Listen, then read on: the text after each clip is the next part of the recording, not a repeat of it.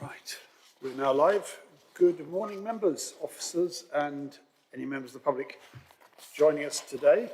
Welcome to this meeting of the South Cambridgeshire District Council Planning Committee. I'm Councillor Peter Fain. I'm usually Vice Chair of the committee. However, our Chair, Councillor Dr. Martin Khan, has sent apologies for today, so I'll be chairing this meeting. Members, in view of that, we need to appoint a Vice Chair for this meeting, and I'd like to propose that Councillor Peter Sanford assume the role for this meeting. Do I have a seconder for that? Councillor Bradnam, thank you. Can we take that by affirmation? Agreed. We don't need an electronic vote on that. Good. Thank you, Councillor Sanford.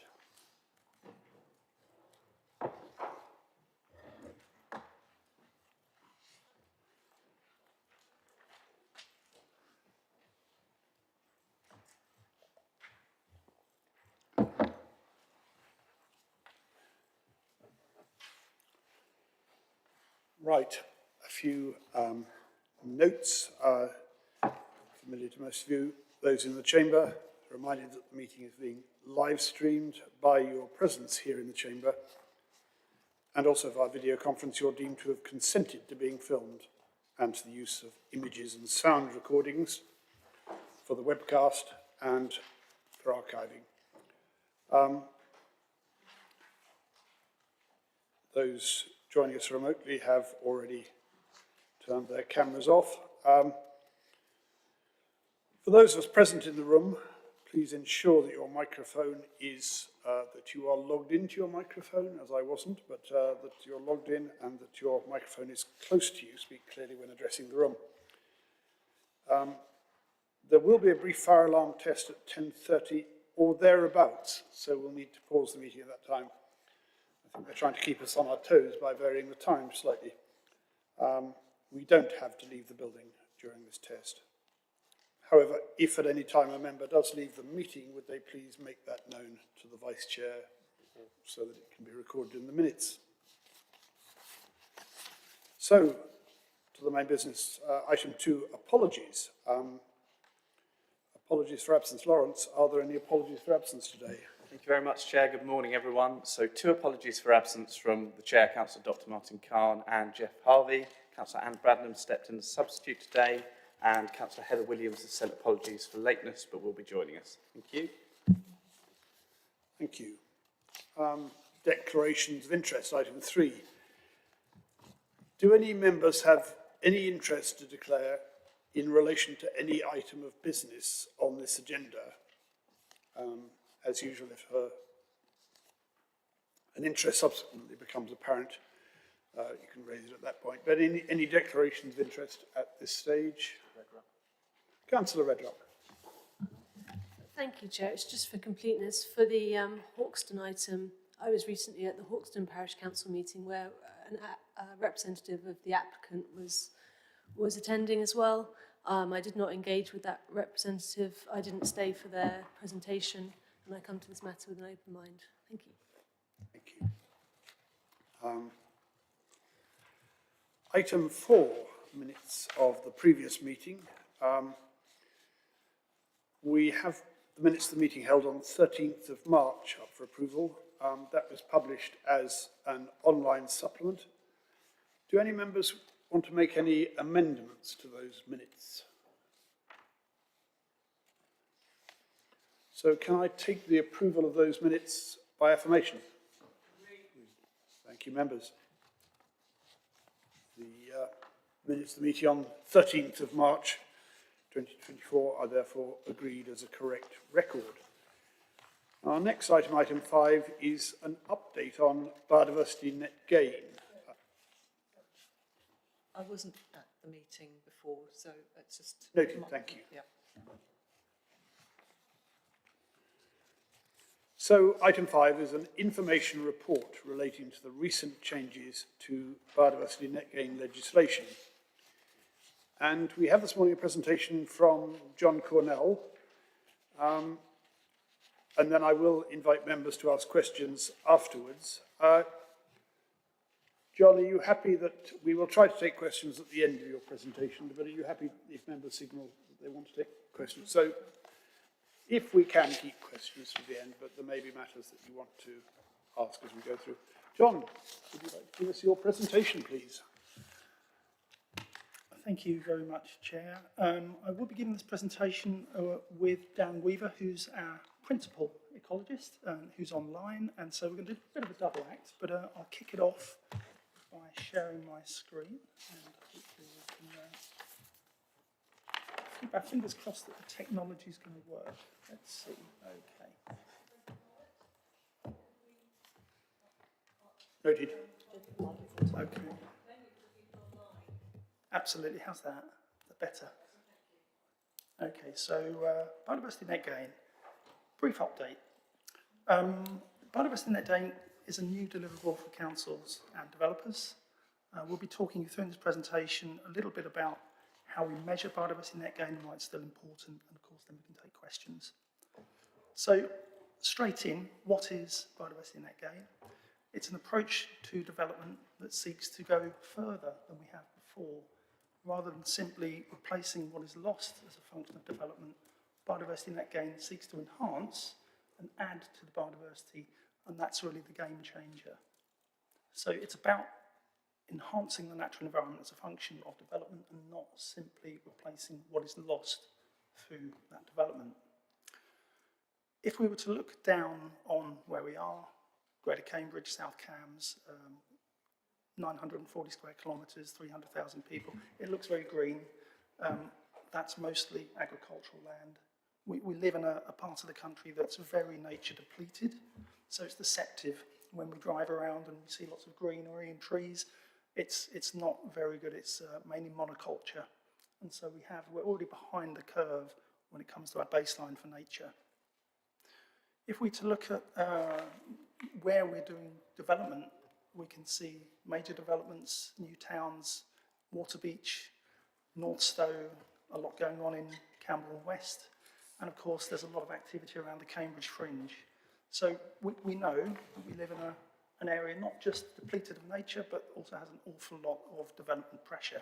51,000 new homes agreed between now and 2041, and so yeah, we have a challenge in this regard.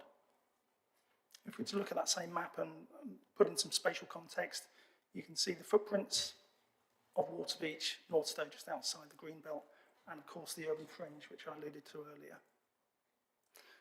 The development, much like anywhere else, takes the form of urban infill, like this. I think this is the railway station, central Cambridge. We've got Eddington, quite a large development on the urban fringe, which is mainly greenfield site. And then of course we've got the new towns like Camborne. This is Upper Camborne from the air.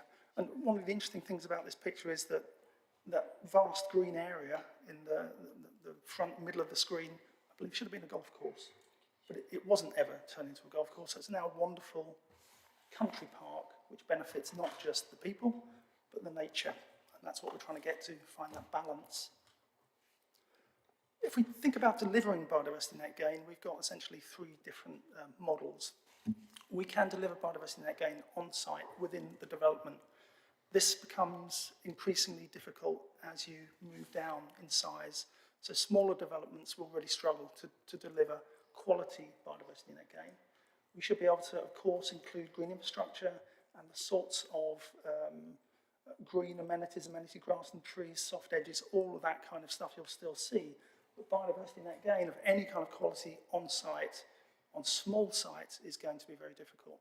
This, I believe, is, this picture's Eddington. That's probably a pollinator corridor right there.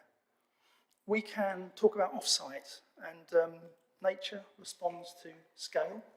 When we go off-site, we can talk about the kinds of opportunities that scale affords to enhancing and repairing our natural habitat. So that's one of the options. And of course, we can do a combination of both, where we do what we can on-site, and we go off-site for some of that biodiversity net gain too. And if we're thinking about off-site, we're talking really about habitat banking. Habitat banking is something which we're seeing in Greater Cambridge now, and it involves the advanced habitat creation for essentially mitigating the habitat loss. So you take your loss at a development site, you mitigate it elsewhere. The credits purchased by developers pay for the creation and the management and the monitoring of any habitat that's lost over a 30-year period. So there's no financial burden on the council, on the public purse. This comes from the developers. These sites ideally are strategically located for the best outcomes for nature. So they're not just, we can't just plop things on bits of farmland willy-nilly. They need to be carefully thought about. And of course, there are good opportunities for business to facilitate this nature restoration for partnerships. I think it's important to say that B&G sites must be registered with Natural England on a national database. They will need to create enhanced habitat and manage for 30 years. They should be, ideally, at least 40 hectares in size. If smaller, they should be proximate to wildlife sites or other natural habitats.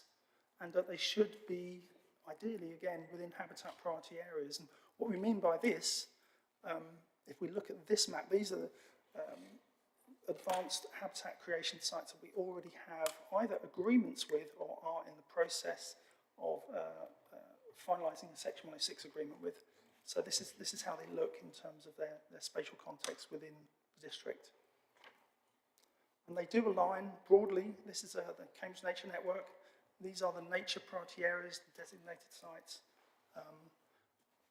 The map that I've just shown you broadly aligns with what's going on here. So most of those sites are in the Gogma Hills priority area, with one out to the west in the Boulder Clay. And then we're going to talk about measuring B&G, because this is a very important point. How do we measure B&G? Dan Weaver, who's going to come on next, is going to tell you all about the details of the biodiversity metric. But just as an infographic, very, very simple infographic, if we take the green blob there at the top left, if that's your development site, and we develop away in the middle, the old model of no net loss sought to simply replace what was lost. And that model never really worked. It didn't do what it said on the tin. Biodiversity net gain goes further than that. So we replace what's been lost by the development, but then we go further. In this instance, the government's telling us 10% minimum. So that 10% goes above and beyond what we've lost. There are aspirations to go greater than 10%, and those discussions move forward with regards to the new local plan. But the model that's being used broadly aligns with something called the mitigation hierarchy, which tells us that at first we should avoid. If we can't avoid, we should minimise damage. If we can't minimise, we should rectify. If we can't rectify, we should reduce. And finally, we offset. And that's the concept of offsetting for biodiversity net gain. We go above and beyond simply replacing what's been lost as a function of that development. So I'm now going to hand over to Dan Weaver, who's going to talk us through how we measure the baseline and how we measure the enhancement and the creation of new habitats for biodiversity net gain. Thank you. Thank you, John. Hopefully everybody can hear me. Move to the next slide. Thank you, John. So measuring biodiversity net gain, we do this through the use of an algorithm, a mathematical tool based in Excel spreadsheet called the biodiversity metric, the standard biodiversity metric, which is developed by both DEFRA and Natural England since around about 2012. So it breaks down the measurement of habitats into certain different aspects. So first of all, we look at the size of the habitat or the length, depending on what sort of habitat we've got. So grasslands, forests, we would look at the size, the area, the number of hectares we have.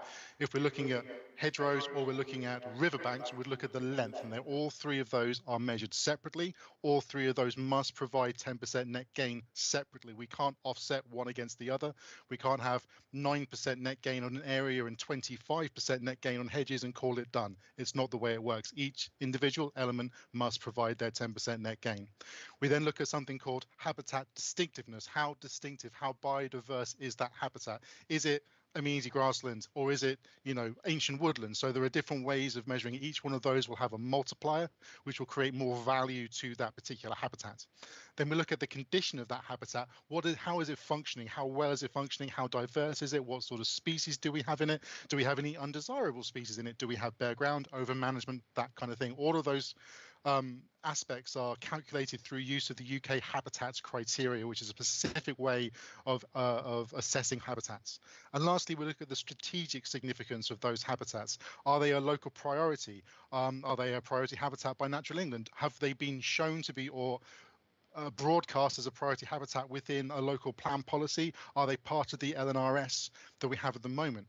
Now, also, when we are creating habitats, we can also look at that strategic significance. Again, if you are creating your habitat within an area that the LNRS has provided as a positive area, that will provide a higher value to it. Additionally, I think we were talking about this earlier on between myself and John, the further away from the LPA or the natural character area that we are within, the less value those habitats have. So there is a diminishing response if you are getting further away from the actual impact itself. Next slide, please, John. Ooh, next slide, John.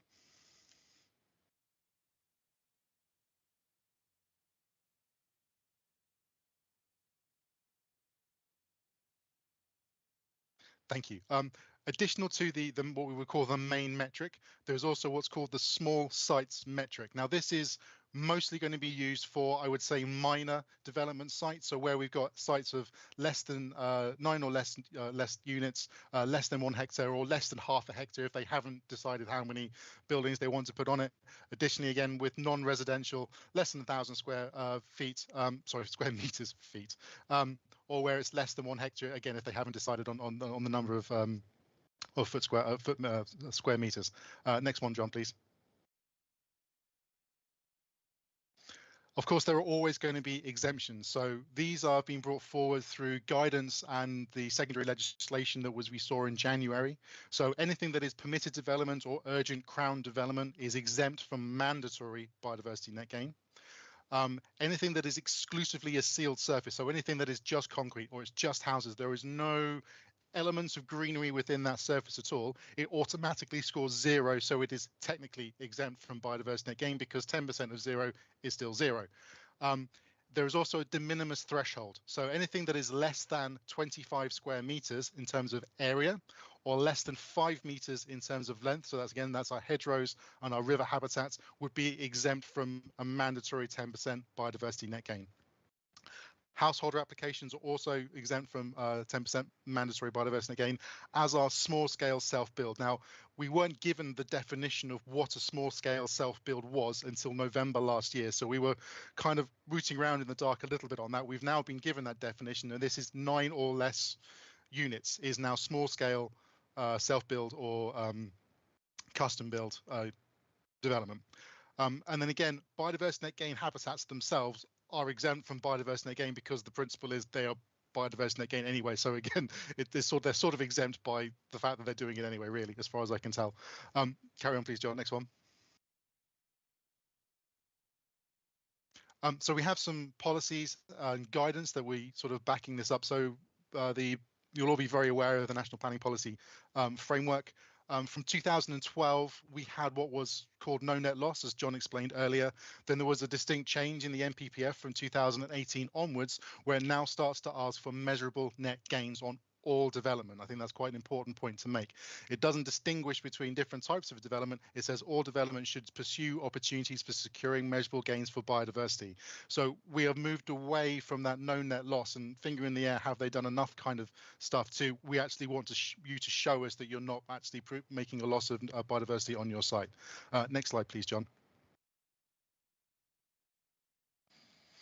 And the big one, as again, all of you will be well aware of, the Environment Act from 2021 is what brought measurable net gain through into legislation, and then it was backed up by the secondary legislation that was passed in January of this year. So this gives all planning permissions, except those that we've already said are exempt, to deliver at least a minimum of 10% biodiversity net gain, and that's from applications that were submitted, a major application submitted post the 12th of February of this year, and from minor applications submitted post the 2nd of April this year, so from last Tuesday on, basically. It's given us as an LPA an enhanced duty to enhance biodiversity and report on their actions. So that tells us we're supposed to be monitoring and collecting data in order to give reports to central government. We have to comply with that above duty and look to the nature recovery strategy to to look for those strategic gains. So I mentioned earlier on that sort of political element, the strategic importance of that site, that will be mostly driven by the LNRS process, which will inform our local plan of what we believe is strategically important and where we want those larger, more strategic sites to be placed.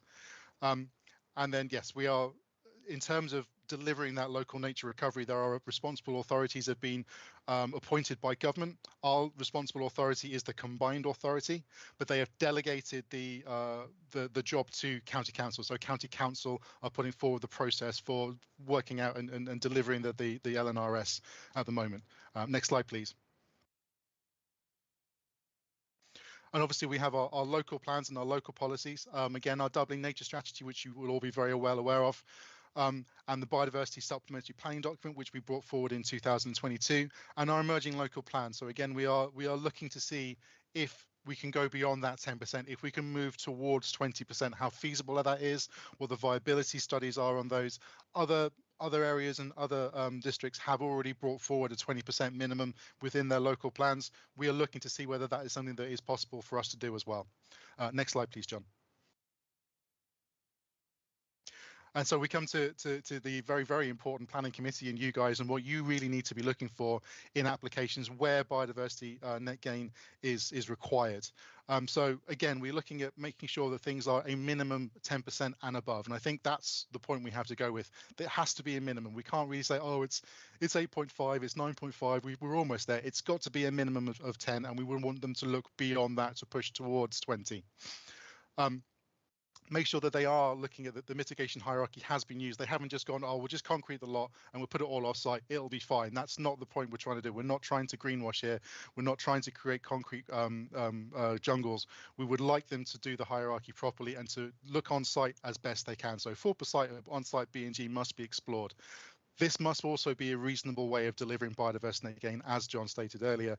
There are certain restrictions that we have been given by governments in terms of guidance. So, for example, somebody's back garden is a private garden, and we don't have a reasonable right to impose any kind of way in which they should manage their private garden. So we can only measure it as vegetated garden, which has about the same value as arable land. And unfortunately, that's what we've been told to do, and that's what we have to deal with. So as John said, the smaller the development, one dwelling, two dwelling, three dwelling developments will struggle to provide biodiversity net gain on site because we can only measure those back gardens as vegetated garden. So quite often we will be proposing, developers will be proposing biodiversity off-site, especially on those smaller ones, and we've got to know how it's going to be secured. Can we do this through condition? Do we do it through Section 106 or Conservation Covenant, which I will come on to later? And then at the end, we've got to ensure that any of those proposed habitats for enhancement or creation are realistic and deliverable. So, for example, if you have a public open space that's going to be used by people for playing football, having picnics, running around, all that kind of stuff, can we really think that that's going to be quality calcareous grassland? I don't think we can. So we have to make sure that those assumptions are realistic. It can be calcareous grassland, but the condition maybe have to come down to poor condition or medium poor condition, because we don't think it'd be realistic to impose a high condition on a well-used piece of grassland, for example. Okay, next one, please, John. So as I said before, we've got 3 different ways in which we can secure our biodiversity net gain. So first and foremost, we've got our planning condition. So next slide, please, John.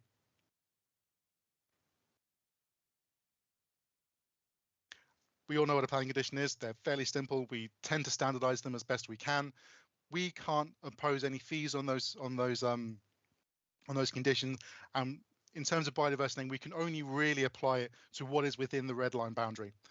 There was a train of thoughts earlier on in the process 2-3 years ago that we could also apply it to the blue line. So if it was within the ownership of the developer, but I think since then the thinking has been that no, it must be within that red line boundary. So planning conditions for biodiversity again should only really be applied to what is on the inside to the red line boundary itself in terms of management anyway. Next slide, please, John. Then we have our Section 106 agreements. Again, you will all be very aware what a Section 1 agreement is. We're trying to use a template. So we finished off, or we sealed and signed our first 106 agreement with Lower Valley Farm back last summer in August. And we're using that as the basis for agreements going forward. We're trying very hard not to modify it too much. Vanessa Bain, who we all know very well, is helping us immensely with this process, and she is working very hard to make sure that we are on track and getting these things through and not taking too much rubbish from other people's solicitors in the process.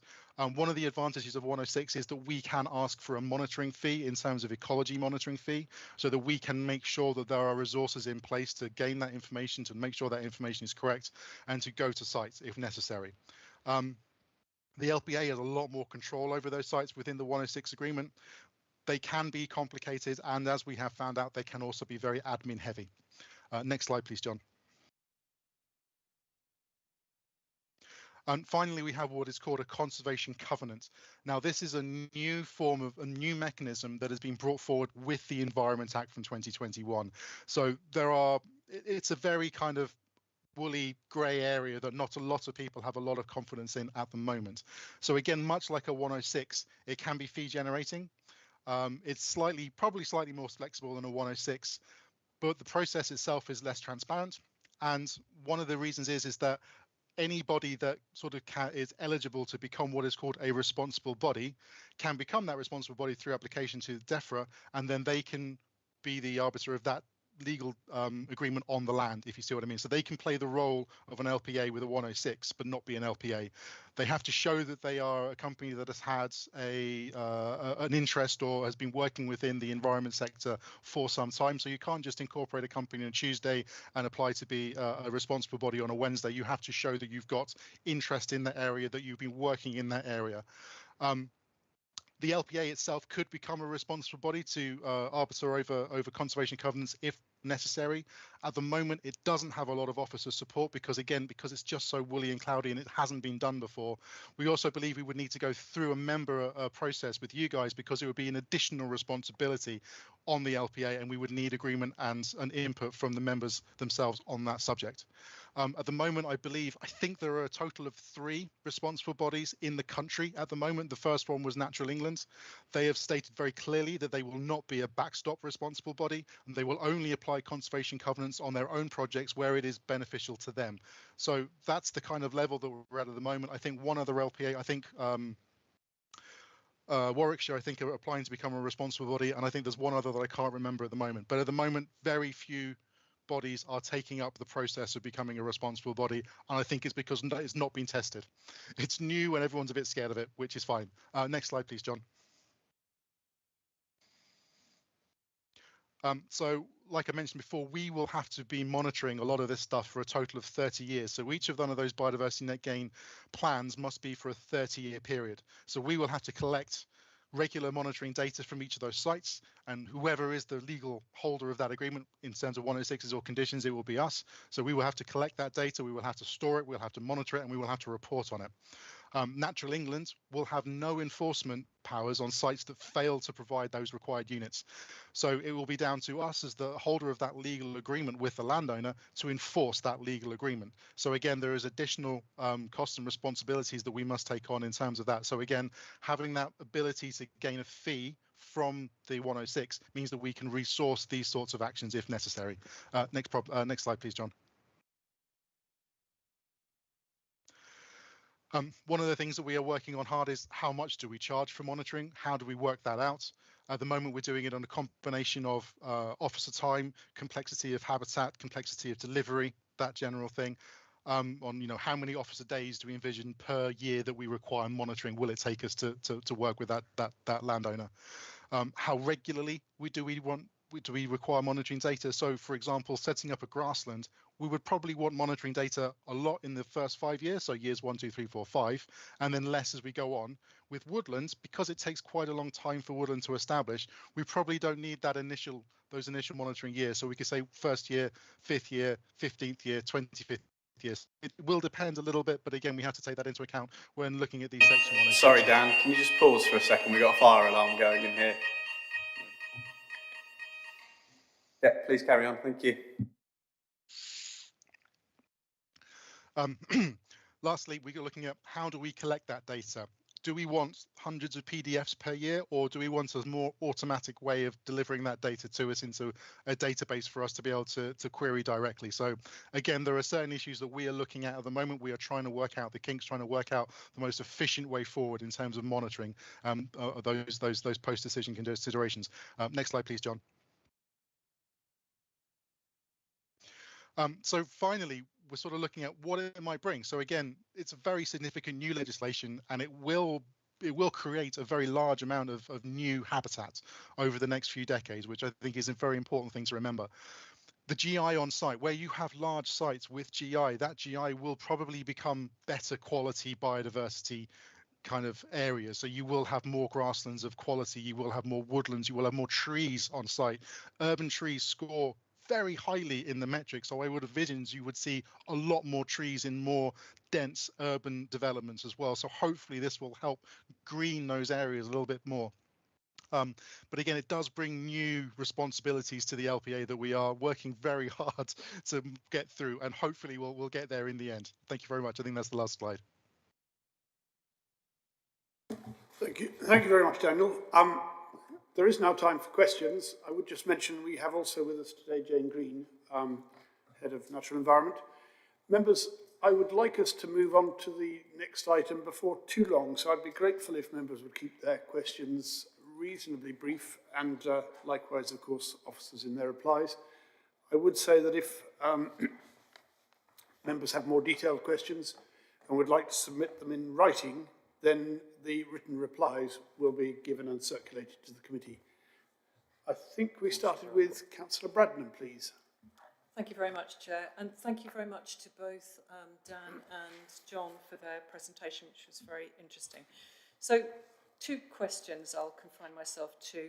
I'm just thinking that we're conscious that there's a wish to deliver as much biodiversity net gain within sites as possible.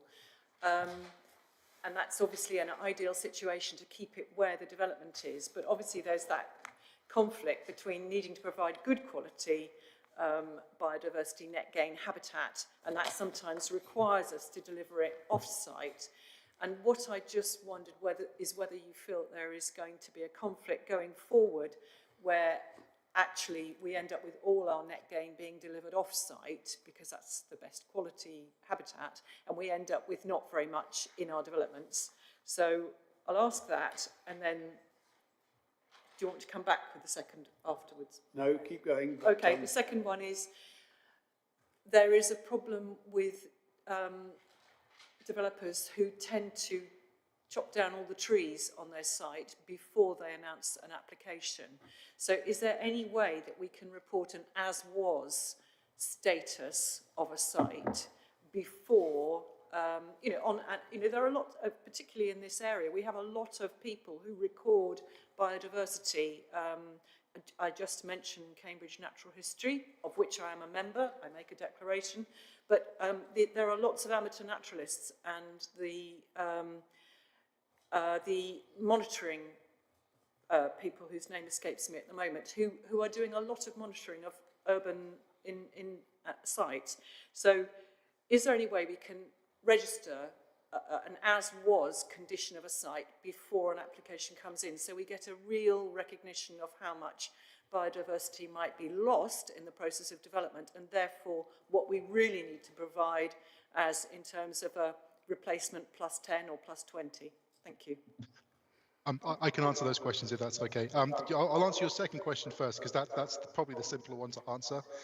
Within the Environment Act 2021, there is a clause which states that if habitat or trees have been removed prior to the end of January 2020, that when we assess the baseline, we have to assess the baseline prior to January 2020 through aerial photography or other ways in which we can do that. So this prevents clearance of land prior to assessment. So if people have taken down trees or cleared land, or they've browned the site before you've got anywhere near it, we can look at aerial photography from 2020 and say, actually, you had lots of woodland, you had scrubland, you had trees, you had grassland. We will have taken a view that that is what we would like as our baseline. Now, when we are making that assumption, we are told within the legislation to be cautious in that assumption, in which means is that we should be cautious not to lose biodiversity. So we should basically think that anything in there has a condition of moderate or good rather than poor to make sure that we cover everything. So that actually puts the developer at a disadvantage because their baseline survey will probably be much higher than it would do if they'd done it properly. So without being sneaky, shall we say. So hopefully we have enough in the legislation to stop that from happening. I don't know whether many developers know that yet, but they will do very soon. Your second question was the inside offsite question, which is a hard one, and it's difficult, and it is going to be a balance. You're absolutely right. What I think we hope is that we're going to get a mixture of different types of habitat banks.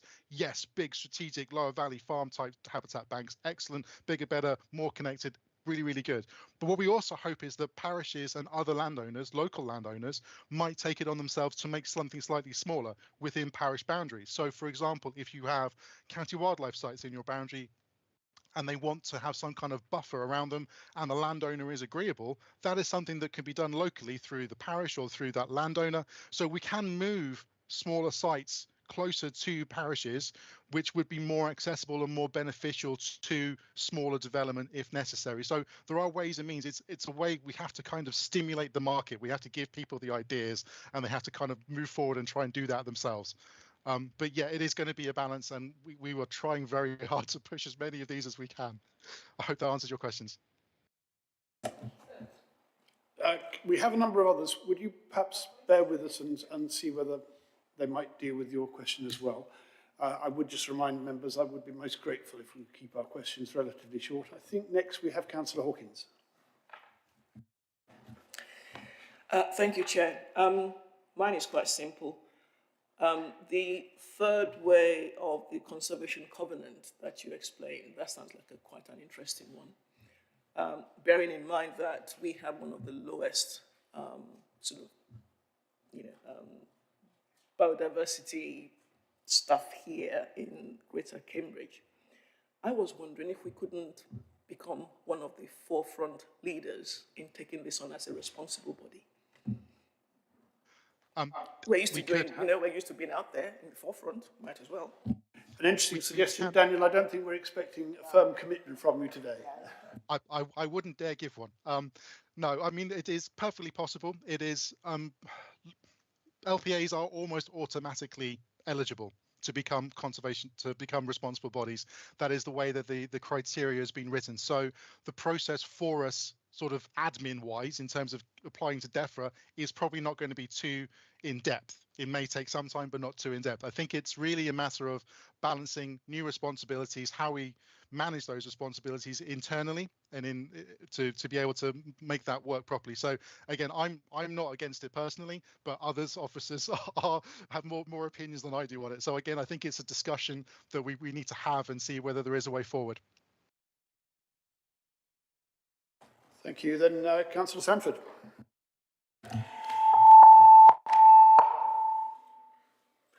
Thank you, Chair. Apologies for the feedback. Just could you clarify the basic process? I assume planning officers will push back any application that doesn't achieve 10% per the algorithm. But if there is a, say, discussion between the applicant and the planning officers, the application may come to planning committee, even if all the other boxes are ticked, just because 10% isn't achieved. Will that be correct? So this would be a planning balance question, I would imagine. From my point of view, we would not, as ecology officer, we would not recommend approval of anything that is required to have mandatory 10% by law. But I believe if that's a planning balance question, that might be a planning officer question. I think Jane Green's just. I was going to come in there. I mean, it's one of a material consideration that you as a planning committee or we as officers have. So it won't necessarily come before his planning committee. because there's a scheme of delegation which already sets out what does and doesn't come to committee in terms of the nature of the applications and the issues and the like. So it's another material consideration that you as members need to take into account. You're aware it's mandatory now, so that's about the weight you choose to give it, but nevertheless, it is one of a number, and it's not inconceivable that you might have a scheme that does have something that is in the balance and something else is slightly higher priority to members. So it's not inconceivable that that happens, but it's being aware that the status it has, the additional weight, and you need to be aware of that when you're making your decisions, as do officers. Hence this briefing is for yourselves. Officers have had the same, and we've done a lot with development industry and with parish councils and residents groups. It's still very early days for everybody across the country, and I'm sure we will learn as we go through. The different metric may well develop over time, lessons will be learnt, but you can see the clear intention of what the legislation is trying to do. Thank you. Next, Councillor Heather Williams. Thank you, Chair. It's just, we talk a lot about net gain.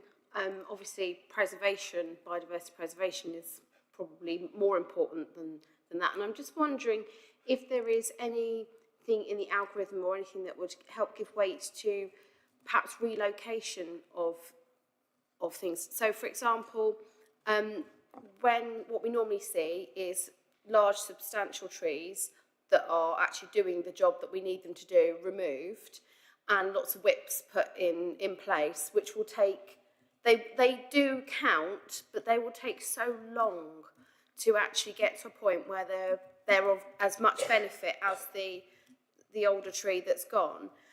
Now, there have been some sites and some developers that make a point of relocating, though I appreciate you can never guarantee that a tree or hedgerow or whatever it is that's moved can be.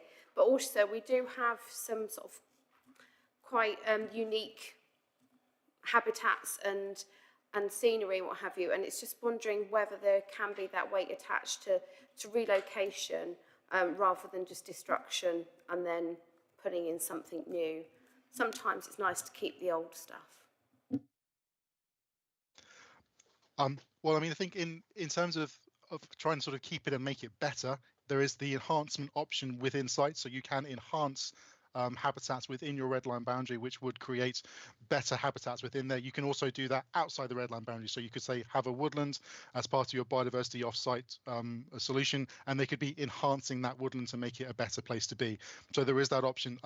Relocation and translocation of trees, I think this one is being debated by ecologists at this moment in time on many Facebook pages. So again, we're still trying to get to grips with the ins and outs of how we would measure that at the moment.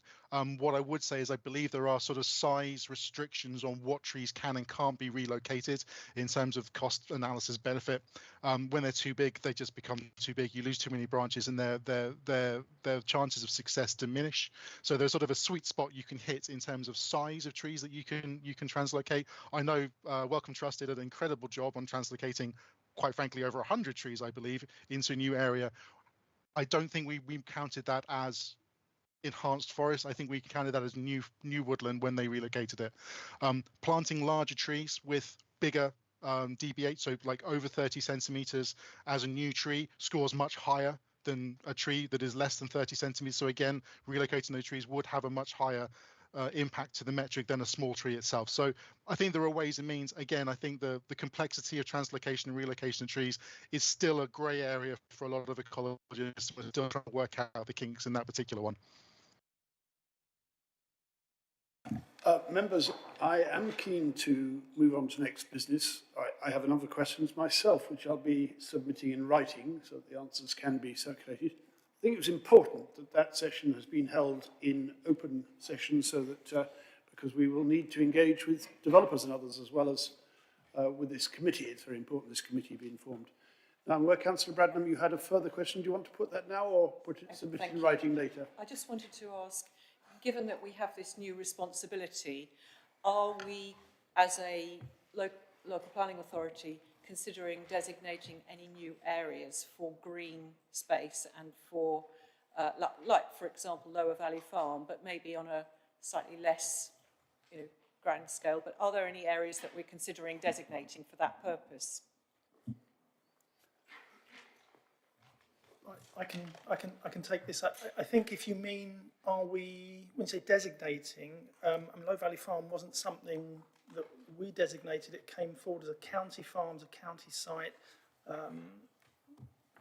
managed by Bidwell. So that's a whole commercial free market operation that we have no control over, other than we can send our ecologists out to check that what they're telling us is fit for purpose is actually fit for purpose. That's the only control we have, really.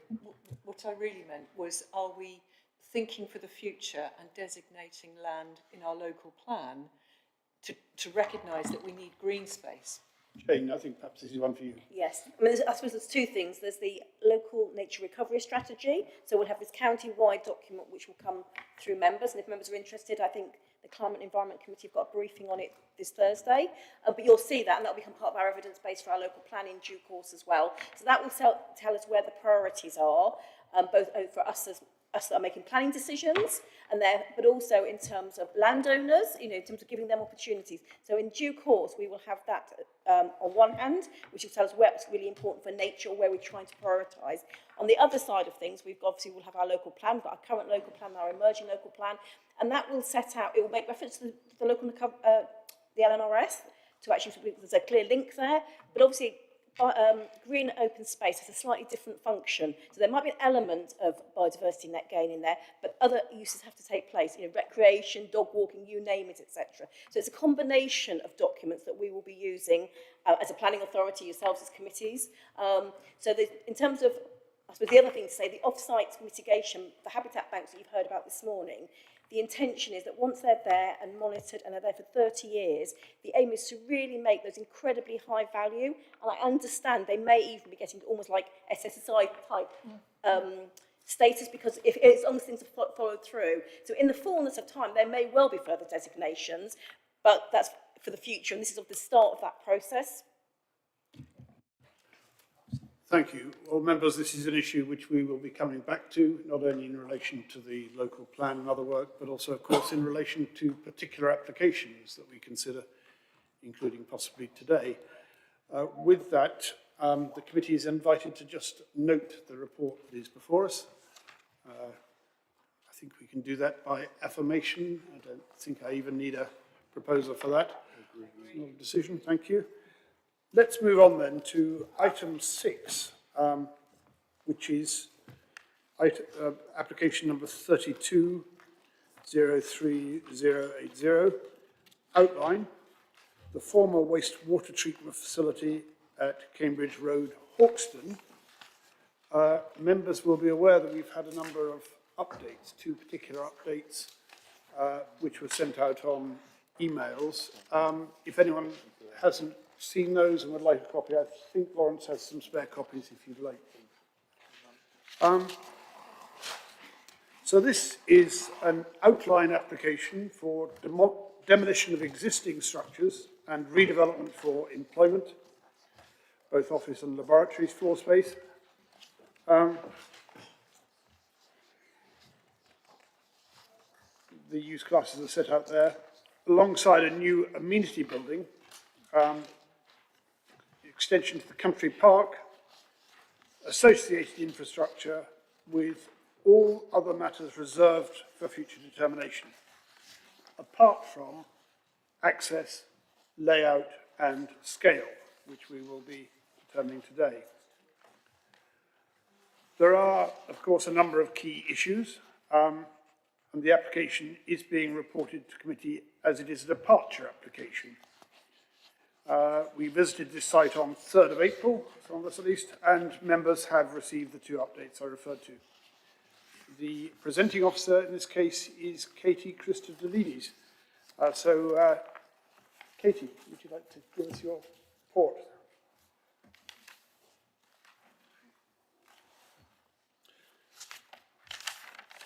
I should say that this is, of course, on page 11 onwards of your printed papers. Katie.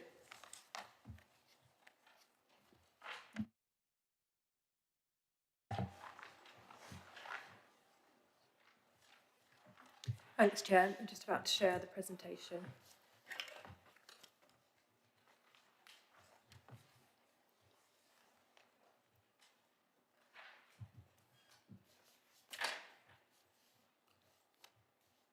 Okay, so as Chair has said, the application is at the former wastewater treatment facility, Cambridge Road in Hawkston. It's an outline application for the demolition of the existing structures and the redevelopment for employment, office and lab floor space alongside a new amenity building, including country park, associated infrastructure with all other matters reserved for future determination apart from access, layout and scale. Members will have received an update report on Friday in which there have been some deletions and changes to the report wording and some minor changes and deletions to condition wording. A key point is that Hawkston Parish Council support the proposal. The report had stated no objection. A second update report was published on Tuesday in which 2 late representations were received, and the responses to these representations and the issues raised are covered within the second update report.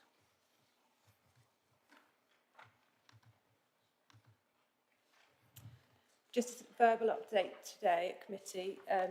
Condition 14, as you can see on the screen, there's slight changes to the wording of that condition just to ensure that it complies with condition 14. And then condition 47, there's been a slight change to the wording there just to ensure that it complies with the report and the proposed EV numbers. The site extends approximately 20.3 hectares.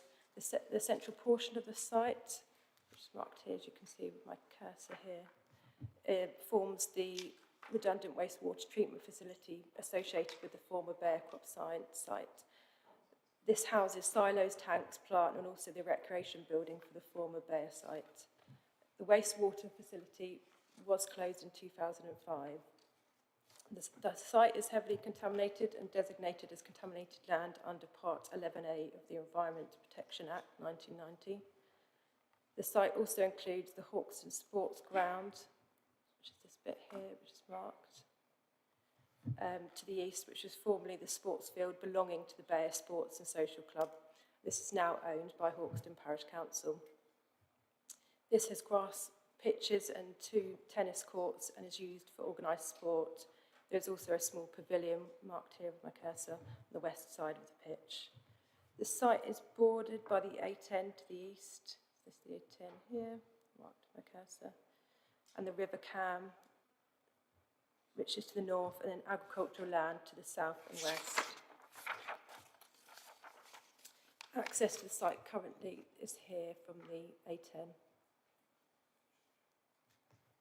Surrounding the site, you have the redevelopment of the former Bayer Crop Science site to the east, which forms residential and commercial, this bit here. And then to the north of the site up here is the Southwest Travel Hub, which will provide 2,250 car parking spaces, 80 velo box cycle spaces, a cycle parking, coach hub and public transport routes to Cambridge and to the biomedical campus. Site constraints. The site lies outside of the Hawkston development framework within the open countryside in the Greenbelt. It's previously developed land which, as defined in the MPPF, is land which is or was occupied by a permanent structure.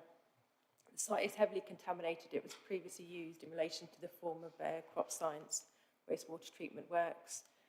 It's designated as contaminated land under Part 11 of the Environmental Protection Act 1990. The site lies within the flood zone 1, low risk, and then the northern part of the site lies within flood zones 2, medium risk, and 3, high risk, with the River Cam running close to the northern boundary of the site. Bridleway Harston 116.1 runs south of the site in an east to west direction and connects Hawkston and Harston to Haslingfield. The site also lies within Zone 2 of the Imperial War Museum Air Safeguarding Zone.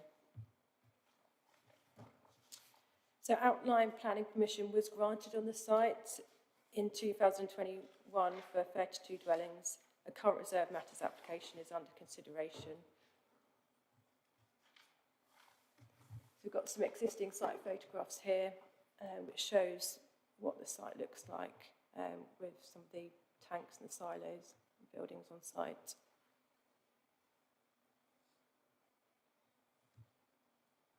And then some more photographs, and then some of the wider sites with the scrub.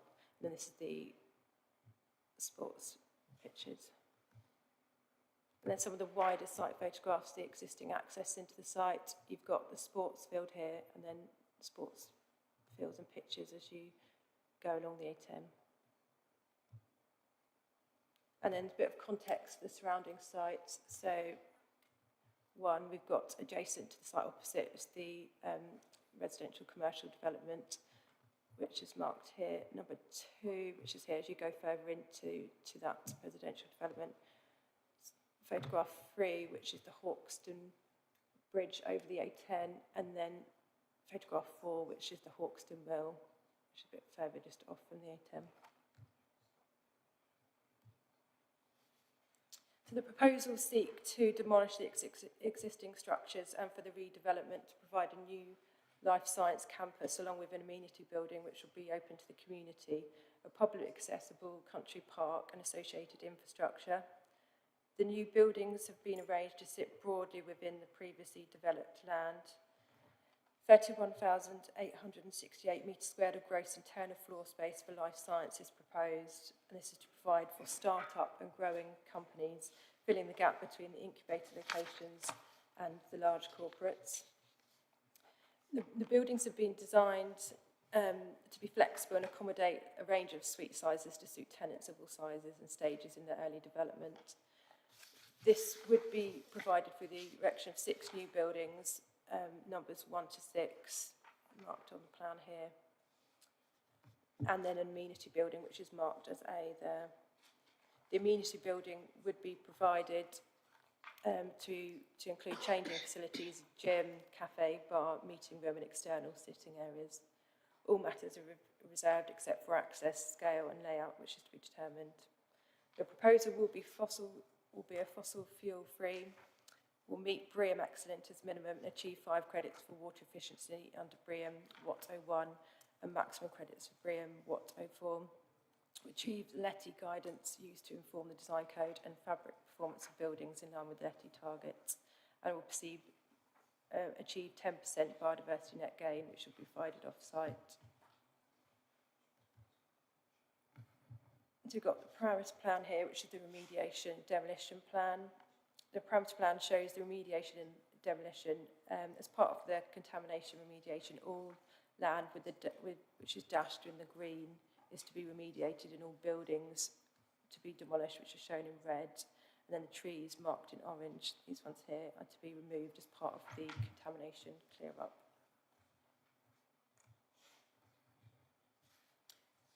So the parameter plan, which is land use and layout, shows the site, the 6 research and development buildings in pink here, and then the proposed amenity building marked in purple, the main car park, which is marked here in light green, the country park, which is mainly to the west and north in the darker green, and then the landscaping surrounding the 6 research buildings as well.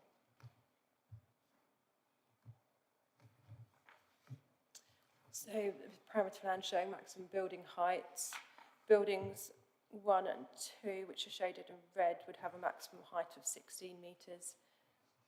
Building 4 would have a maximum height of 14.5 metres, with buildings 5 and 6 having a height of 13 metres. The amenity building, marked here in purple, would have a maximum height of 8 metres. The buildings would have pitched roofs, and the parameter plans identify an area of 3 metres above the maximum building heights for flues. The flues were to be detailed at reserve matter stage as appearance as a reserve matter. The building heights seek to decrease as you go further to the west, further into the site and nearer to the open countryside and fields. So parameter plan, access and connection plan. The central portion of the site is not accessible currently to the public and is closed off. Access to the sports pitches here is controlled by gate and access only at certain times. The proposal would allow the site to be publicly accessible with cycle and parking connections and a new country park. The main vehicular access to the site is from the A10, which is here. There would also be a designated 3-metre wide footpath and cycleway running along the axis shown in purple, and a primary pedestrian route marked in green running through the landscaped area adjacent to the car park. The car park would provide 330 car parking spaces which are to be used for the campus and the amenity building. So during the week, the car parking will be for the research and development, and in the evenings and weekends for the amenity building when sports games are on.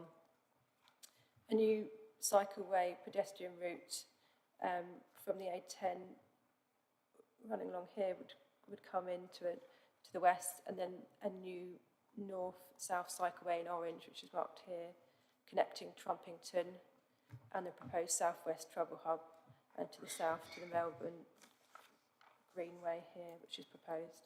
This would run along through the site, marked in orange.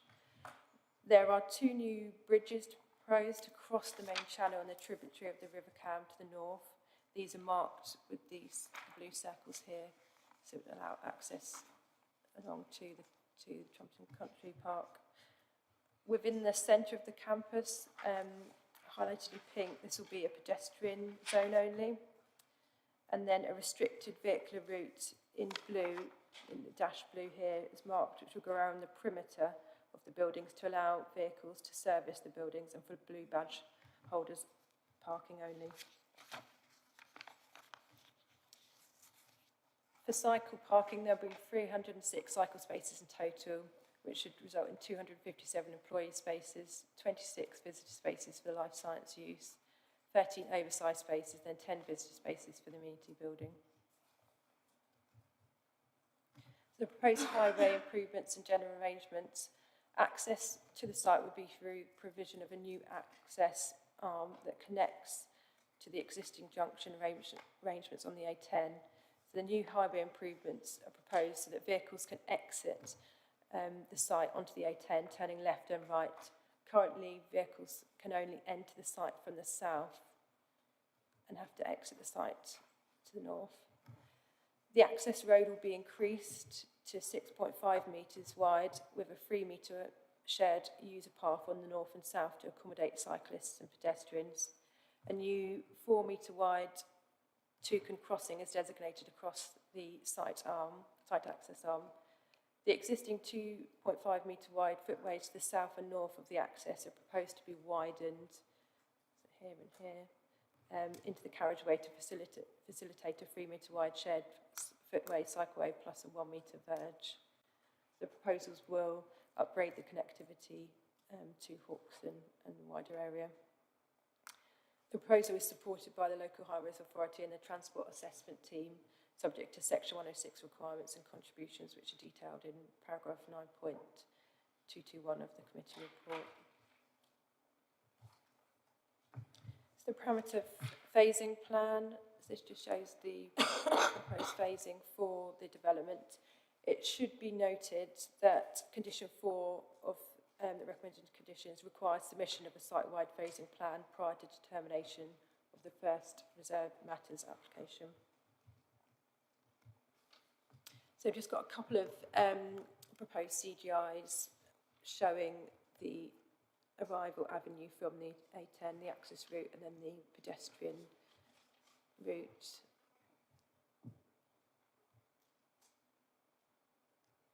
Proposed building 2 with the gable and the bay elevation study.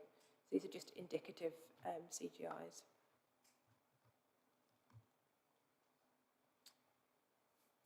Proposed building 3. This building's 3 and 4, so the gable bay elevation here.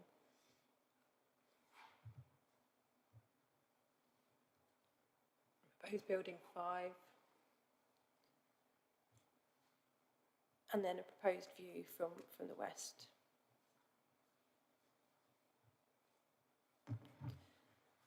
So viewpoints, 11 viewpoints were assessed as agreed with the LPA. The following slides detail 6 viewpoints which were identified as key views and visualisations undertaken. The existing and proposed, so they're showing existing and then proposed year 15 photo montages. So viewpoint 1, which is a public footpath number 5 in Hawkston, which is just here, and the site's marked in red. So top photograph shows the existing view, and then this is proposed view. You can see the development here. And then viewpoint 2, which is marked here, which is from the public bridleway number 2, Hawkston at Rectory Farm. So you've got the existing, the top, and then proposed. And you can see kind of rooftops here, slightly where the development is. And then viewpoint 3, which is the junction of the A10 London Road. So just marked here. So existing and proposed. And then viewpoint 6, which is from Canterlink Road in Haslingfield, so it's a lot further out.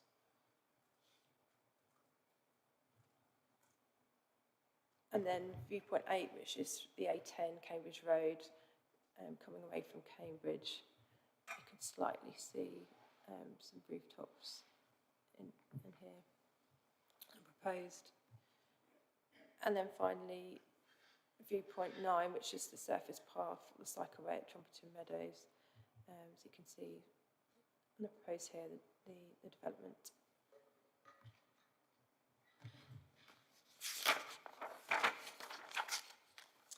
So the applicants, the Environment Agency have maintained their objections in terms of water resources, stating that a proposed development may individually or in combination with other proposed development increase abstraction and risk deterioration to water bodies in the Greater Cambridge area because of additional demand for potable water use.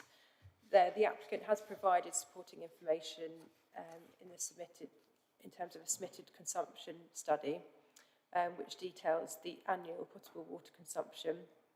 So the figures detailed here is that the wastewater treatment plant, the annual potable water consumption of 5,840,000 litres, with the approved housing development of an annual predicted consumption of 3,784,320, and then the proposed scheme with an annual predicted consumption of 2,950,486. As detailed in the committee report, as the development will result in a decrease in water demand compared to the wastewater treatment plant and the extant approved housing development, the proposals will reduce the strain on water resources and the environment. So, principle of development in the green belt. The MPPF paragraph 152 states that inappropriate development is by definition harmful to the green belt and should not be approved except in very special circumstances. Paragraph 184 and 155 of the NPPF define development that should not be regarded as inappropriate development in the green belt. The proposal for the employment office and lab floor space alongside the new amenity building would not align with any of these definitions and would therefore comprise inappropriate development. As a result, it's therefore considered necessary to consider whether the development for the office and lab floor space alongside the community building results in any further harm in addition to that caused by inappropriateness. And then following on from that, it's therefore necessary to consider the justification put forward in support of the proposal and the extent to which those matters amount to very special circumstances.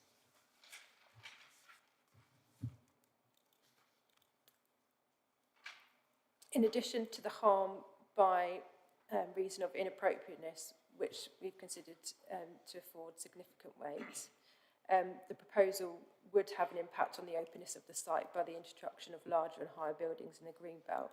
This has been afforded significant weight. The proposal would conflict with the purpose of the green belt, and the proposal would have a detrimental impact on the character of the area and the landscape area, all of which significant weight has been given. Substantial weight is afforded to the overall harm to the green belt. However, the applicant has put forward a list of very special circumstances for the proposal, which comprise of economic, social and environmental benefits. In terms of the economic benefits, the proposed development would provide 31,868 metres squared of lab and office floor space to allow for purposes purpose-built space for small and medium-sized scientific companies, allowing for R&D businesses to grow and leading to economic growth within a cluster. The proposal would support 1,190 employees within the life science campus, and the level of employment would support 36 million per annum in earnings. This has been afforded significant weight as a benefit. For the social benefits, the proposal would provide a new extensive landscaped country park with significantly improved public access for walking, cycling and informal recreation, and the provision of a new amenity building and shared car parking for both the campus and for the local community associated with the existing sports ground. The provision of a new landscaped country park has afforded significant weight, and the new amenity building moderate weight as a benefit. In terms of the environmental benefits, the proposal would result in the delivery of a comprehensive remediation scheme for the heavily contaminated site, which is afforded significant weight.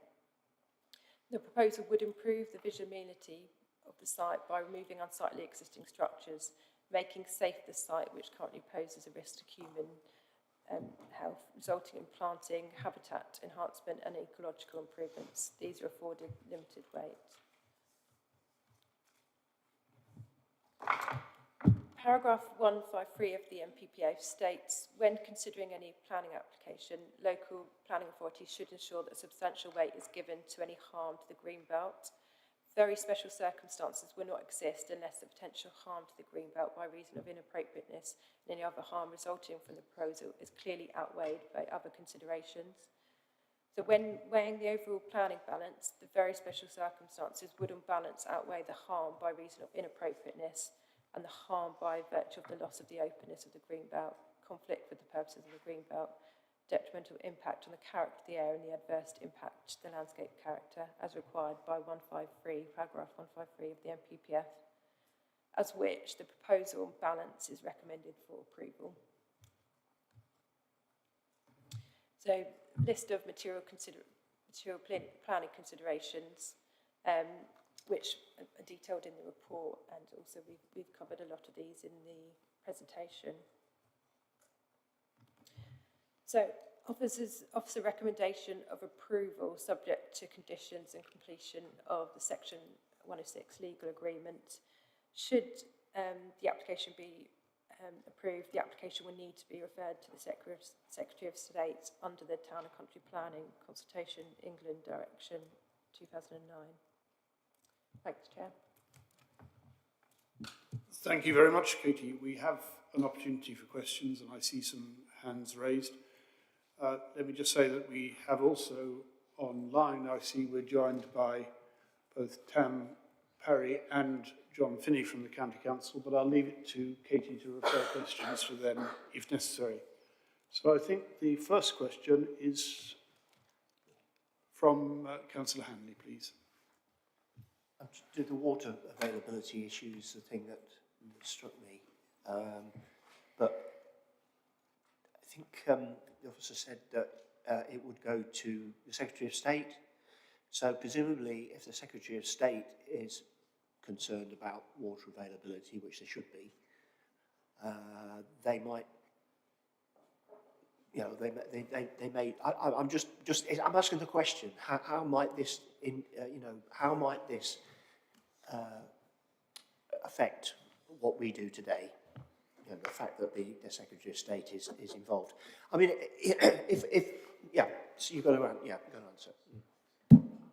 I'll come back on that one if that's all right. So the application, so the committee can make their resolution to determine on the decision today, but the application then needs to go to the Secretary of State for consultation for 21 days once the decision's been made on whether or not the Secretary of State wishes to call in the application to make their own decision.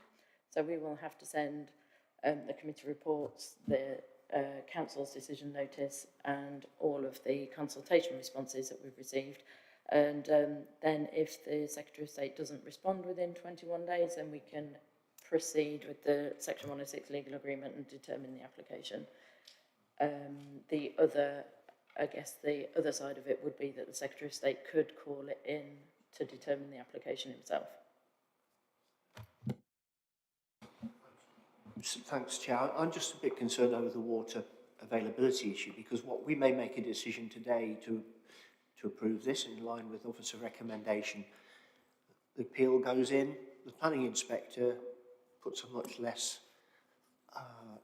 importance on the Environment Agency's objection, and it's overturned. We've got all the expense. This bothers me because it's a strategic matter. The fact that we haven't got the water in this area, it puts us into a very, very difficult position here. Before I call Councillor Dr. Richard Williams, who I think is next on the list of questions, I wanted to follow up that question for Councillor Handy, because we clearly have to take the objection from the Environment Agency at 644 extremely seriously.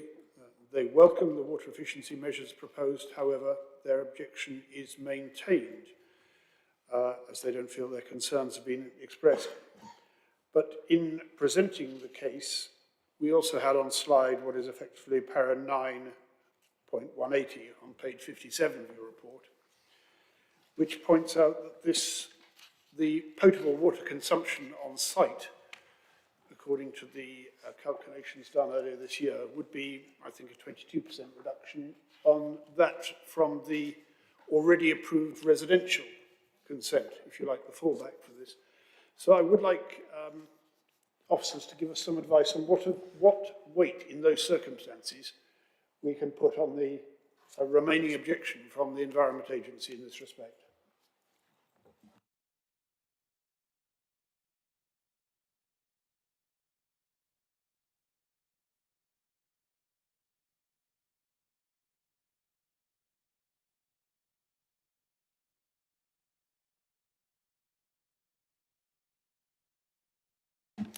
Just give us a moment while officers agree who is to address that question, and we'll come back to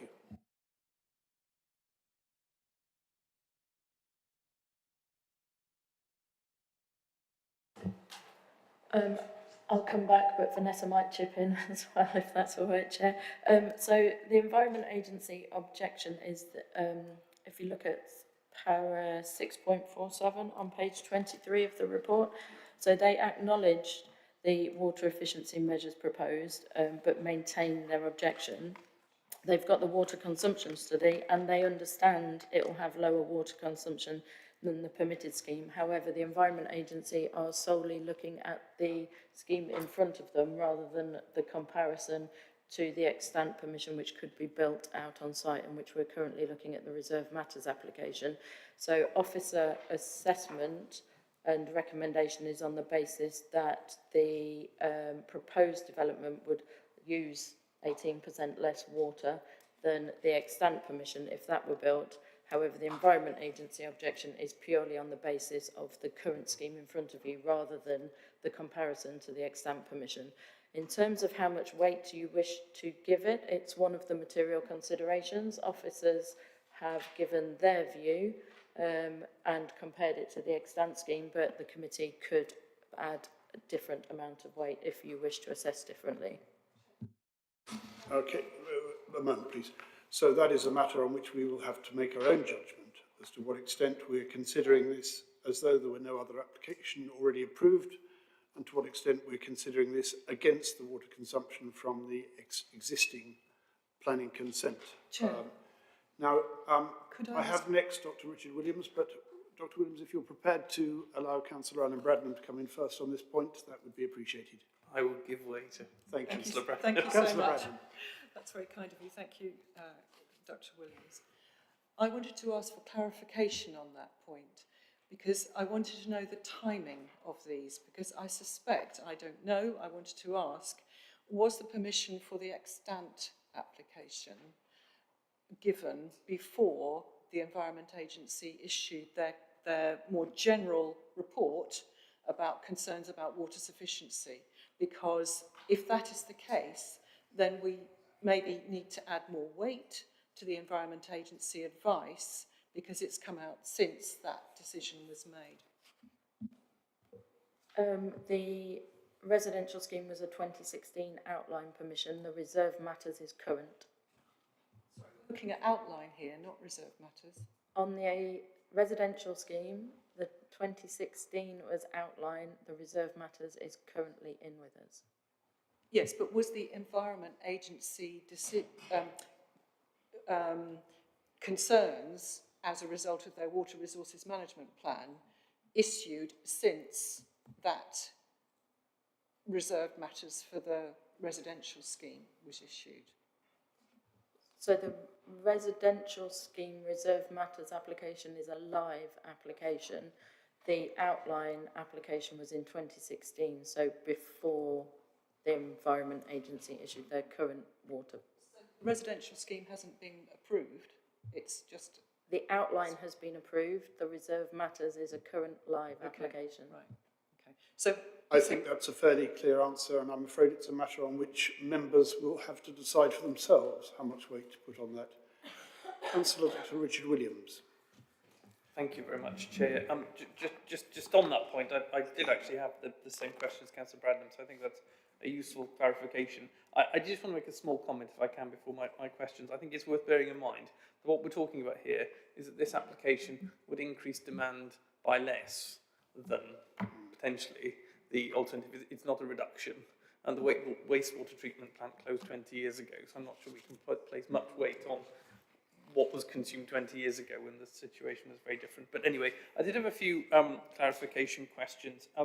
My first question relates to the submissions of the UK Health and Safety Agency. So on page 26, paragraph 676 of our report, the UK Health and Security Agency is listed as not objecting. But going back to the documents on the website and reading their submissions, there are some quite extensive points they've made in their first letter of, I think, the 19th of September that have not been addressed by the applicants. In the second letter from November, they say that they've not addressed a number of the concerns. So I was wondering if the officer could say a little bit more about that, because that does concern me, that there are unaddressed issues, the way I read the documents. And whilst, I mean, I think it's fair to say the UK Health and Safety Agency don't object, they don't exactly support either. So I'd be interested on some clarification on that. On the question of the supplementary report we got and the concerns raised by Councillor Thornborough from Cambridge City, I went back and had a look at the documents on site contamination, and I may be missing something, so again, this is my question for the officer. The base material for the contamination reports, to my mind, seem to relate to a number of reports which have been compiled over a number of years, some of them related to the previous application. So there are reports listed going from 2005 through to 2016. So my question would be, has there been a recent new investigation of the contamination of this site? Or is the material we're relying on entirely based on those historic reports? Because I think that will be quite important, because the concerns are quite concerning. And then just very quickly, final point, on this issue of need, which we seem to be laying quite a lot of emphasis on in terms of counterbalancing the harm to the green belt. So, you know, the significant benefit of providing lab space. Again, having a look at the documents, the only evidence I can seem to find online, but again, maybe I'm missing it, about need is a report from Bidwell's from 2023. So my question is there any independent, because I'm afraid I don't regard Bidwell's as entirely independent. I'm sure their work is very good and it's compiled professionally. I'm not questioning the professionalism of it, but they've got two hats on in a lot of these cases. So is there any independent evidence we have on need for lab space? Because as you know, many of us here sit on JDCC, and we're now dealing with applications for lab space 2 a month. We're doing them here, we're doing them in JDCC. And in JDCC at the last meeting, one of the applicants we had, or giving us a presentation, said there isn't a bottomless pit for demand for lab space. And I think there is some concern now that they're approving so much lab space that in a few years' time there's going to be a glut. So anyway, but my question is there any independent evidence we're relying on for this significant weight we would attach to the lab space benefit. I'm sorry for taking a time with those questions, Chair.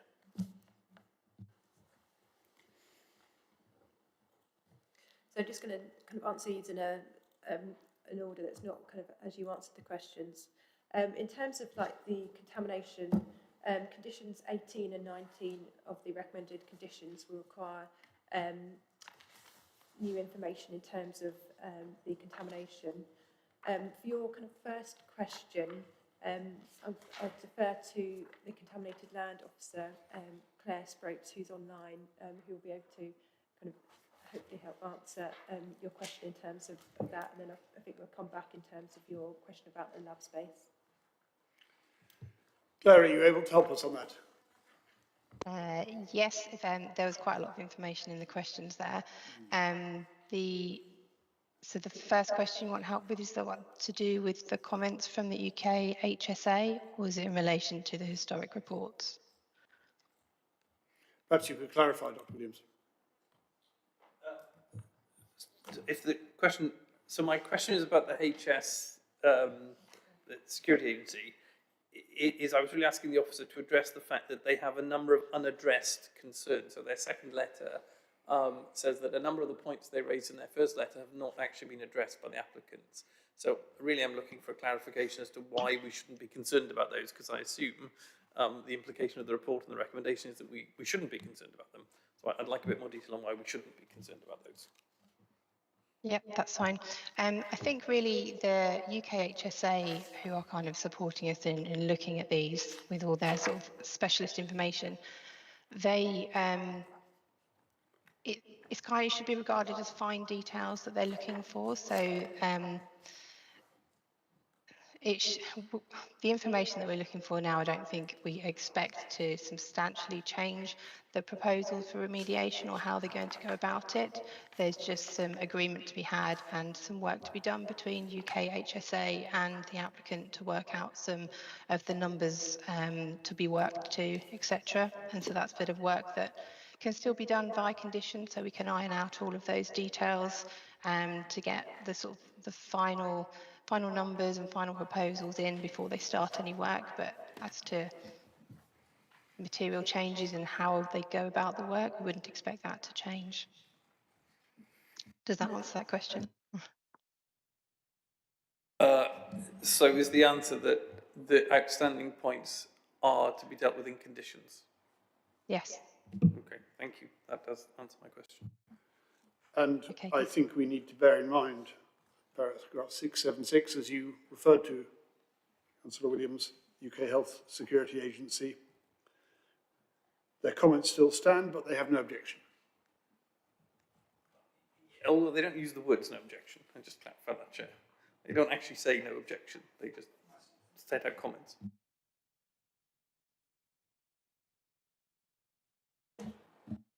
Okay, in terms of the other point that you had about historical reports, etc., the information we have on the site is sort of built up of a number of phases of investigation. It's kind of builds layer upon layer of information, adding more. The reports that are submitted are all ones that we had seen before on the previous application for residential consent, and a lot of those had been agreed at the time, but given some time had elapsed and there had been some updated sort of advice and guidance, etc., and plus some new monitoring data of the understanding some of the surface water, groundwater samples, that sort of further monitoring has continued in that time, and so we were just looking for those to be incorporated in some new reports. So it's quite usual to use historical data in combination with all of your more recent to build like as much as an entire picture as possible. Thank you. I think we've given as much attention to that particular point as we can. I'd like to ask Councillor Eileen Wilson for her question. Thank you. Could we go back to the amendments to the report and the bit about cycling? I didn't have time to read it when it was up on the screen. And my question is, on the amended report that we've received, and it says that condition 15 requires cycle parking, therefore condition 39 is not necessary. I'm looking at condition 39, that does actually state a number of cycle parking spaces, but I didn't have time to see when you put up the subsequent amendment, whether that reinstated the numbers.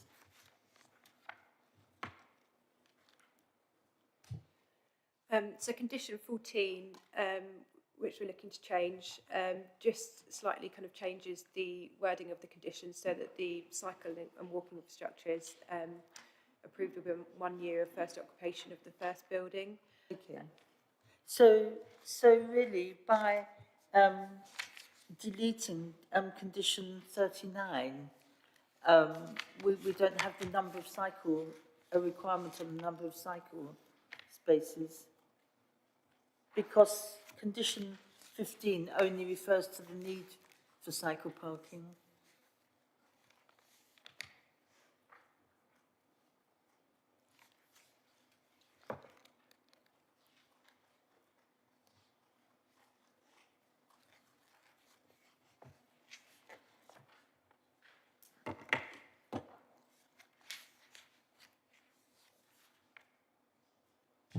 Yeah, I think in terms of removing condition 9, there was a duplicate of conditions, so that's why 39 was removed. Yeah, condition 15 replaces cycle park, and therefore condition 39 is not necessary.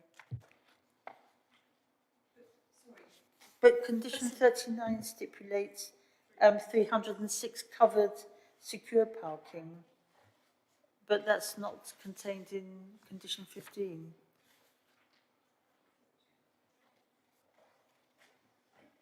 I think what I'm going to do is, at the end of the debate, I will ask officers to clarify the amendments before we take any vote on this. This may be a matter that we'll have to look at in a little more detail and come back to you, if that's all right, Councillor Wilson. Right, next we have Councillor Lisa Redrup. Thank you, Chair. I think most of my questions have already been asked. So I guess just to check, will access to the sports field be maintained for the community during the remediation and construction, and will they have access to the parking early on? Because I note that the main car park comes in phases 3 and 4 in the current plans. Thank you. So the aim is to keep the sports field going, it needs to be maintained. In terms of the car parking, in terms of like the construction, I'm not quite sure how that would work, but there is existing kind of arrangement how it works now. So I assume that would be maintained during the construction, but yeah, the sports fields will be kept open. I wonder whether that's a point on which you'd want to bring in Tam Parry or Dr. Finney, if they have anything to add. Thank you. I have two further questions, Councillor Sanford and then Councillor Bradnam, and then I'm proposing to take a break. Can I take it that those are both relatively short questions, because if they're going to be long questions, we might want to take a break before we have a beer. In that case, I think perhaps we'll come back to your questions after the break, if we may. Councillor Sanford. Thank you, Chair, and this would be a question for Tam Parry. We're looking at a car park with 200 plus spaces. Are highways comfortable that the access can be modified to accommodate probably 100 or more vehicle movements at peak times without causing congestion down the A10 into Hookston and perhaps back up to the M11? If that point's addressed in the report, I haven't found it. Thank you.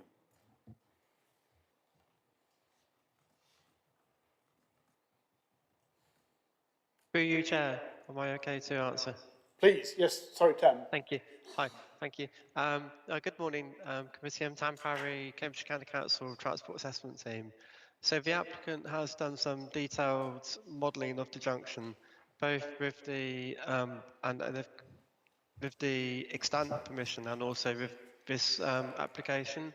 And this junction that they're proposing actually performs within what was accepted for the extant permission, and it shows that whilst there might be some delay in the PM peak for vehicles leaving, but overall the junction works better than what we would have with the extant permission if they were to build out the houses on the site. So on that basis, I'm happy with the junction capacity with the A10. Thank you. Okay. Right. As I said, we'll take Councillor Bradham's questions after the break. Can we take a 10-minute break and be back here at 11:45, please?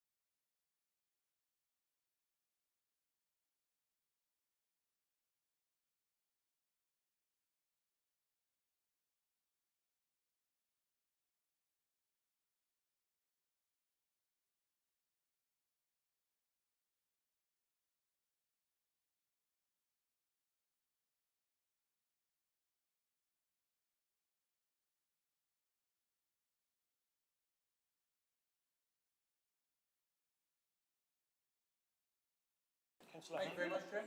You're now live.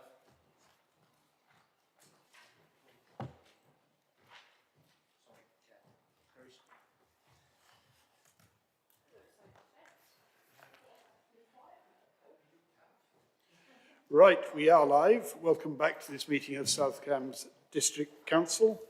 We're considering item 6 on our agenda of the Planning Committee. We've had the presentation from officers and we're just concluding questions of clarification to officers. Let me just say that at the end of the, when we've heard from our public speakers, and at the end of our debate, I will ask officers to just clarify exactly what the recommendations are, including the amendments. So hopefully that will make it easier for us to come to a view. Next question, Councillor Bradman. Thank you, Chair. So, as I said, 2 questions. One is about water sufficiency, but it relates to the water usage comparison made by the applicant. Personally, I found the comparison with the previous usage as a water treatment works, it seemed inappropriate to me because a water treatment works doesn't actually use water, it simply treats it. So I found that comparison bizarre. I understand the comparison with the previously or live application for residential use, but as far as I can make out, compared to what is actually being used on the land at the moment, the nearly 3 million litres per annum is an addition, and I wanted that clarified, an addition to what is being used at the moment. Shall I come back to my second question when that one's been answered? No, I suggest you keep going. Right. The second one is the matter to do with the contaminated land. This may have been gone through, as you know, I'm subbing on this committee, so there may have been all sorts of discussion at the proposal for the residential application. But I've been on this council and on planning committee at various guises for long enough to remember the time when when Hawkston still was the Bayer site and it was still working, and then it closed down. And then we undertook to remediate the site in order to make it suitable for the housing that is now there. Now, at that time, we dealt with the site on the east side of the A10. I do not recall reference to this particular location. But what I do remember was that it was a very long and complicated process, necessarily because of the nature of the material that was being processed at the Bayer plant. And so what I wanted to ask is, has this particular location had the same rigorous assessment and consideration in terms of remediation as the actual Hawkston, the actual Bayer site has? Because all of the material that would have gone through the Hawkston site would also have gone through this water treatment works. And so I wanted to ask, has it gone through the same rigorous assessment of what is needed in terms of remediation? Has it had that remediation? I suggest not, since the site is exactly the same as it was, except it's dilapidated. But thirdly, have we given any consideration to having an independent assessment of the need of the contamination at this site prior to development? Thank you.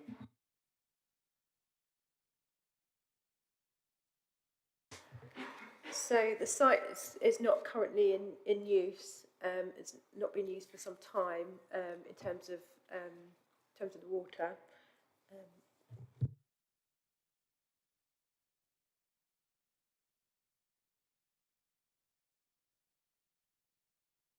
So the water use is in addition to what it was. In terms of the contaminated land, the assessment has gone through the same assessment and consideration as the site across the road was undertaken. The remediation hasn't been undertaken yeah, that will have to be undertaken.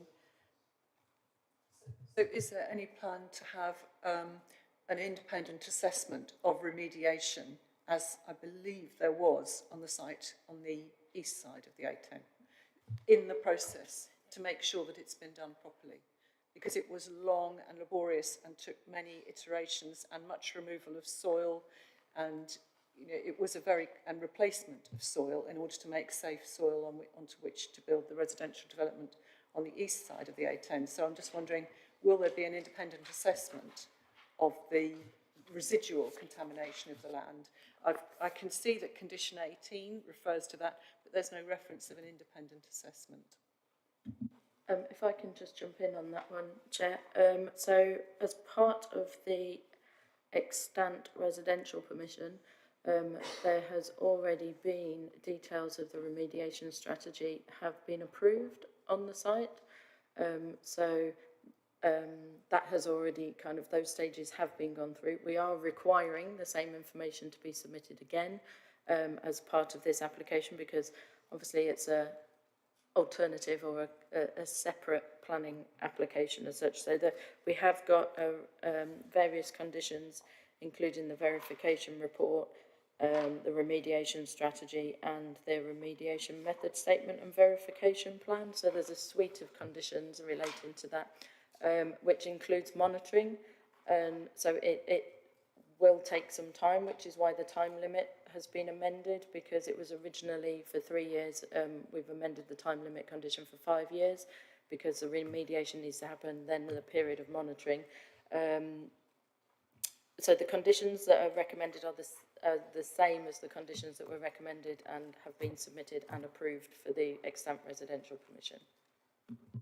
Forgive me, but did that also relate to the need for piling? Because obviously these are much taller buildings. On the other side of the road, I recall a significant depth of soil was removed and fresh topsoil was brought in.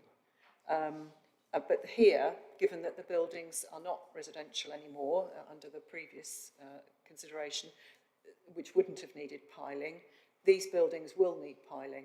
And I'm just wondering what the monitoring and the remediation in terms of piling will be. Just before officers answer that, we will be considering this outline application in the light of the assessments which have already been made. If for some reason members are not satisfied with any of those assessments, that will be a factor to be taken into account. I would just add that in relation to paragraph 9180, as some members have made clear, the comparison I think we should be focusing on is that between the existing residential consent and the proposed consent we are now considering, and of course the water usage before 2005 when the plant was discontinued, whether or not we accept the figure is less relevant. Officers, would you like to deal with that? Was that the current residential application would not have necessarily implied the need for piling, whereas Can this I ask officers to address your questions so now? that was what I was trying to seek clarification on. In terms of the remediation works that are required, that will be determined by the proposal. And so once we get the details submitted about what the remediation requirements strategy, let me start getting my words in the right order. In the remediation strategy will detail the amount of remediation works required which are relevant to the proposal. It is in some regard referred to at condition 51, if it's contamination not previously identified. So I just wanted to clarify that there is provision for that should more contamination be discovered.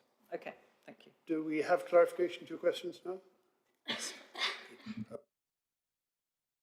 In that case, I'd now like to move to our... I'm sorry, Councillor Hawkins, I've missed you. Thank you, Chair. You do not look my way, usually. Somebody has to say, there, she's saying something. I'd like to say something. Thank you. I think when we had the site visit, and thank you for officers for actually arranging that, the issue of the remediation was discussed, and I'm sure we can ask the applicants when they come to address us.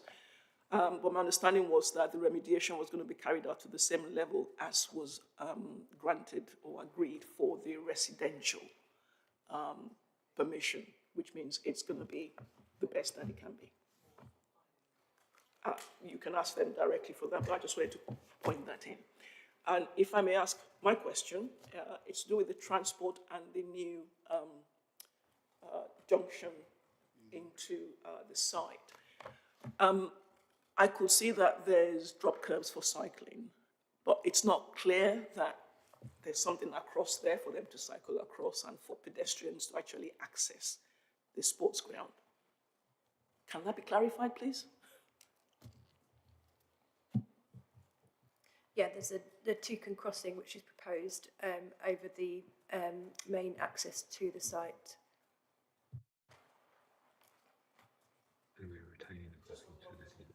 Sorry, it wasn't obvious on the diagram to me, that was all. I knew there had to be something, but it wasn't obvious. Okay, members, do we have sufficient clarification? No, I think we have one further question. Councillor Lisa Redland.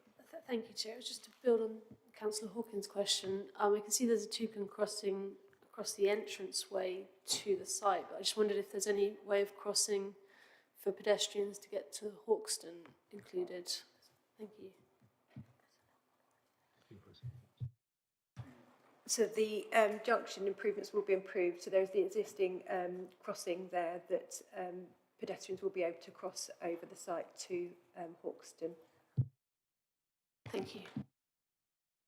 Councillor Heather Williams.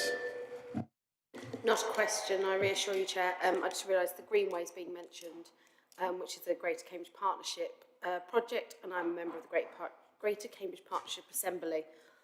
That's a lot of words, and a lot of the same words in different order. Sorry, Chair. Thank you for that declaration. Right, let's now move on to our public speakers. Thank you for your patience. Can I firstly call Rob Sadler? I think you're acting as agent. Perhaps you could just clarify your relationship to the applicant's Bridgemere land. And you have 3 minutes. And then if you would, members may have some questions strictly of clarification to ask you afterwards. Thank you. Rob Sadler from Foundation Capital Ventures. Effectively, we are the commercial partner. Bridgemere Land, who are represented here today, are the landowner. We are the commercial partner, and we have extensive experience in life science spread across the past 20 years, mainly in the UK and North America. And there's a bit more about us, but I'll wait for my 3 minutes. Thank you for the clarification. You start when you like, and your 3 minutes will start then. Hang on, let me put my glasses on. Don't start. Don't worry, I think we can wait until you found your glasses before we start the clock. I've got this time to 2 minutes 56. Thank you to the committee for allowing me to speak in relation to this application.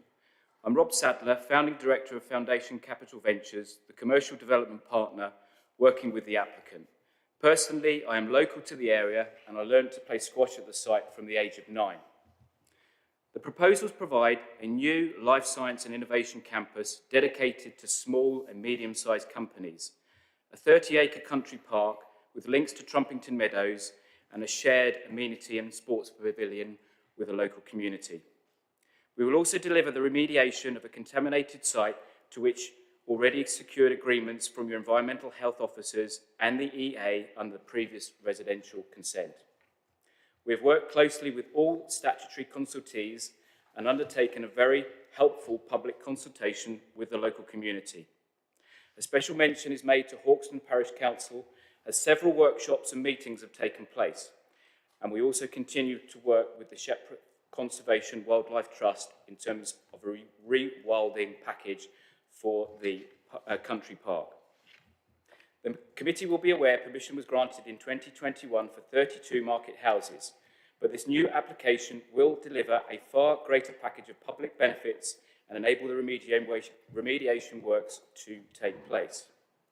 The buildings are a bespoke design set in a cluster only 2 stories in height with pitched roofs and plant hidden within the roof structures and focused around the previously developed part of the site. Car park would be shared between users of the sports clubs and the Life Science campus and is located close to the sports fields at the request of the Parish Council. The detailed design is secured through the design code, fixing heights and locations of the buildings. The indicative phasing plan also commits to the early delivery of the amenity building, cycleway and shared car parking. Parking and access to the sports fields will be maintained throughout, at all times through close dialogue with the Hawkston Parish Council. We will contribute £682,000 towards the Melbourne Greenways or Travel Hub, £20,000 towards bus shelters and £5,000 for waiting restrictions. We've worked hard to ensure the proposals would use approximately 22% less water than the approved residential scheme and would achieve all 5 water credits under BREEAM. We are targeting BREEAM Excellent with a focus to meet BREEAM Outstanding. The EA did not object to the reserved matters in relation to the residential consent as recent as February 24. The proposals would create around 1,000 jobs from entry-level to senior positions, and we have prepared an employment and skills strategy to support vocational courses for school leavers and others who are excited about getting involved with the innovation sector, plus providing a dedicated fitted lab space as part of the scheme in partnership with Form the Future. We are pleased officers have recognised the extensive range of benefits and recommend consent. We will continue to work closely with the local community through the detailed design, construction and beyond phases. And for these reasons, we would respectfully request that the committee approve this application. Thank you. Thank you for that. Now, it may be that members have 1 or 2 questions strictly of clarification on what you've said. Councillor Bradnam.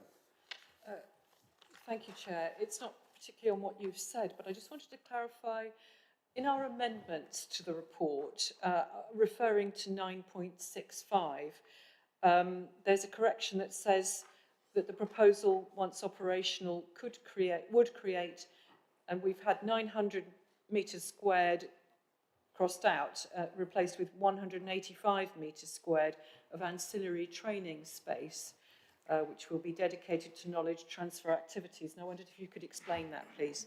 Yeah, thank you. Right from the outset, we pledged that as part of the floor space that we were creating, we wanted to create an area for training purposes for life science and innovation. And we were doing this, and we want to do this in partnership with Form the Future, who are effectively doing the same thing. But what we wanted to do was actually provide a physical space for school leavers and anybody who effectively wants to get into the industry that perhaps doesn't necessarily have a Nobel Prize, but wants to go through that process through vocational skills. So it's a cost of the development and the size of the suite that we would talk about, and it would be part of the 6 buildings, not in the amenity building, is approximately 2,000 square feet, 185 metres squared. I'm not sure where the 900 metres squared came from. That was it always going to be that size? It's not changed? It's no, just from day one it's always been 185, and I suspect it's a typo error. I signed off on all the documents, so I suspect it's my fault. But that space is within your research buildings? Within the research buildings, and important to note that it's not part of the amenity building. Thank you.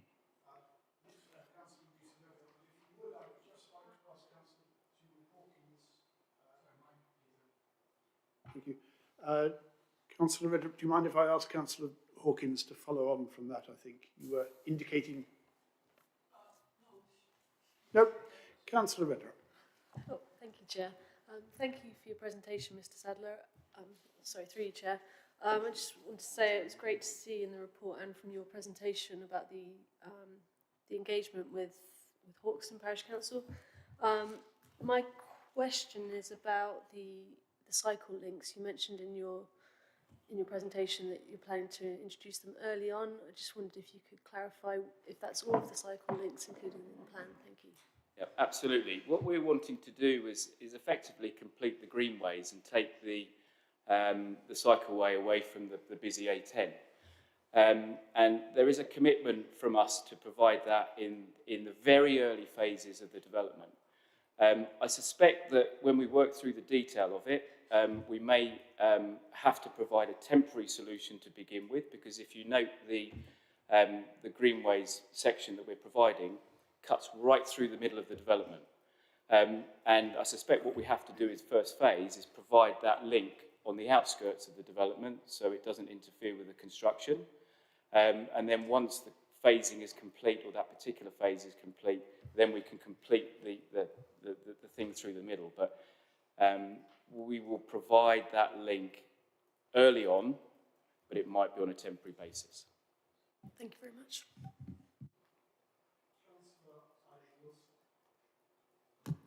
Thank you. I'd like to come back to the arrangements you have with Form the Future to encourage people who may not think they can work in the life sciences to actually participate in training. Is this going to be a long-term commitment? I think that the fact that we're actually providing the space, it suggests that it is a long-term commitment. We're providing physical space, so this is not just a plan and words that we're providing. We're actually providing a physical space. So as far as we are concerned, it's long-term, and I think this ties into the space that we're also providing. And it was touched upon earlier that we're not necessarily providing incubator space. There is an incubator in Hawkston on the other side of the road, nor are we providing huge corporate spaces that can be found at the biomedical campus. This is space for smaller, medium-sized companies to grow on, so there'll be effectively a cluster within the cluster. And as that park starts to fill up, we also hope that the businesses themselves will get involved with that training process as well as us as responsible developers.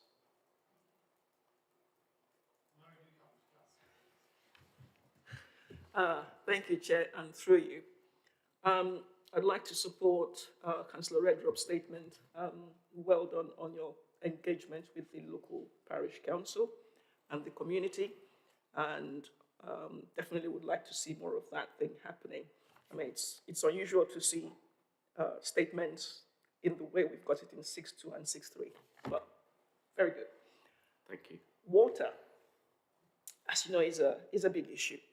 I think you said, and correct me if I misheard, that the EA did not object to the, I think it's the reserve matters you're bringing forward for the residential. Is this correct? That's correct, and there's been a bit of overlap, as you understand, between the residential and the commercial, and that is correct. There is a letter on file in respect to the residential reserve matters from the EA confirming no objection to water usage, and effectively a week later from the same officer at the EA writing to us withholding the objection, clearly saying she can only look at the application that's in front of her. And what we were saying is, well, look, we've really worked hard to reduce the water consumption from the extant residential permission, so it is running now. It is running live. That residential consent is running live, and as I say, the EA as recently as last month or month before has written in on that basis. Thank you for that. And my last question, Chair, is to do with the remediation. And that, again, I mean, from the information we got at the site visit was that it was going to be remediated to the same level as for the residential. And to borrow Councillor Bradnam's concern, does that mean there needs to be piling or not? There will be piling, and first of all, I can say I'm joined here by Mr. Steve Edgar, who is our remediation expert. I can answer some remediation questions, but when it gets out of my depth, I will refer to Steve. But there will be a piling risk assessment as part of the reserve matters, remembering that this is an outline application. So there will be a piling risk assessment, and certainly in terms of the remediation work that we're carrying out, we are mindful of that piling will come forward. Yes, that's fine.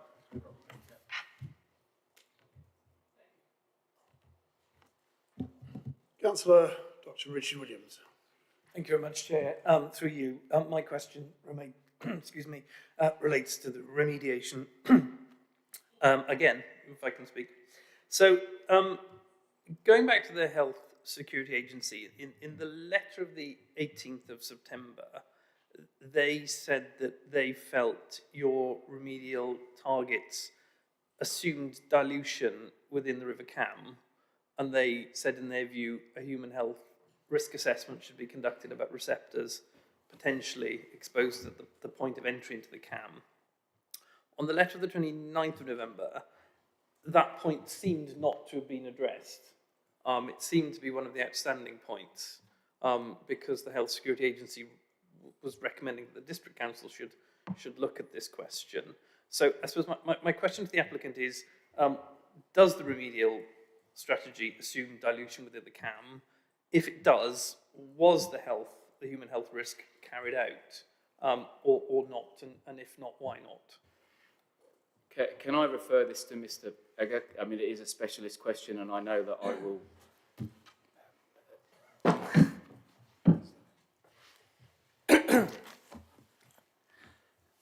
Hi, yeah.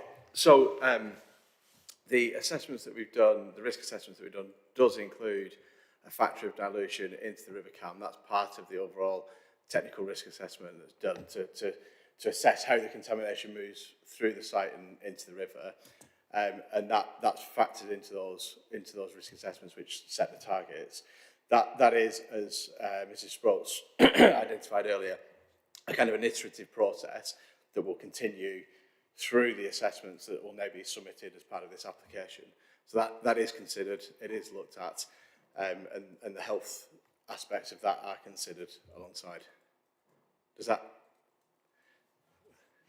That's helpful, but just to clarify on that final point, so what was a separate human health risk assessment carried out, or are you saying you regard that as being part of the previous assessments? No, so there has been, there's I suppose there's a number of main kind of risk receptors that we assess through the risk assessment process. Human health is one, construction workers during the development are another, and then controlled waters are the third. So that's the groundwater and the surrounding river and environs.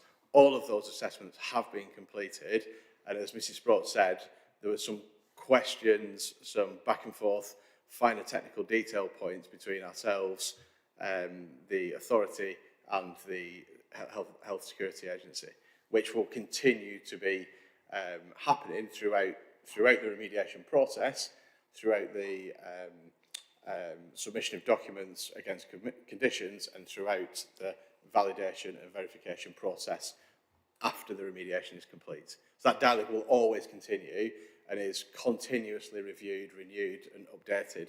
And that's what a lot of the questions that the Health Security Agency brought up during the consultation phase were things that had changed since the original assessment was done.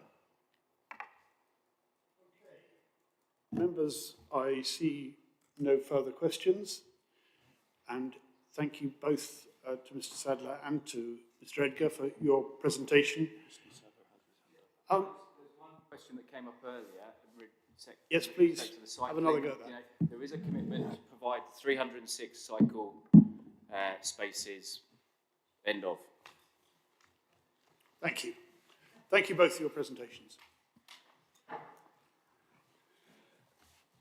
Next we have for the Parish Council, Gillian Elwood, I think, Clerk to the Parish Council, please. And I think you're going to share your time with Councillor Ponduri Kurade, is that right? Yes. So if you can manage it, you have 3 minutes between you, but please, we would like to hear your presentation on this. Can I just ask before you start, do you have the consent of your Parish Council to represent them here today? You do. Yes, I thought you might. Thank you. Hello to everybody here at the meeting today. My name is Gillian Elwood and I am currently the clerk to Hawkston Parish Council. I've been in role for several months. The application predates my role, but it is a matter of written consideration that the Parish Council has worked very closely with the developers. They have been very cooperative, very informative. There is actually a published document where the Parish Council actually stated that they support all parts of the application, including the vital ancillary arrangements associated with it around car parking, sustainability and the proposed amenity centre. Consultation has again been textbook from the developer, as the site is not just in our parish but a neighbour to the community facilities at the sports ground next door.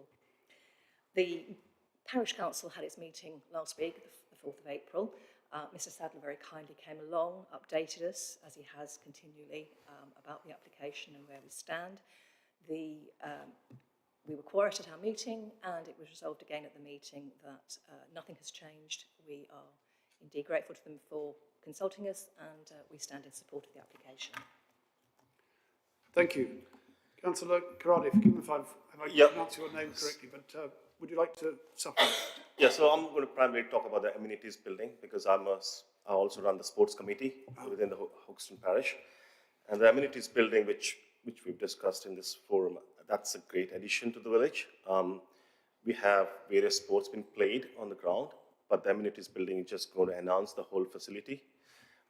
It's going to basically add a lot of value to the local community in terms of the users of the ground, basically fill the gaps we have in terms of what we can offer to the wider community in terms of the gym, the cafe, and just recreational space.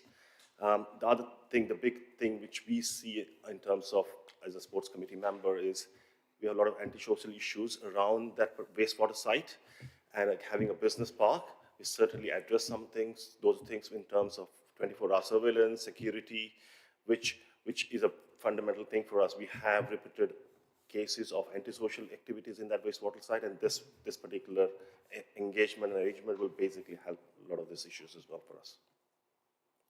Thank you both.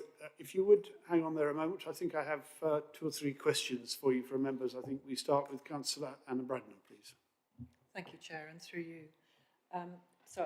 Before we start, I should possibly say that I know Gillian Elwood through a totally different life, and it's totally not related to this, so I just should say that. So to my question, are you confident I'll put it bluntly. I know you've had consultation with the applicants, but I'll just put it bluntly so it's easier to understand. Are you sure that the applicant is not just offering you a building which gives them the opportunity to use your sports ground for all their activities, and then in the end of the day, you'll find that all the times when you want to use the sports ground, they will have booked it. So, you could look at this provision of an amenity building as simply a way of using your sports ground rather than the opposite, which should be enabling you better facilities for your sports ground. Are you happy that you know which way the balance is?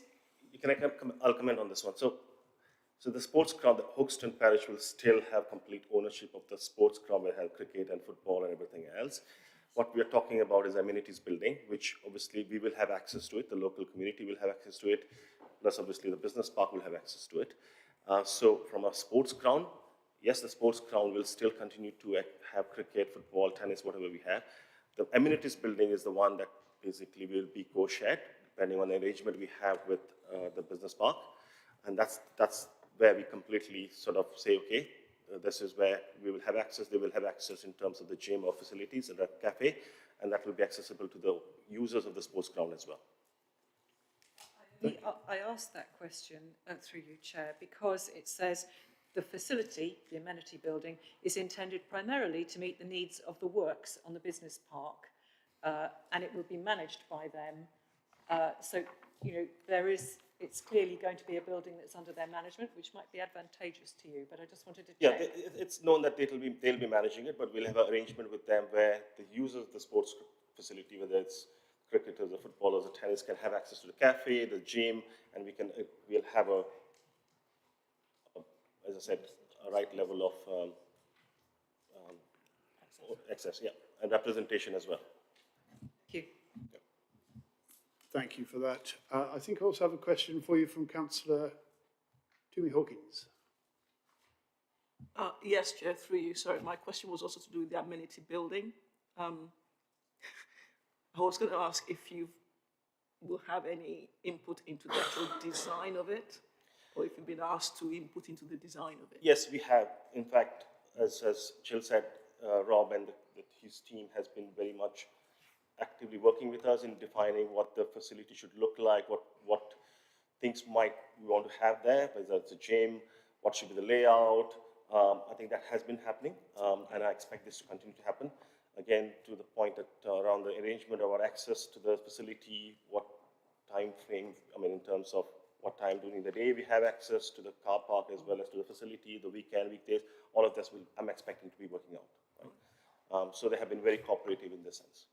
Oh, that's great. Good to know. Thank you. Thank you for answering those questions. I think it is clear that you are satisfied as a parish council there will be mutual benefit from the provision of this facility. Thank you both. We'll now proceed to the debate. Councillor Heather Williams, did you want to ask a further question, or do you want to, because, yes. As to the debate, I think I'm right in saying that Councillor Lisa Redrup is the local member, is that right? There's two of us here, Chair. Two of you, I beg your pardon. Yes, of course there are. And Councillor Ariel Khan. Did either of you want to speak first in this debate? I'm happy to, if you'd like. Thank you. I'm obviously really pleased to hear about all the engagement with Hawkston Parish Council and how confident they are with the plans and the involvement that they've had. Looking through it all, to me, I think that the water issue has been explained. It's not ideal, but I guess I accept the officers' thoughts that this is better than the extant application.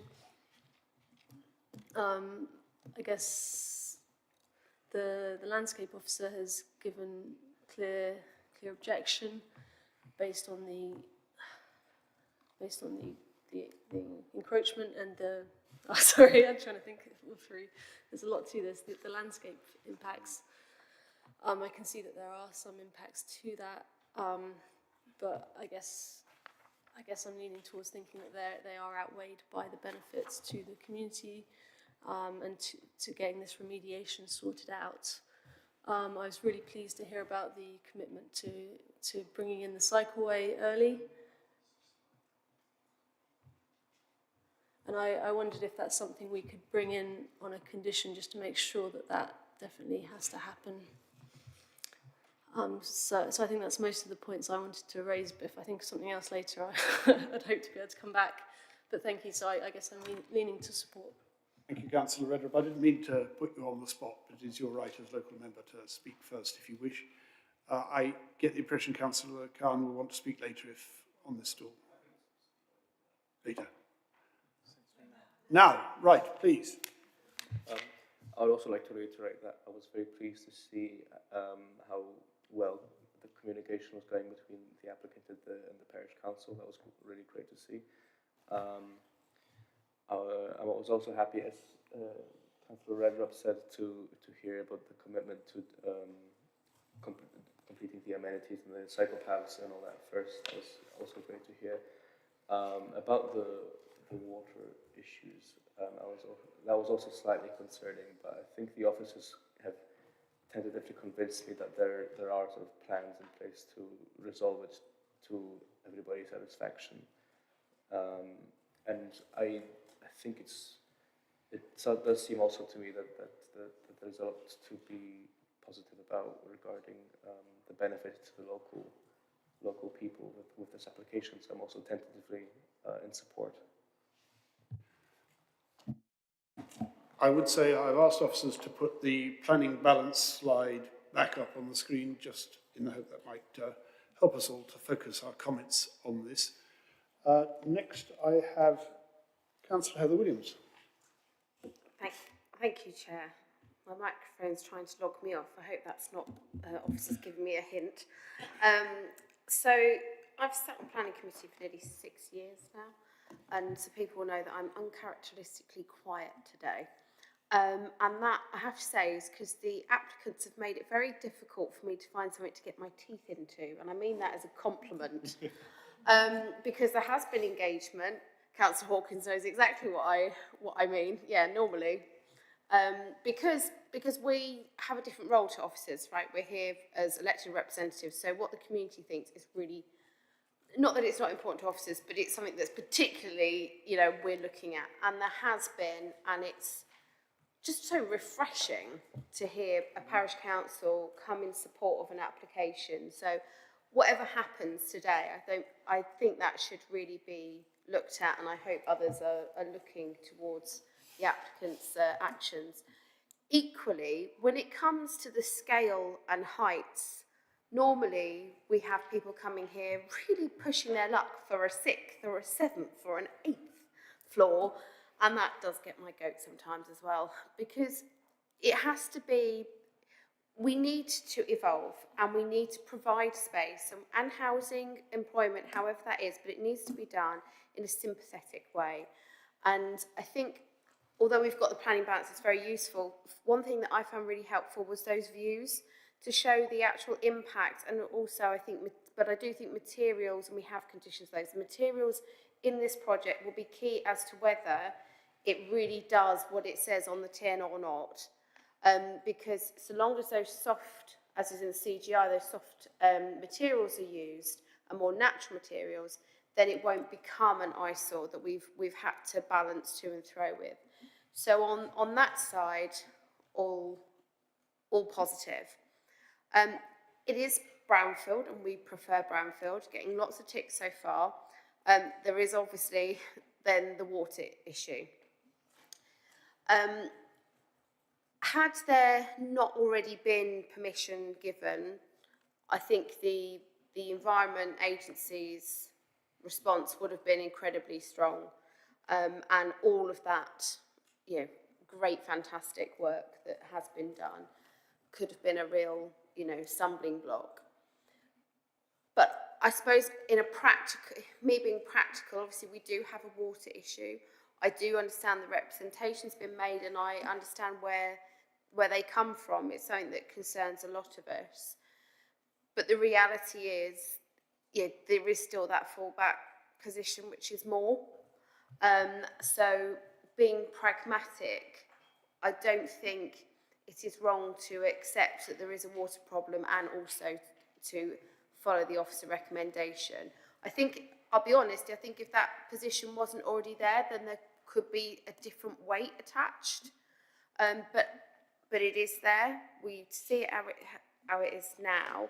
I do appreciate the comments that have been made about the Secretary of State, but we have to do what we think is right. And there's many times when there are applications that could be called in either to appeal or for Secretary of State. So I feel that following the officer recommendation here is a practical thing to do, but also the right thing to do for the local residents, because they will genuinely benefit, so long as everything we've heard. I know Councillor Bradnam's raised a point of concern. You know, as long as everything is as it's shown there, then it does seem like a great asset, and I'm sure it's a way of producing, and we know we need to give that employment space. We can't get to net zero if we don't have employment in some areas, and I wish they were all as sympathetically done as this, that's for certain. Please do share with your peers. Thank you. Next, I think we have Councillor Dr. Julie Hawkins. Thank you, Chair. Yes, the fact that this has the support of the community is a very big plus. And I think I will be asking Hoxton Parish Council offline some more detailed questions on how that engagement went for future reference. And of course, thanks to Katie Christodoulidis for the report, which is very good, well set out, and a lot of work has gone into this, so well done to the team. I'll start with the water issue. Yes, it is a concern. However, as we have heard, there is no objection from the Environment Agency on the residential scheme that they were consulted about, but then decided to object a week later to something else that was going to replace that, which to me is inconsistent. I would wish that they could be just a bit more consistent. But I also want to refer us to the case for Cambridge 2050, which is on the government website, which was issued the same day that Jeremy Hunt made his speech, where the government is committed to delivering intervention to save water now through improved efficiency, committed to ensuring that there is a solution longer term for the problem. I also said issue a joint statement from the Environment Agency, the Greater Cambridge Shared Planning, DLOC and DEFRA, outlining our commitment to sustainable growth and development on the basis of our water credit scheme. This is directly from the document. In my view, I would say that, yes, we accept there's a water issue, but this for me is not a reason to object to this application. The only other objection I think we had was from landscape, but then seeing those views that were provided to us and visiting the site for me actually showed that this development proposed has been designed in a very good way to minimize impact on landscape. As far as the balance goes, yes, it's in the green belt, it's in the countryside and all that, but the benefits to South Cambs, to Hoxton, to the community, to me, far outweighs the fact that it's in the green belt and it's in the countryside and all that. So I am definitely going with the officer recommendation for approval. So thank you. Councillor Anna Bradnam. Thank you, Chair. So clearly we can see that having the existing site dealt with would be very welcome for the people of Hawkston. As I say, I've known that site, not that particular location, but I've known the Hawkston site since it was still functioning as Bayer. And obviously that it would be, one can see there is a huge, if one puts it in blunt terms, there would be a huge temptation to accept any development there if it meant that the contamination were remediated. However, I think that and there are all sorts of concerns.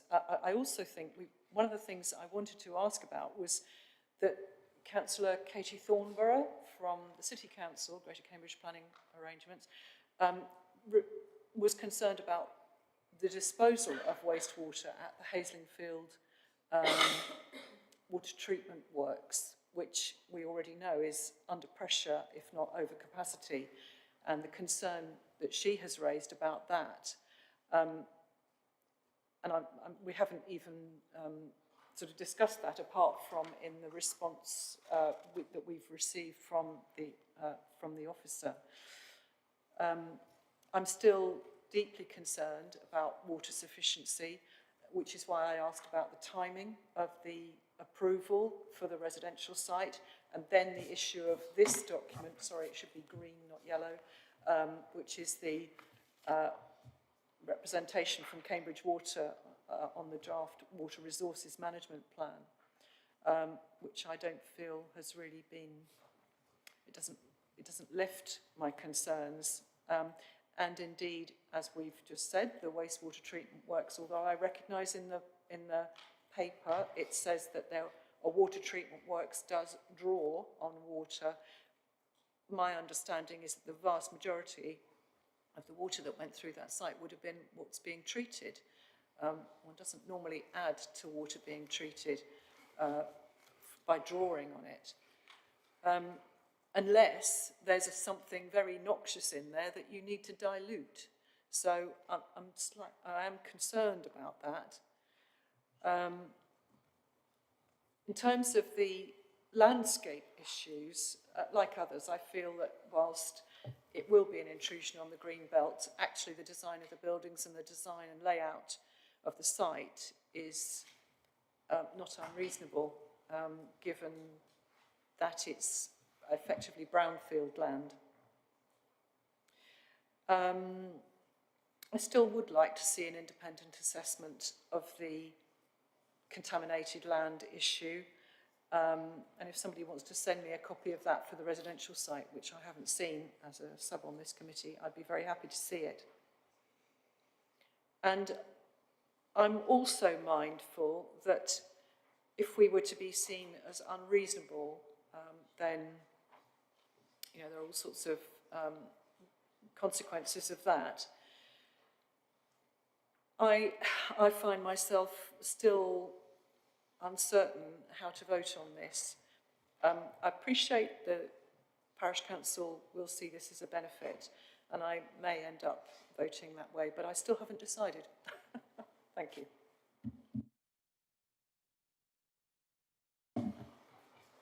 I think next, Councillor Sanford.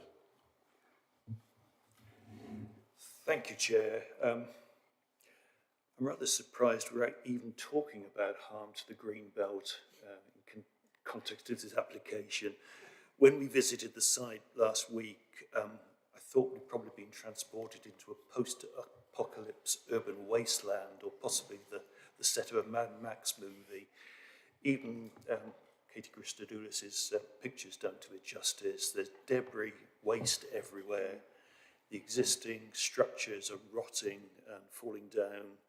Every single flat space has been covered with graffiti. So I just looked at it as the ultimate brownfield site. And as Councillor Heather Williams already said, we like to reuse brownfield sites rather than green spaces.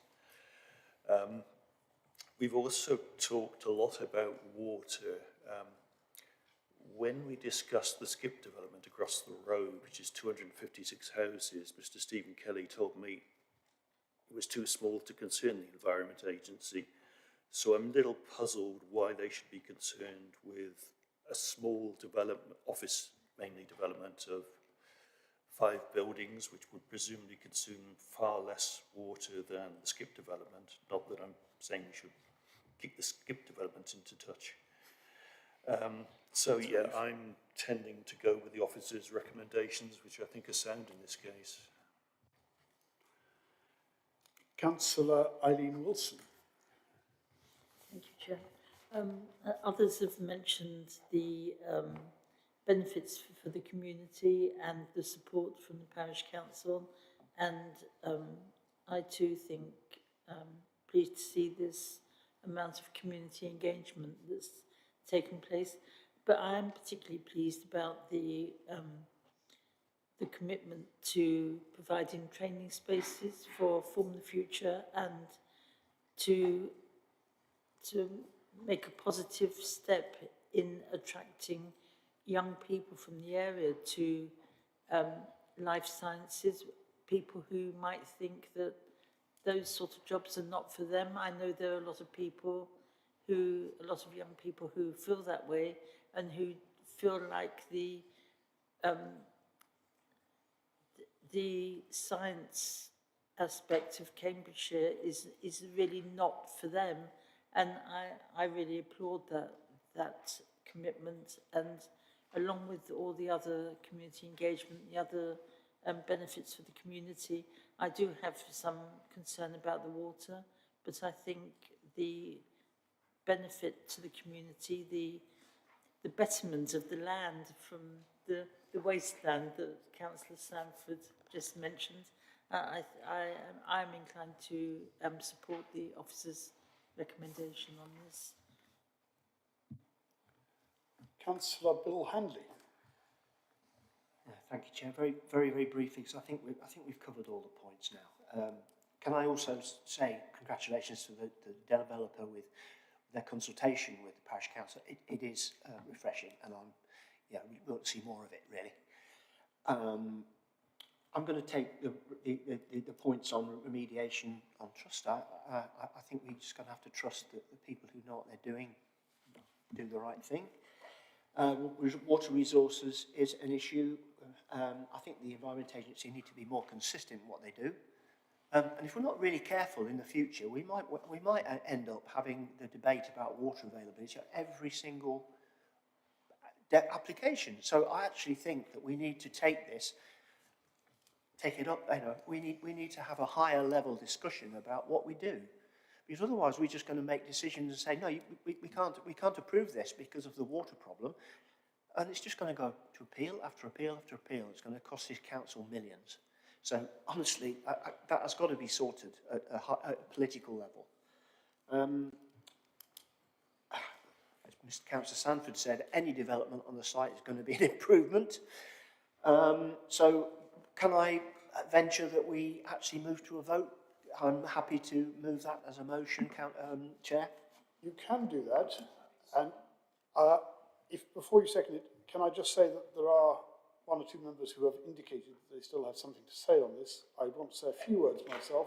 Do you want to now press it to a vote immediately? Or I'm just saying, I think we've covered all the points. I think, people are obviously can have their say, but, if they're not going to say anything that's already been said, then let's move on. If you are proposing in the light of that we move to a vote, and Councillor Hawkins has seconded that, then we move directly to a vote on that motion. And I don't propose to take an electronic vote on that. Those who want to have a little more time for debate would vote against this. Those who support Councillor Handley's motion, please show. We're taking a vote on whether to proceed to a vote. Yes. Chair. Yes. Those who support Councillor Handley's motion that we move directly to a vote, please show. No, I don't think we do have to debate. It's Chair's discretion as to whether to take a debate on that. If we decide not to proceed directly to a vote, then we will hear a few more speakers. Councillor Handley, you have made your proposal. Councillor Toomey Hawkins has proposed it. I don't think there's any need for a debate on whether we have a debate. So would those in favour of moving directly to a vote, please show. And those prepared to hear more debate, please now show. I think there is a feeling that we might give a few more minutes to the debate. So thank you, Councillor Handley. And thank you, Councillor Bradnam, for your contribution on the procedure, but that's the way I propose to take it today. Now, Councillor Dr. Richard Williams, you had been indicating. Councillor Richard Williams, are you happy for Councillor Toomey Hawkins to jump ahead of you on this? Sorry, it's point of clarification. We have covered a lot of points. The question is, are those who still want to speak going to make the same points we have heard already, or are they going to be different points? If they're different points, then yes, obviously. I have no way of predicting that. I take it on trust that members who seek to add to the debate will have some new points to raise. I'm sure Councillor Richard Williams, who is the next speaker, will have something new to say, because otherwise I have faith he would not otherwise have kept his hand up. Councillor I've certainly got a different take on things, Chair, from what's been said before. So I won't rehearse all the good stuff. I do accept the good stuff about engagement and all of that. I won't go over that again. That is good stuff. But I am concerned about this application. First point, the fallback in terms of the water need. Now, I am concerned about the water need. I think it is important that we bear in mind that the fallback position of the housing development is not yet certain. The outline planning application, as I understand it, was approved in 2021. If the Reserve Matters application were not, which is currently before the District Council, if that were not approved, then that outline would fall, presumably, because it would be more than 3 years old. So the fallback is not guaranteed. So whilst we can put some weight on it, I think we need to bear that in mind. That fallback is not certain. Need, I did ask a question earlier. I'm prepared to let it go on this occasion, but I think given we're being invited to weigh need for laboratory space, give that significant weight in the context of Greenbelt, I think we are going to need, as time goes on, more information about what actually this need is, because at the moment it's asserted there's a need. everyone assumes there's a need, but I think we'll need some more evidence of that. But I will be prepared to accept that for this application. I am very concerned about contamination with this planning application. I would much rather have seen a letter from the UK Health Security Agency saying all of their points have been addressed. We don't have that evidence. The answers I got to my questions have not entirely satisfied, or have not satisfied me, that those points raised by the Health Security Agency have been adequately addressed. I accept that we have conditions relating to remediation, but once we approve this application, the train has left the station, and then it's just a matter of haggling over details. I am not actually satisfied that the points of concern raised about this application have been adequately addressed. I would much rather have seen an independent report where I would have certainty that the concerns raised have been satisfactorily resolved. To say that there'll be an ongoing dialogue, once we've approved this, we've approved it. And I don't think we should be in a position where we approve things without being sure that some fairly serious points raised by the Health Security Agency, which were not addressed, have not been subsequently addressed. I think Councillor Handley said he was prepared to take remediation on trust. I'm afraid I'm not prepared to take that on trust. I would have liked much more information about the discharges into the CAM, the potential environmental and health impacts of this. I would want much more reassurance on that. So whilst I haven't fully made my mind up yet how I will vote on this application, accepting all the benefits, accepting the parish council's in favour, these are all good things, these all weigh in favour, I'm not satisfied about remediation.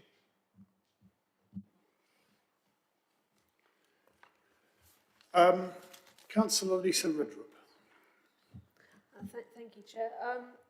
Just one quick point to follow Dr. Williams. If we're saying that the fallback position of the residential outline application is not guaranteed, and we're saying that this one is not guaranteed, I guess we're putting back the chances of remediation for this site in both ways. So just to raise that, as that was a strong benefit of the application. What I wanted to raise was to come back to Councillor Bradnam about Hazelfield wastewater treatment plant, because obviously that is a big concern for the community. It is an area of large spills, but my understanding was that we're not able to consider that because Anglian Water have said that they will provide adequate treatment. I'd just like to check if that's correct, because that was my understanding. Also, one of the reasons I voted to continue the debate was I thought we were going to talk about conditions a little more before we came to the vote, so I'd be grateful if we could do that before the next vote. Thank you. Well, I think that if you want to talk about conditions, this would be the time to do it, because I'll then ask the delivery manager to comment before we actually proceed to the vote. Okay, so there was the cycling parking condition about the numbers, and I guess whether we need to include a clause about future expansion of cycle parking that was in the original condition 39 that was deleted. And then for the cycleway condition, if there could be something to say a temporary route will be put in before the main route to be in there for initial occupation, I'd be very happy with that if everyone agreed. Thank you. I'm now going to say a few words myself about this in summing up where I understand we've got to, and then I will come back to Rebecca as our delivery manager. I think we have one or two technical questions she may want to respond to. There is the question of economic, the value placed on the economic regeneration. And then, of course, as I've said earlier, she may want to comment on the condition point. And I've said earlier, I will ask her to just reiterate where we are with the amendments. I haven't actually heard anyone say they would be inclined to any of the concerns that have been raised would be grounds for objection. Both Councillor Dr. Richard Williams and Councillor Anna Bradnam were considering their position, But that again is a matter which Rebecca may want to deal with, whether we are clear as to what the grounds for any refusal might be, were the committee to be minded that way. As to my own comments, I want to reflect what has been said by a number of councillors earlier, how refreshing it is not only to hear the positive engagement of the developers with not just the parish council, but with others, but also particularly the positive response of the parish council. That is not something we always hear on planning applications. The question is often whether to reject or oppose, and it is sometimes refreshing to hear that following that sort of engagement, parish councils are prepared to support an application. I wanted to just deal briefly with two of the matters set up on the planning balance. I think there are two key ones that affect us. The first is that whatever we may think of the value of this remediation that is proposed, this is, as is stated, inappropriate development in the green belt. That's technically the case. That is the reason, as I understand it, it will go to the Secretary of State, whatever our decision may be. So the question then is, are there very special circumstances that would outweigh that? And I don't want to repeat all of those because members have already referred to them. But to my mind, the key one is the delivery of a comprehensive remediation scheme of a contaminated site. And in my view, that and the other items listed on the approval side do count as very special circumstances that would outweigh the fact that this is inappropriate development in the greenbelt. The other one that I wanted to comment on, and I don't think much comment is needed on this, but I think it is a critical issue whenever we face a formal objection from the Environment Agency on the question of water. It is clear to me that with an existing planning consent for residential development, which would involve the use of more potable water than this proposal, that it is reasonable for us to take our own decision on this and to decide whether the potable use proposed here would be grounds for refusal. In my view, it is not. I think we should assess that against the fallback proposal. What we have here is effectively a reduction in the use of water on this site as against what would otherwise happen. So on that basis, my view, for what it's worth, would be that we should approve this. But before we proceed to a vote, I want to ask the delivery manager to comment, as said earlier. I'm always reluctant to take further comments at this stage, but Councillor Bradnam, did you want to make a further comment? Yes. Thank you, Chair. It's a question, and it relates to the fact that, given that I think we dealt with questions earlier on. Is this a consideration for debate? Clarification before we go to the vote. It relates to wastewater, and normally wastewater management of is a condition, but in this case it only appears as an informative, and I suspect that's because I don't know why that is. Normally one would want the treatment of wastewater to be handled as a condition that could be enforced against, whereas this is only an informative, and I just wanted some reassurance from the delivery manager that that is felt to be adequate. Yes, I'll ask the delivery manager to address that in a minute. Just before I do that, two members have said that it is in the balance for them as to whether they have grounds for refusing against the officer's recommendation. Councillor Bradnam, have you come to a view on that now? I will do when I vote. Right, but you have nothing that you would like the delivery manager to assess in setting out the possible reasons for refusal? The matters that concern me, we've discussed. They relate to water sufficiency and contamination. Councillor Dr. Richard Williams, did you have anything to add to your previous position? I would reflect the same concerns. Right, and I'm sure the delivery manager will pick those up. Can I now turn to Rebecca as delivery manager to deal with the outstanding points before we come to a vote on this? I'll try and capture them all, Chair. Apologies for not coming back on the question of need, Councillor Williams, that you asked earlier. I think it's we set out in, I've got no staples today, para 9.45 up to 9.5 in the report about the area and the budget statement and the need for life sciences. We have a Greater Cambridge Employment and Housing Evidence Update report from 2023, which was commissioned by the Shared Planning Service that actually, this isn't contained within the report, apologies, identifies as an anticipated future supply of about 9.8 million square feet of office and lab space required in the area up to 2041. In terms of the demand over the same period, it identifies as a need for approximately 13.5 million square feet.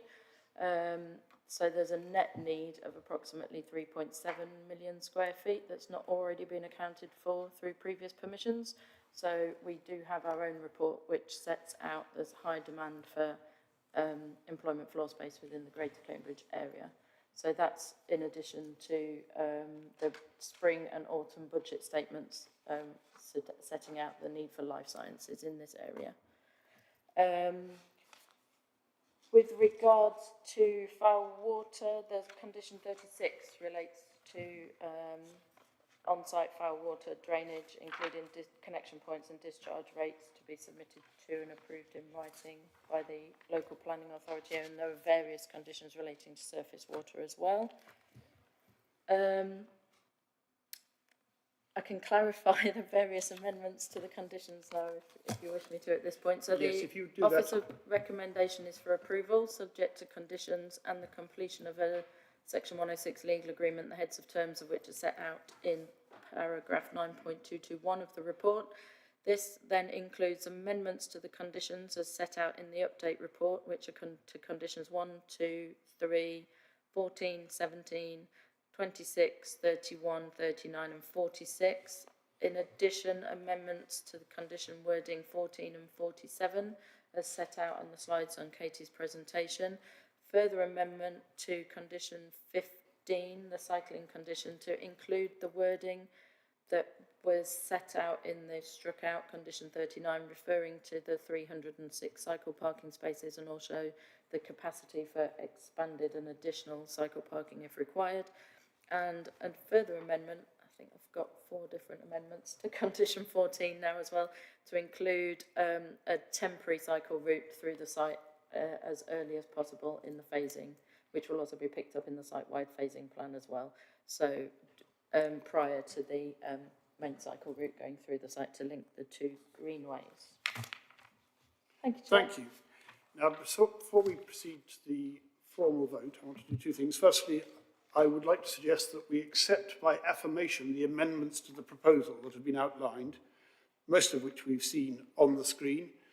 Can I have a proposal to that effect? Councillor Toomey Hawkins, Councillor Sanford, are we happy to take that by affirmation before we move to a formal vote? Agreed. And the second thing, I just want to get assurance from Delivery Manager that were the committee inclined to go against the recommendation and refuse this, do we have a clear understanding of the possible reasons for that? A yes or no will suffice. I could do with some clarification if that's all right, Chair. Right. My understanding is around water consumption and the Environment Agency's objection, and a potential second reason around insufficient information about the remediation. A nod will do on that. Thank you. Okay, we'll see whether we come to that point later. I think it's time now for us to proceed to a vote on this. So we're voting on the officer's recommendation as per the amendments just outlined. Obviously, bless the blue. If you are in favour of the officer's recommendation and approving the application, then you press the green. If you're opposed, then you press the other colour, red. I'm not very good on colours. So we now proceed to the electronic vote.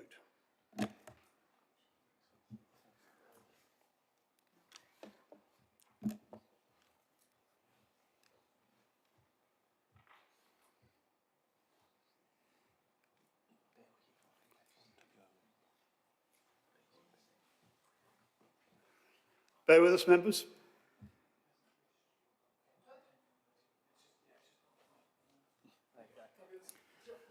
Right. Well, I think we have all voted now.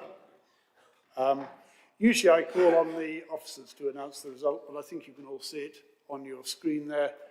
So we have approved that application by 8 votes, 1 opposed and 1 abstention. That application is approved. Thank you to all who've been involved in that. I had intended to finish at 1 o'clock so we'd have our lunch, so I apologise for being a minute late. But if we could come back at 1:45 to consider our proceedings, and I'm sorry to those who were hoping to get through another item before lunch. There are no facilities here, so I'm afraid if you haven't brought lunch with you, need to go down the road if you're coming back to us after lunch. 1:45, members.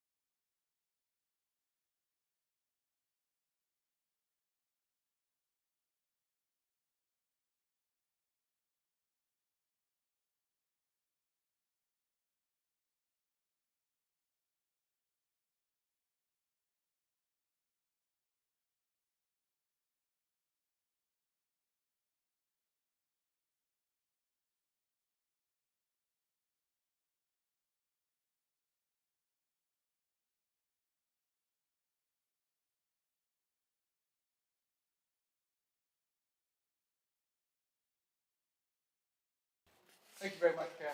You're now live. Right, welcome back to this meeting of South Cambridgeshire District Council Planning Committee on 10th of April.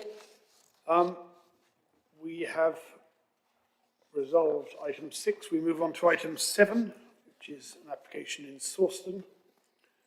An application 2303654 full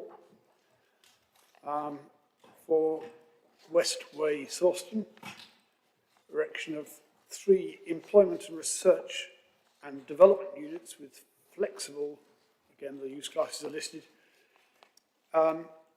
with ancillary offices for a total of 8,000 square metres, 8,018 square metres, together with service areas, car parking and landscape. A number of key issues. The application is being brought to committee as it is a departure application. And some members of the committee visited on 3rd of April. Presenting officer is Alice Young. This application is on pages 113 onwards in your printed notes. Alice. Thank you, Chair. Let me just share my screen.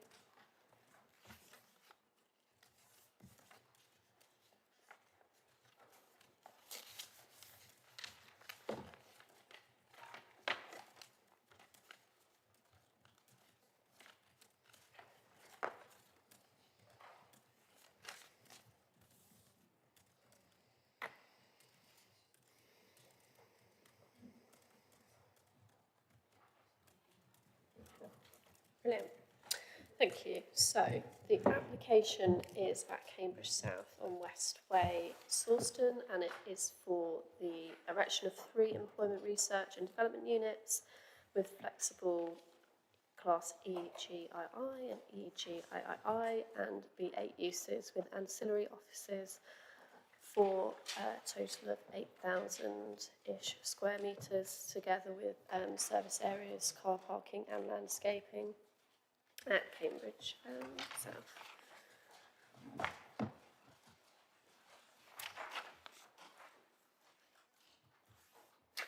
So the site is located on the northwestern side of Westway, within the Dales Manor Business Park, on the eastern edge of Sawston Village. The site falls within the development framework, with the green belt and the framework boundary to the north and northeast. To the east, there is a concrete batching plant with the recently consented R&D buildings here, which are currently under construction, which members would have seen on the site visit. To the south is industrial kind of employment buildings within phase 1 of Cambridge South development, which characterise the business park, and then residential properties approximately 80 metres away. The new Cambridge City Football Club is to the northwest. And then to the north, further up here, which you can't see because it's so far away, is a residential dwelling which is over 100 metres away to the north, and then the CSET Cambridge South Eastern Transport Link is proposed to be along here, along the northern boundary. So the application site is part of an approved scheme for 27 units for B1C, B2 and B8 uses, which has been partially implemented. So this scheme is extant and can be fully implemented and is a material planning consideration. This is the layout of the extant consent, and the red line denotes the application site boundary for which we're looking at today. But you'll see that the development includes this area here, and members will remember that this has been built out as per the approved plans already on site. And this is an aerial photograph of the application site, which is here, and the built out extant consent here. Concrete batching plant, Cambridge City Football Ground, and then that residential property which is up here.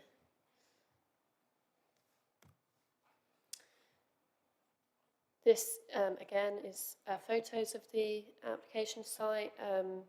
It's behind this wind turbine, which was erected as part of the extant consent. You'll see it is predominantly kind of scrublands with a tree belt along the northwestern and northern boundaries. So this is the proposed site plan for the 3 units, one detached and one kind of semi-detached, which is unit 2 and 3.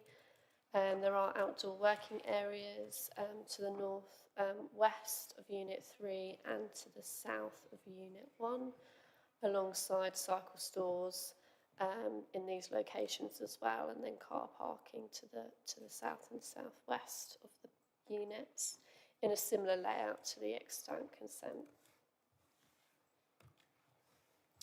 So this one hopefully is a little bit clear on the separation distances. So the built form is set off the boundary, approximately here is about 7.6 metres, and then goes to 11 metres up here.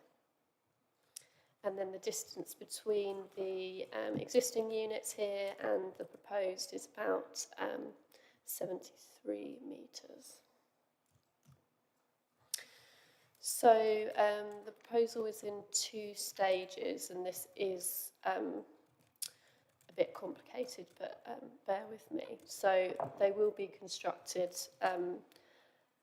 in phase 1, fully constructed, with a laboratory space on the first floor here, which will be extended potentially in phase 2 if demand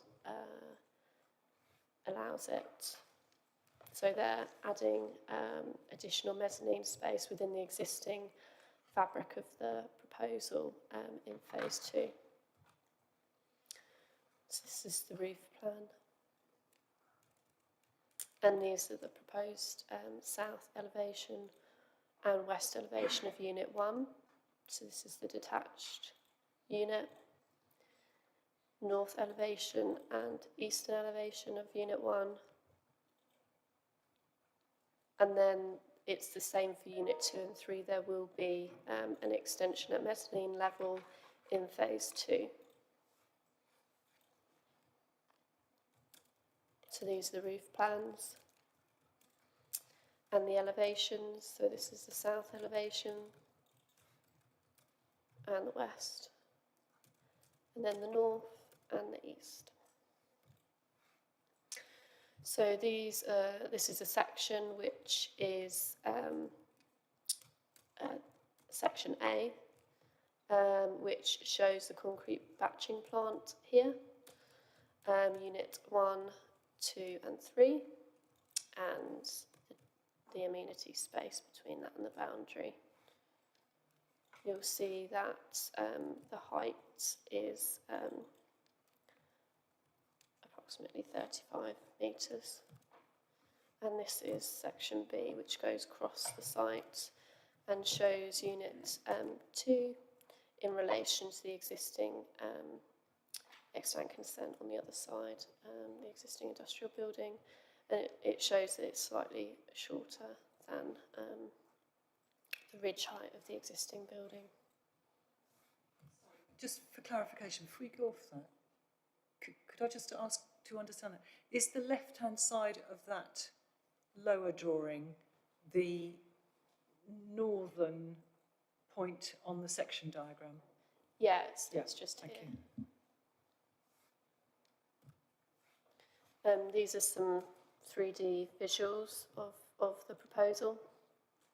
So this is the southern elevation, this too, and then this shows the kind of view from Westway, and that's the view further down Westway towards the track towards the residential property. And then this shows the visual in its context on Westway, and this is the existing extant scheme. When we were out on site, I took members to the footpath, which is to the east of the site, and you'll remember that this was a viewpoint that was used as part of the other schemes on Dales Manor Business Park. So this is the existing baseline, and then this here is the proposed development. You can just see it coming over the tree line boundary. So in terms of the planning balance, the site does form part of a housing allocation, H1A. Despite this, the site has extant approval for employment use. Several parts of this larger housing allocation have been developed for employment use, and there is uncertainty regarding the delivery of the remaining allocation due to these consents being partially implemented. The council does not wish to carry this allocation forward in the emerging local plan, and does not rely upon this allocation to secure its 5-year housing land supply, as its current supply is 6.1 years. The proposal would develop brownfield land, delivering employment in a sustainable location within an existing business park in Sawston Village and within close proximity to other R&D uses, enhancing the Cambridge cluster. The employment uses within the development have changed to reflect the needs and demands of the employment market compared to the extant consent, and the scale of development would be in keeping with the category of village of Sawston as a rural centre in accordance with policy E12, the local plan. The development is considered high quality, sustainable and contextually appropriate by virtue of its renewable energy and water efficiency measures, the siting scale and sympathetic character of the development, and would sit comfortably within its context, not adversely impacting upon views from the countryside or greenbelt. The proposal would therefore preserve the character and appearance of the area within its wider context and comply with NH2 and HQ1. Residential amenity would be preserved given the significant separation distances between the site and the development despite its scale.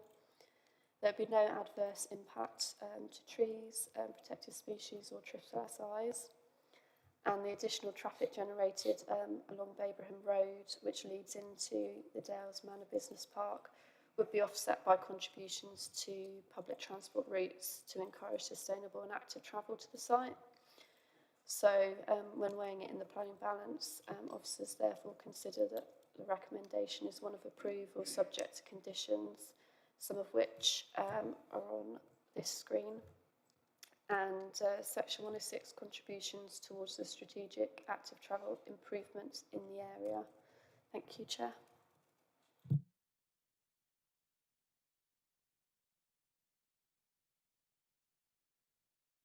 Any questions of clarification on that presentation? Councillor Lisa Redrup. Thank you, Chair, and thank you for the presentation. I just wondered about the phase 1 and the phase 2. Was the roof diagram showing different extents of solar panels, and is that something that's necessary to happen if they expand the lab space inside, please?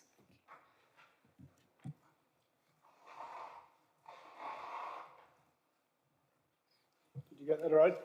Sorry, I didn't know whether you were collecting them up or Oh, sorry, no, I back think to we'll me. take questions one at a time. It's probably easier unless we start going over time. So, Thank you. Let me just share my screen again. Bear with me a second.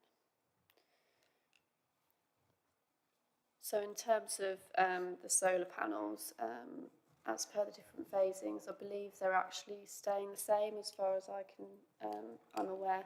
This scheme is not something that I've been a part of since its submission. I've taken it on from Karen, our colleague. So I might not be 100% accurate on that, but I can come back to you in a bit more detail after a few more comments. But my understanding is that the roof and the PV panels are going to stay the same from phase 1 to phase 2. Thank you. If you do find out anything more about why the lines look like they changed the red to the red and what that means, I'd be grateful. Thank you. So these lines are just showing where the first floor is going to be expanded to, the mezzanine level. It's just to show the different phasing. It's not to show kind of changes in solar panels or anything. Oh, thank you, my misunderstanding. Councillor Eileen Wilson, I think you had a question. Yes, on page 116 of our pack, it's there's a table setting out the use of the various parts of the unit, and each of them has a ground floor warehouse. I was wondering what sort of warehousing this would be and whether it's likely to lead to a number of HGV movements.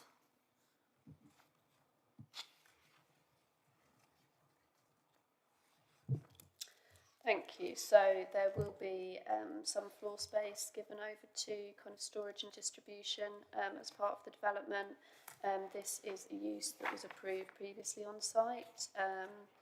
So some of the floor space was previously used, was previously considered as B8 use, which is the same use. In terms of HGV movements, that will be that impact has been assessed by the county transport officers, and they are satisfied that the development would be acceptable in terms of the impact on the highway. And the site is located a significant distance from residents, so neither them or planning officers were concerned about the impact to surrounding residents with regards to noise and disturbance. The surrounding business park does have a few units that are in B8 use, so storage and distribution, and the roads are regularly used by that type of vehicle. So we didn't consider that would be a significant impact. I'm not quite sure that we heard the last thing you said there, but did you hear the answer right? Yes, okay, sorry. Councillor Anna Bradnam has a question for you. Thank you, Chair. I'm sort of slightly, I sort of understand it, but I'm slightly puzzled as to why this application has come to us, because at 1.2, and it's a departure application, it says the site's allocated for residential development under policy H1A of the local plan. However, there's an extant consent for employment use of the site under classes light industrial and general industrial and storage or distribution. So I'm sort of slightly wondering why we're querying it now, but maybe if there's an explanation that would be helpful.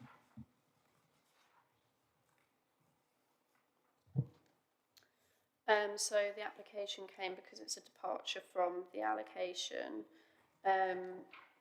You're right in saying that obviously there has been an extent consent on site, and that does give the material weight. That should be given material weight. Just to add as well, there is a condition which restricts the amount of floor space used for B8 use. So that kind of restricts the whole of the units being in one use. Councillor Redrup again. Thank you, Chair. It was just about the cycle parking. I can see it's a condition. I just wondered what sort of things we look for in checking that it's suitable. Our policy says convenient, secure and accessible, and I see that it's got a double layer, a two-tier one shown in the listed on the portal, and I just wonder if that is classed as convenient. I mean, I've struggled with one before, so that's why I'm raising it, because you pretty much have to crawl under to put your bike in on the lower level. With Councillor Redrup, I do not find two-tier cycle racks convenient or easy to use, and I don't think most women do. is it a female thing? I didn't know that. But anyway, I just wondered if that was deemed acceptable in our policies. So I'd be grateful for any guidance on what our minimum standards are. Thank you. Thank you for your question, and I appreciate your comments. With regards to cycle parking, we have conditioned it because we want further details.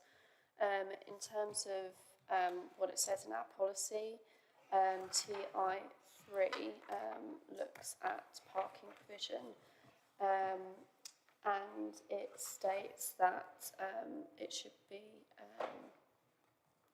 just bear with me whilst I get it up, secure, accessible and convenient cycle parking, which is what it says in TI2 actually, so apologies for that. So members obviously have to consider whether the cycle parking in their opinion is secure, accessible and convenient. Officers consider that it is in a location which is convenient and accessible, and it can be secure. In terms of whether it's a two-tier or a single tier, we have accepted two-tier cycle parking on other sites, and whilst it might be difficult to for some people to get their bike on the top tier, they can use the bottom tier, and that's 50% of the provision that they can access. Yes, sorry. I don't think you're satisfied with that response. Can I just come back, because my doctor's does have a two-tier one now, and unfortunately a car is generally parked in front of it, so you can't use the top. And then also the bottom layer I did find very difficult, and I'm an active, able person, so I just wanted to raise that because I could barely get it under. I had to kind of bend down double, and there wasn't the provision to lock it as I would normally like to with the frame, because I had to just do the wheels. So I'm just concerned and just wanted to raise it, so thank you for letting me. Right. Councillor Bradnam. Just on that same point, what I was saying wasn't flippant. As County Councillor, I went and had a look at cycle parking near a railway station recently in a County Council car park, or actually some time ago, because it had been raised with me as how difficult this two-tier racking is for people to use. So there, demonstrated in front of me, was somebody easily putting a racing bike up on the top tier. And I said, well, can I try that? And when I tried it, because I'm shorter and I'm sure I'm not as fit as Councillor Redrup, and I certainly wasn't as fit as the gentleman who showed it to me, I found it impossible to get the bike up onto the top tier. And also people raised the fact that some two-tier cycle racks do not have suitable locking points, and in fact all of the ones that I've seen used, where bikes are in them, they're actually locked to the superstructure, not to the actual racks for individual bikes. So I think it's something as a general issue that we should be aware of, that provision for cycling, the numbers of cycle parking spaces is very easy to concentrate into two-tier racks, but it's actually not very easy to use. And I think as a council we ought to be seeking Sheffield stands or the like wherever we possibly can. Thank you. Councillor Heather Williams. Thank you, Chair. not seeking at all to take away from the questions been asked, but I think at this point it's probably important that we ask officers to clarify weight in relation to cycle racks. My understanding is there is provision for X spaces, and that's what we can take into consideration. However, officers may have a different view. But it might be wise for us to have some advice on that, Chair. Thank you. So we've just had a look at the details that they have submitted, and they are proposing gas assisted double tier, so it is assisted. The racks that they have submitted drawings of do secure the wheels, so you can secure it via the wheel. It seems not necessarily the frame, but condition 8 we are requesting full details of all of the cycle parking to be kind of covered and secure, and all of the details to be submitted prior to occupation or the use commenced. So I think it's something that we can review at a later stage via the discharge condition process. In terms of the amount of weight that we should give to it, obviously it's got to comply with policy. Officers consider that the location is considered acceptable.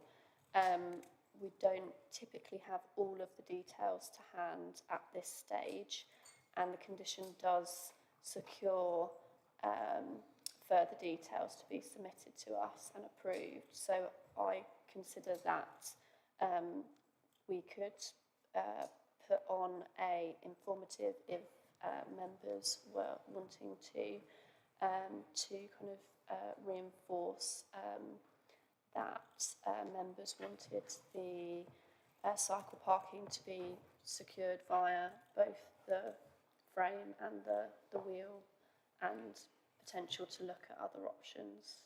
Councillor Williams. Thank you. I think we've expressed your views on, I think, informatives and what have you. We've got to be consistent. We haven't done it in other areas, but I'm sure officers will appreciate the views of the committee as it goes forward. So you're suggesting, Councillor Williams, that an informative would not be appropriate because we haven't done so in others, is that right? I'm saying that to apply conditions or informatives on the type of cycling racks is not something for this stage, that there is a condition attached to deal with that at a later stage, so it's not necessary and wouldn't be reasonable. There already is an informative at number 13, peculiarly entitled External Cycle Staff. I think that means external cycle parking or store or something, but it does have some description in there about what would be desirable, and it may be. Yeah, that was my point. We don't need further informatives. Okay. We don't have to be prescriptive at this stage. Members, I think the concern here has been noted. I think I would accept what Councillor Heather Williams says and what Councillor Bradnam has pointed out, that we already have an informative on this, so shall we move on to other points?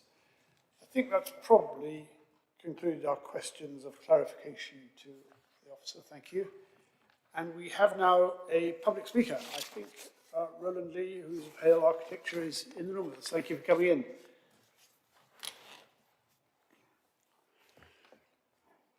Mr. Hale, I think you know how the system works. You have 3 minutes to present your case, and afterwards it may well be that members have some questions of clarification, so if you wouldn't mind staying on for that. Thank you. The floor is yours. Thank you, Chair. Thank you, members. My name is Roland Lee. I'm an architect, and we're the agents for the application. A lot of the things have been covered by the officer, but I'll try not to bore you by repeating too many of them. But the site, as you mentioned, is the phase 2 of an existing development, which we've taken on and tried to look at producing 3 high-quality employment buildings with flexible uses that address employment needs around the area, with a total area of 8,018 square metres. I have to say, during the process, through pre-app and through the application itself, we've had very good engagement with officers and worked to address all the concerns, resulting in no objections at this point of the process, including support from the Parish Council. We exceed the biodiversity net gain requirements. We're contributing to the local transport network, including the CSET. We've upped our BREEAM credits accordingly to achieve excellent. We've got EV charging, live EV charging to 20% of the total car parking spaces, and passive charging to all of the remaining spaces, which is a little bit ambiguous in the wording of the report. We're very pleased with the end result. Our client's very keen to get on with this, and I'm here to answer any questions, but we'd appreciate your support in taking this forward. Thank you, Mr. Lee. Any questions of clarification on what Mr. Lee has just told us? I thought that was extremely clear. Councillor Anna Bradman. Thank you. I just wanted to clarify whether any representation had been made by the resident at the end of Westway. And I wondered whether you'd received anything from them.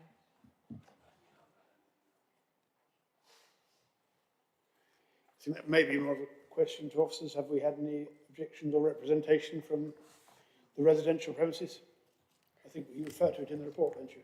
Yes, there's 2 residential third-party comments, one of which is the house to the north of the site. North Farm. Yes. Mr. Lee, thank you very much for your comments.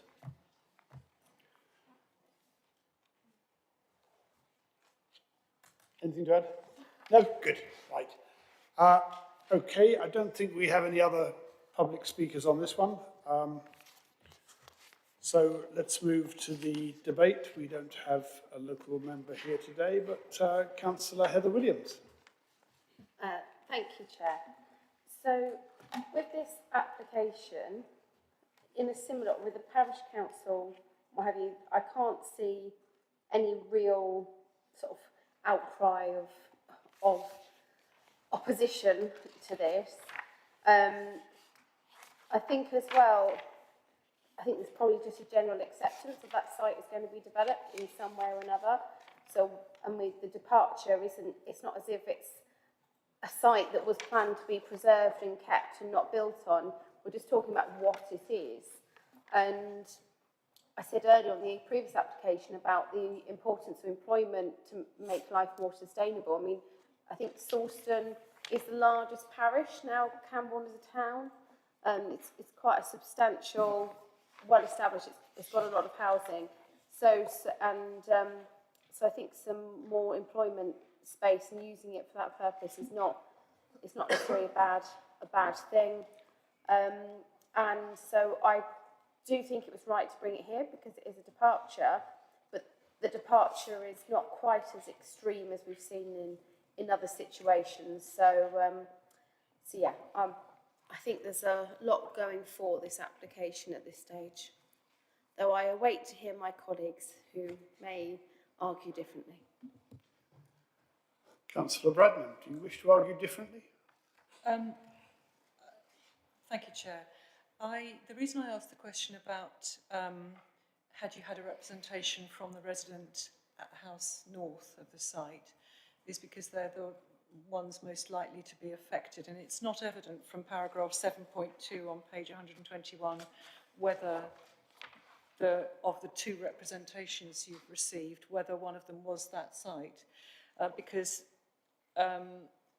strangely enough, I actually have visited this site on many years ago on a completely different application. But so the point I made earlier on was, this is already, although it's allocated for housing, it's already, the principle of industrial use has already been kind of considered in principle and established. So I don't think there would be any objection on those grounds.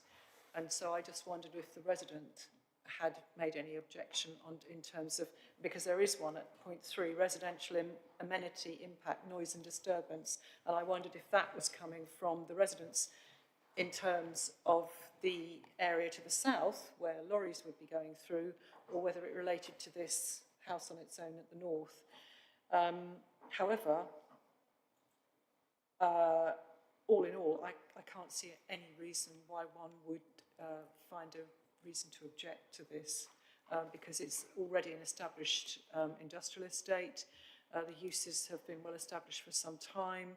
It's actually, with some exceptions, it's relatively remote from most of the residential area, and I think anything closer to the southern residential area is likely to be adjusted according to the proximity to those residents, whereas this site is further north and out of the way. So I can't see any reason to object, but I was just wondering if we could have some clarification as to whether any objection has been received from the resident at the north. Right. I think we've attempted to deal with that question already. Councillor Toomey Hawkins. Sorry, I asked the question because I wasn't really clear. It was the same question that we addressed earlier on, wasn't it? You were not satisfied with the answer you received? Correct. What I was asking is, had any of those, are any of these representations at 7.2 from the resident at the north? Do we necessarily reveal the identity of those whose objections you've noted in 7.2? So typically we list the number of objections or representations. I do think that it's okay to disclose that the neighbour to the north did write in objection. I'd just like to reiterate the separation distance is over 90 metres, so it is a significant distance, and there is an extant permission on the site for similar uses of a similar scale. That's very helpful. Thank you very much, Ms Young. Right. Then I think we have Councillor Toby Hawkins. Thank you, Chair. We did visit the site last week, and we actually had a walk sort of northwards to go see the building that's been referred to, the residential building, and the separation distance is much more than is required to not have an effect on it. Again, I mean, looking at this, it's unusual to have two successive applications come through with little objections on it, but with massive benefits. I'm all for this. If there's no one going to speak against it, can we move to a vote? All agreed we move to a vote? I think we should still take this by an electronic vote. So if we could set that up. So again, if you are in favour of the application accepting the officer's recommendations, you press green. If you oppose, you press red. And I think we have all voted. That is unanimously supported. That consent is granted. Thank you all. So to just confirm, this recommendation is for delegated approval, subject to conditions and Section 106 agreement, and we have agreed to that recommendation. Now, we then move on item 8, which is at Orwell. This is on page 161 onwards of your papers. Application number 2302966, outline, land off Leadenhill, Orwell. We have had one update circulated. I don't know if we have a paper, if anyone hasn't seen that, Lawrence has paper copies if you want them.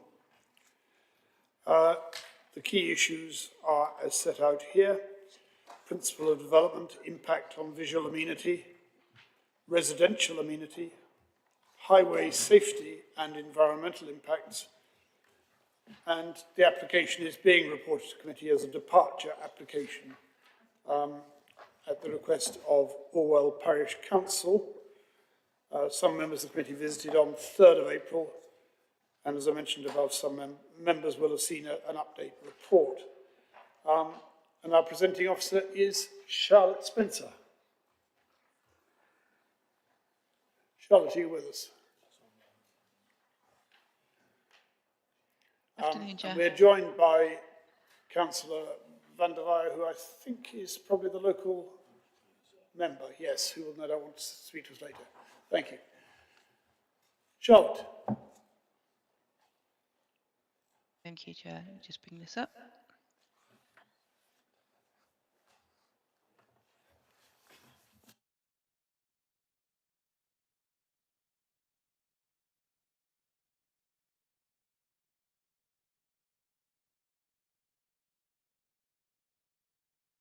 Sorry, everything's just frozen there. Hang on. Go back to the start.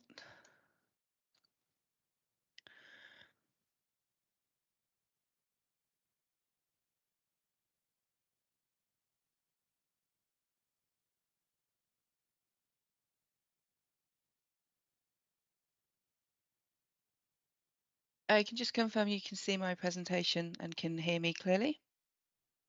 Yeah, Charlotte, to both. Thank you. Thank you. So this is an application for 9 Southfield plots with access and associated infrastructure, with some matters reserved except for access. It has been brought to committee as it was called in by the parish council, and it represents a departure from the local plan. Just to highlight the amendment sheet, where an additional third-party representation had been received. This has been summarised in the amendment sheet, but the full comment can be found on the council website. So moving on to the location, so the application relates to a plot of undeveloped land located to the north of Leaden Hill. Leaden Hill is a private unmade road that runs southwest from the junction with Hurdle Ditch Road and Town Green Road. The site is generally flat in nature, although there is about 1 metre change in level between the northeast and southwest. The site is surrounded by tall hedges to the southeast, southwest and northwest, beyond which lies agricultural fields. To the northeast lies the garden areas of numbers 22 to 26 Leaden Hill. The road is semi-rural in character and appearance, with the built form being located to the northwest, with open views across the countryside. The buildings which line the road predominantly comprise single-storey and 1.5-storey dwelling houses, which vary in design and scale. This second aerial photograph demonstrates the relationship of the site to the village and its services. So here's the site here. Some of the services I'll just note. So we've got the Petersfield Primary School just here. We have the pub up here. The post office is just opposite, and then one of the churches is here. So moving on to the constraints, the site is outside but adjacent to the Orwell development framework. This is shown by the black hashed line.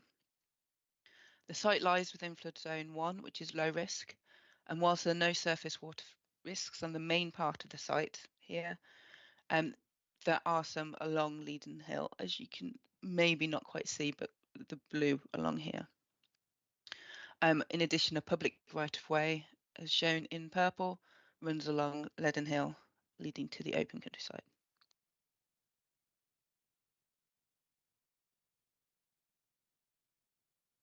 So this is the indicative site plan submitted by the applicant.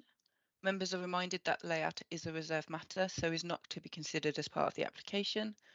However, this plan demonstrates how 9 dwellings could be laid out on the site, with potential options for landscaping as well as a suds pond. This is the indicative management plan, which, whilst is also indicative only, demonstrates the potential landscaping that can be done on the site. Some of the existing trees would be removed, however, they would be placed with new trees to outweigh the loss, the details of which can be dealt with under reserved matters.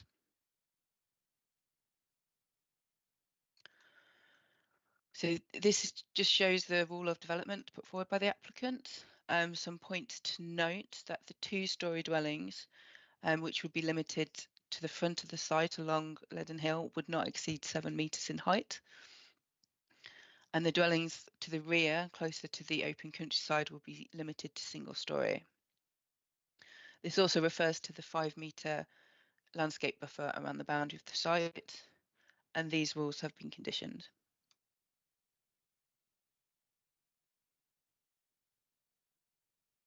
This is just to show some example of the designs that may come forward, just showing the different schemes that could potentially happen. But again, this is indicative only.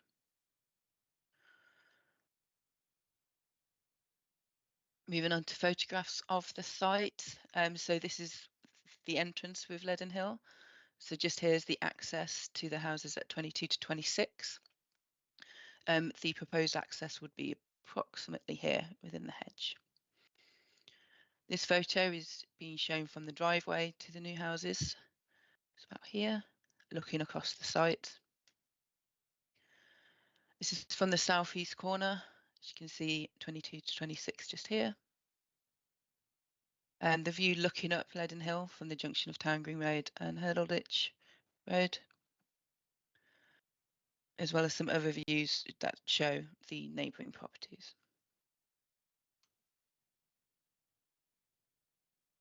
So we also have some wider views, and these views were shown within the landscape and visual appraisal and demonstrate the longer views of the site. So this first one here is view 4.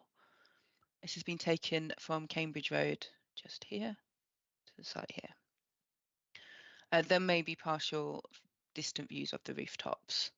And I don't know how clear it's showing on the screen, but there is, you can just about see the neighbouring properties of 22 to 26 to the left here. View 1 is just taken a lot closer to the site, and you can see how high the hedge is that faces the public right-of-way. View 3 is just from here, and again they've just shown where the extent of the site would be, and again stating that rooftops may be visible. So view 2 just being shown down here, you can see the existing built form along the road, and then the hedge which kind of covers it. And just to point out here, again I'm not sure how clear it is for you, you can just about see the rooftop of numbers 22 to 26. And just to point out that the proposed dwellings as per the design code state that the maximum height would actually be lower than this here. Charlotte, sorry to interrupt, but just while you're on that photograph where you have the laser pointer at the moment, there are some words written above the, on the screen, above the red line, which you may be able to read, we can't, and it might be helpful to know what is said there.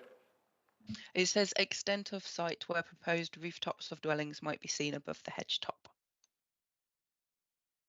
If you're talking about this here.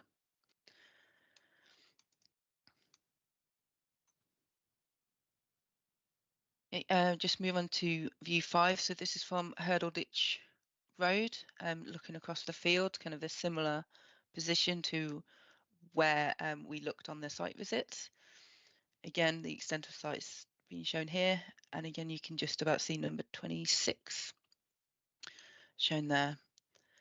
The last view are from further afield, so view 6 is from Toot Hill, which is about 1 kilometre from the site. It is considered that if any new buildings were visible from this view, they would be difficult to discern from the rest of Orwell. View 7 is taken here again, about 1 kilometre from the existing site, and the trees and buildings here would essentially block the view of the development from this view. And view 8, which is about 1.5 kilometres from the site, this is saying southeastern hedge visible with taller conifers beyond, and it's stating that these features are not easily discernible with the naked eye.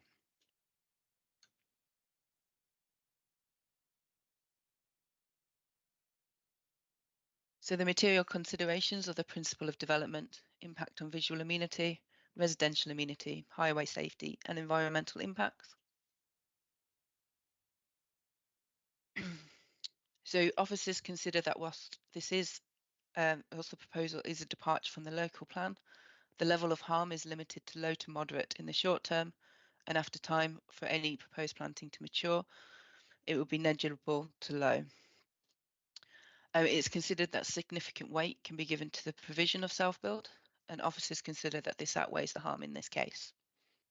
Officers' recommendation is for approval, subject to conditions and the completion of a Section 106 agreement. Thank you, Chair. Thank you, Charlotte. I think we may have some questions of clarification for you. Starting with Councillor Anna Bradnam. Thank you, Chair, through you. And thank you, Charlotte. I just wanted to understand the principle by which we're receiving an application for 9 self-build plots, which inherently are, the intention is that they're for individual build, and yet we're receiving the application from Hawkster Limited, so not from the individuals. I just wondered, could you explain the regimen around that, and is that normal? I would say it would be pretty normal for a scheme of this size of up to 9 for self-build, that they first come in as outline, and then I believe they would then go on to sell the plots to when the individuals will come in with the reserve matters. Chair, it was because, is it normal for a developer to seek permission for self-builds on a site and then to sell them off to people who want to self-build, because I thought the principle was that you had a plot and you wanted to build a house on it to your own design, but I may have misunderstood that. I See, somebody has to so. sort of organise the land, but right, if I was going to, if I had a plot of land, I could apply as a self-build, and you know, I know as a planning authority we are obliged to make available plots of land for self-build, but this appears to be a developer applying, not 9 individuals who want to build individually designed houses. I just, if somebody could explain that, that'd be helpful. I mean, I'm not sure if the agent is there who's probably better placed to answer that question. It's a matter of district council policy.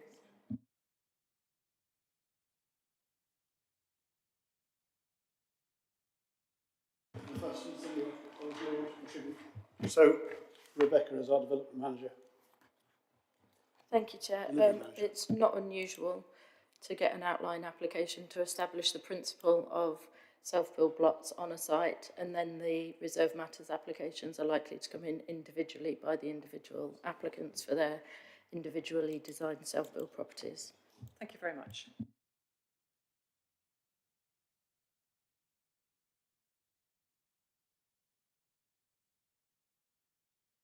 Thank you, Chair. Your microphone. Draw my attention to other people wishing to speak.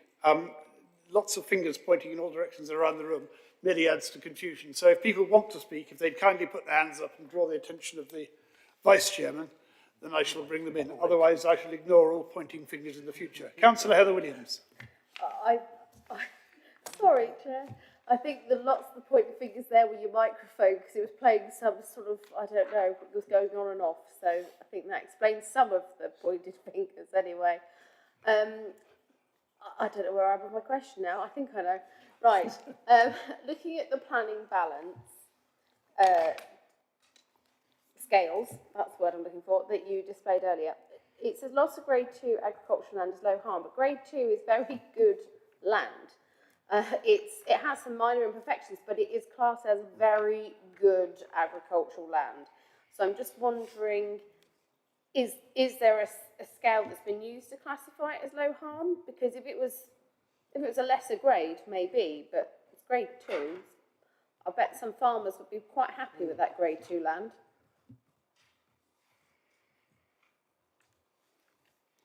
Anyone like to address that question? Yeah, thank you. I'm just bringing the relevant section from my report.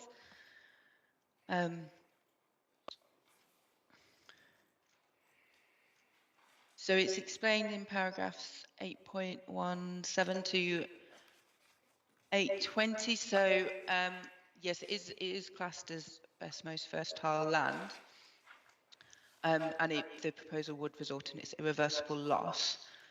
But it's considered that the land is currently used as a paddock rather than for any crop growing, and due to the size, it's relatively small. So the loss of this degree would have a minimal impact on food production, and this is why we stated there is harm, but we consider it to be low harm in the balance. So I hope that answers your question. Thank you. I appreciate the words. My issue was on the planning balance of it being low harm, and in that case, if the fact that it's got to be surely the potential of the land, not just its current usage. Otherwise, every farmer in the country could just stop creating food and then suddenly be, come under this, which I'm not advising they do. But do you see, it's got to be about the potential, whereas that paragraph sort of suggests, oh, well, they're not using it at the moment, so we don't classify it. So is it more the size rather than the potential? Because my worry is we should be looking at it as what's the potential of that land. And that sentence kind of suggests that it's because of the use of that land at the current time. Hope that makes some sort of sense there.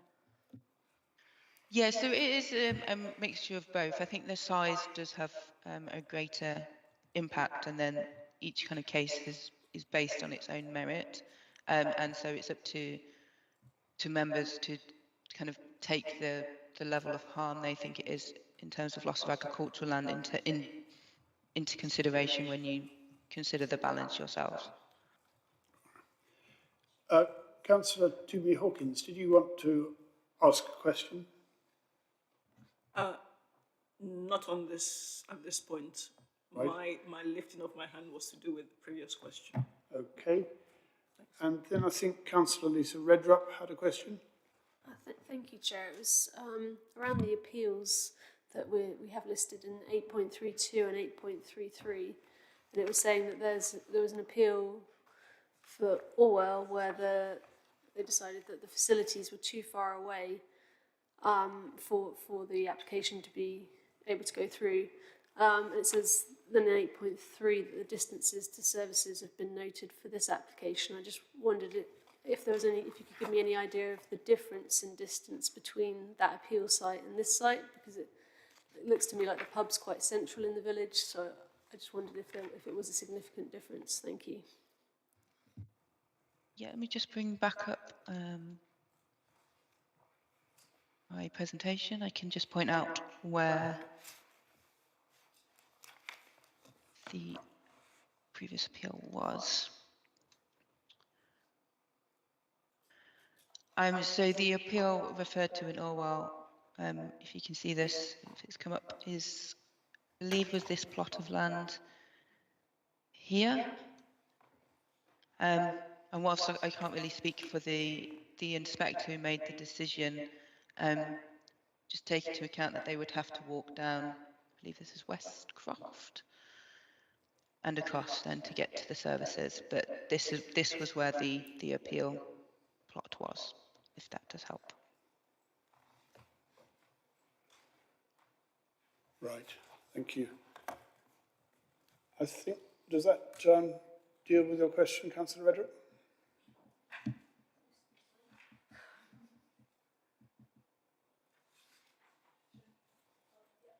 Thank you. I just wondered, there's a condition about keeping the hedge at the frontage to 6 metres. I wondered if the applicant has control of that. So, for example, is it going to be covered by the management company? Thank you.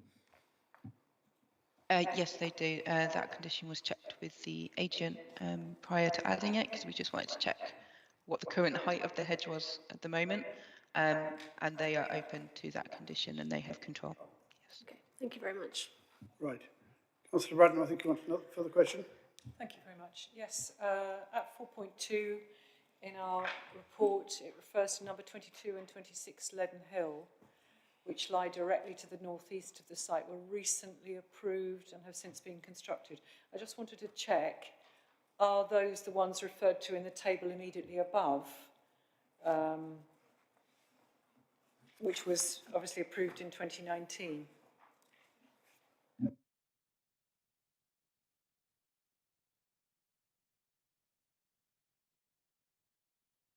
Above item 4.2. Yep, just bring it up. Yeah, thank you.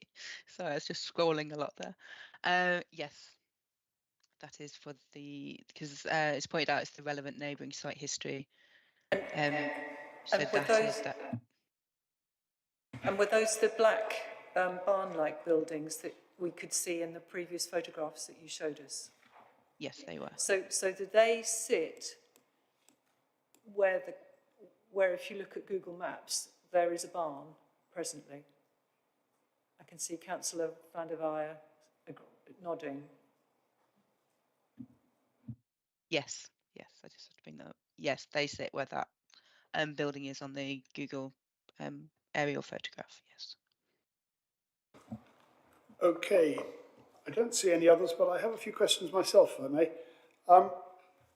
On the plans, there is a strip of orchard to the southeast side, which, as currently shown, would be retained except for the access strip through them. We noticed on our visit that some of those were quite old trees and probably quite valuable from the point of view of biodiversity and so on. But of course that is a matter for reserve matters later. If we were to, let's say, to approve this as put before us, is there anything to stop those trees from being put forward for ripping out later?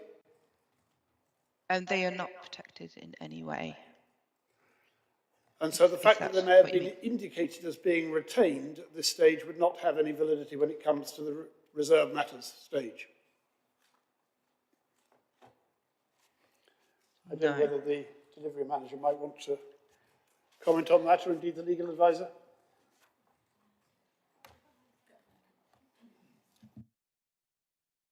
Thank you, Chair. Go on, sorry, carry on, Chair. Jane.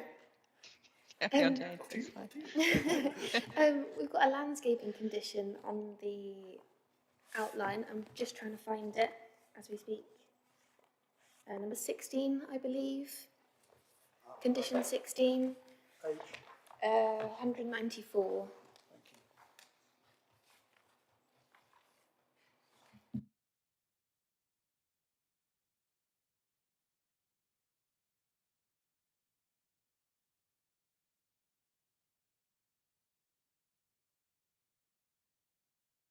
Meaning that it doesn't say anything about retaining those particular trees. It just says a landscape plan shall be submitted.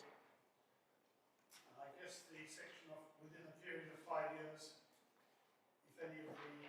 That's just to do with replanting if trees fail. Yes. So the end of paragraph of section B, might that be relevant? Jane, I think Rebecca would like to comment if that's possible. I was going to say, can I jump in? Sorry, I promised I wouldn't keep doing this on this one. There is actually nothing, the trees aren't protected as Charlotte has outlined, so actually those trees could be cut down tomorrow. So yes, although they've been indicated on the plans to show that they would be retained, we actually have a condition relating to a proposed landscaping plan for the site as a whole, which is something that we could then ensure was retained going forward. Right. Could we put it as a condition now though, Chair?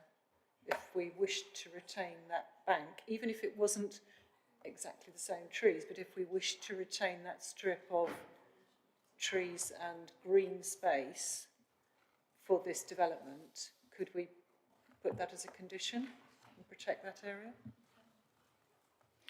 I think the indication is yes, we probably could. Could we consider whether such a condition might be drawn up?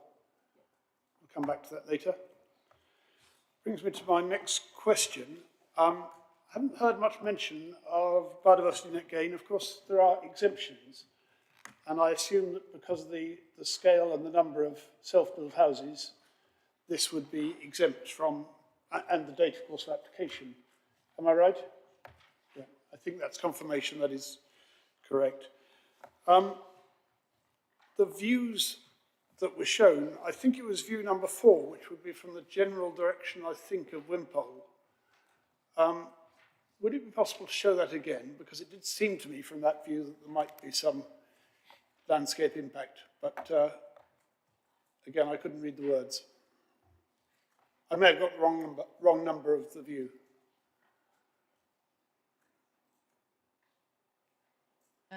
This was it on this page or the? That's the right set of views. Yes, I'm not quite sure which would be the most appropriate from the direction of Wimpole, or indeed if Wimpole is relevant in this context.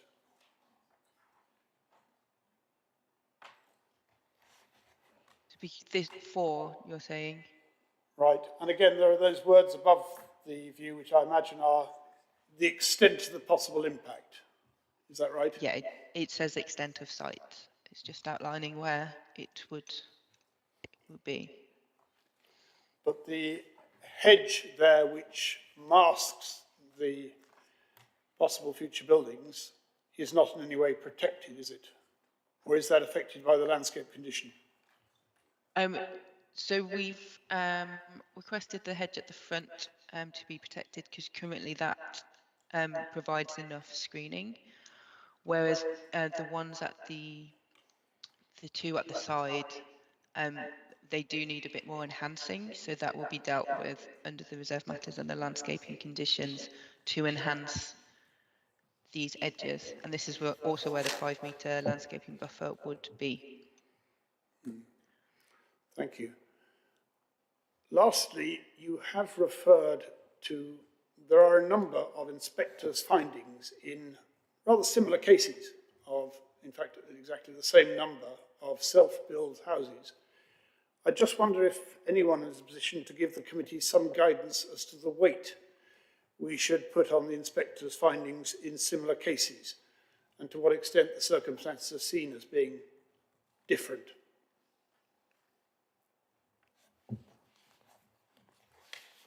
I'm not sure if that's one better for Jane or Vanessa at this stage. Is anyone able to give the committee some guidance on that, the weight to be put on those inspectors' findings? Thank you, Chair, through you. Well, that will depend on the circumstances. Appeal decisions, the inspectors looked at that particular application before him, so it would very much depend on the circumstances. Have you got a particular appeal in mind?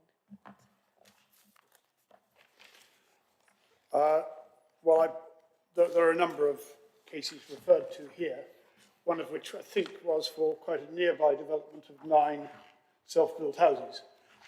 And it's tempting to put a lot of weight on the inspector's finding in that case in considering this one, given the similarities, but there may be reasons for not doing so. I don't know whether anyone is able to give the committee any guidance on that. I want to look at the appeal decision first. Okay. So members will have to make their own decisions on that. Councillor Bradnam, I think you had another question. Yes, I do, thank you. I just wonder whether any consideration has been given to providing a footpath down here, because with an additional 9 dwellings, I'm sort of doing a quick tot up along that road, and bear in mind we're trying to encourage people to walk, not drive. So if you add 9, and then it was 26 was the highest number, so that would be 30 something, it's 35 dwellings without a footpath down the road. Admittedly, not a heavily used road, but if we want to encourage people to walk rather than use their car to go everywhere, particularly to facilities in the village, should we not be thinking about trying to make sure there's a path along here? And I wondered, what I meant to say was, have we given any thought to that in the S106?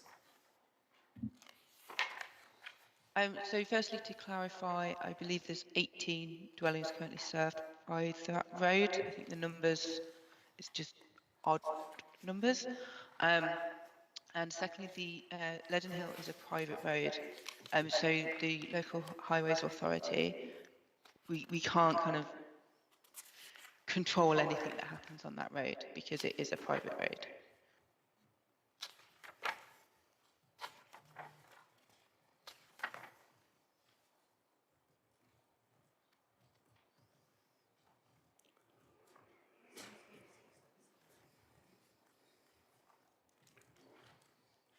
Okay. Next question, Councillor Heather Williams. Not a question, and I don't wish to beat Councillor Hawkins to it, but anybody that's been down there, it's a track. Yeah, it's not an adopted road, it's a track. So I think I appreciate the enthusiasm that was being shown by that side of the room, but just to be clear, and I do think there may be merit to what Councillor Bradham was saying in the debate. Just as a point of information, Leaden Hill Road is actually a well-maintained gravel road. It's actually in better state than most of our A roads. So it's only the last 10 metres or so that would need to be made up. And it's not adopted? It's not adopted. No, that's the point. That, but the residents are obviously maintaining it.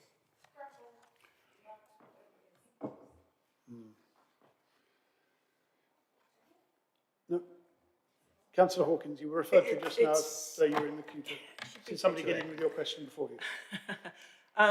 No, I think, this is an application in front of us that we need to consider on its own merit. Yes, there has been a previous application that was turned down by the inspector, but then again, that was on the merit of that application. The relevance of it to what we're looking at now is questionable, maybe. So, can we move on with? Well, I'm going to follow Councillor Bradham's good example and ask a further question, which is how the waste-away vehicles would leave the site and whether that is covered in the conditions. It's a private road, and the private road is owned by the various owners of land, of properties along there.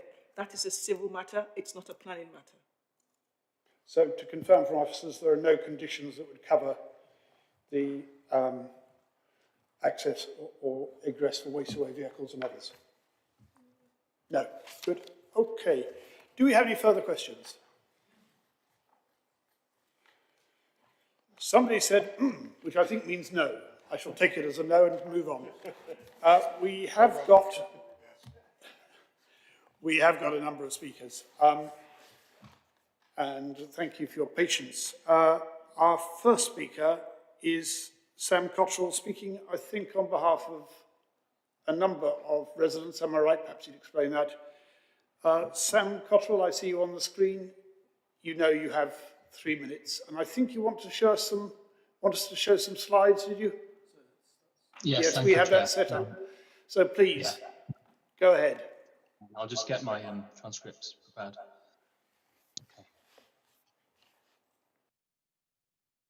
Okay, thank you, Chair. Paragraph references are from the case report. Next slide, please, see image 1. The site is an island outside the development framework, not adjoining it. Paddocks are between the proposed site and the development line. The site is therefore bound on all sides by countryside. The northeast boundary should have the same buffer to comply with NH3. 4.1, 22 to 26 were built to replace demolished buildings in the development framework. These are not the land use adjoining the site. 7.3, Westcroft Appeal disagrees with support given as provision of housing. Quote, authorities can demonstrate a 6.5-year housing land supply for a period of 2022 to 27. Therefore, full weight should be afforded to the development plan policies. 8.7, quote, some of the day-to-day basic requirements can be met. Residents would rely on car travel as stated. Orwell is a group village, and so S10 applies to this less sustainable site. 8.8, quote, not contrary to second purpose S7. Westcroft Appeal disagreed, and it's also contrary to S7 2.51 and 2.53. 8.10 and 8.11, the proposal is against S2 and S6. 8.20, argument is made on the size and current land use. It is not relevant to NH3 and supported by the Westcroft Appeal. Quote, policy NH3 does not, however, include the size of land as a factor to justify the irreversible loss of quality agricultural land. 8.27, quote, it is noted that the provision of 9 self-built dwellings would make a limited contribution to the demand identified on the Council's register. Contrary to T1/2 and MPPF section 9 paragraph 110b, the transport statement submitted incorrectly stated that there is a footpath down the south side of Town Green Road. 8.31, contrary to SC4, other sites suggested in the call for sites preceding the local plan provided more homes per land lost and safe access to amenities. Next slide, please, see image 2. 8.85, the application is based on the misconception that the site is chalkland. According to the survey by the Environment Agency, it is clay. Water management and flood risk is not compatible with CC7, 8, 9 or NPPF advice. Next slide, please, see image 3.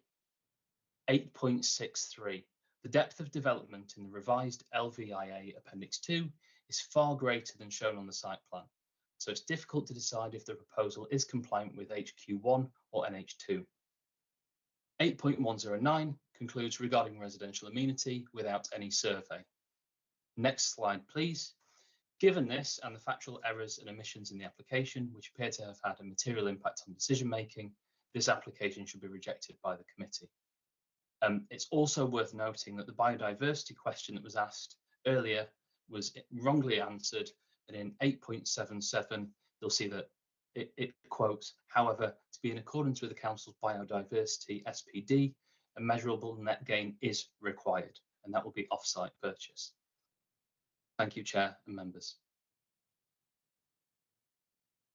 Thank you for your presentation. I think we have a question for you from Councillor Toomey Hawkins, please. Thank you, Chair. Thank you, Mr. Cottrell. I think firstly, correction 8.77. I know it states that, but the new guidance that been released recently exempts self-build 9 or less anyway, so there's no requirement for biodiversity net gain here. So there is no contradiction there. I quite appreciate you pointing out the the various policies that sort of go against this. But the point I want to make, or the question I want to ask, is this: yes, even if this got planning permission, it's 9 self-built properties. Bearing in mind that South Cambs is a self-build vanguard, that's the word I was looking for, thank you. And we have a shortfall. We have to meet that shortfall. So don't you think that this 9 will at least go some way in helping us meet that shortfall?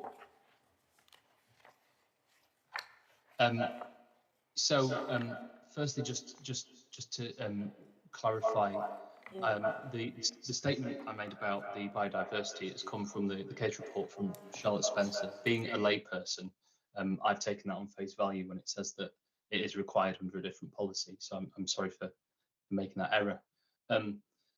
With regard to the nature of the self-builds, of course, 9 also is always going to go some way towards that target. I guess the case is this the right place for those 9 self-builds? And should we really be sacrificing so many planning breaches in order to fulfill that 9 self-build requirement? Based on SC4, does it really provide what the community needs?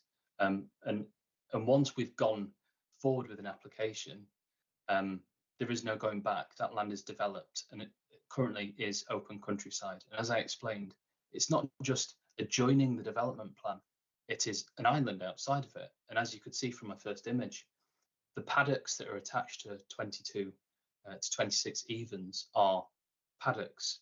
And as the landscape officer quoted, as per landscape officer paragraph 6.27, paddock is countryside use. And so there is a buffer of countryside before that development or potential development. And it worries me what could happen if we were to allow development in open countryside. What precedent does that set for future developments? Because it doesn't adjoin the development plan, the development framework.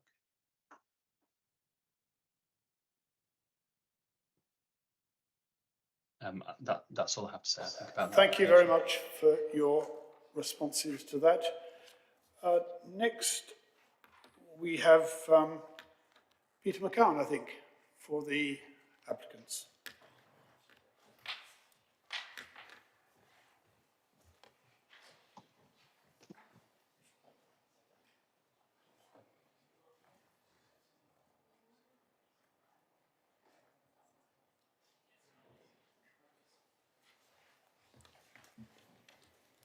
Thank you, Chair. Good afternoon, members.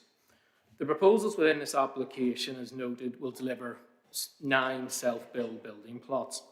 There is a need for additional self-build accommodation within South Cambs, and as noted by Councillor Hawkins, you are a vanguard authority.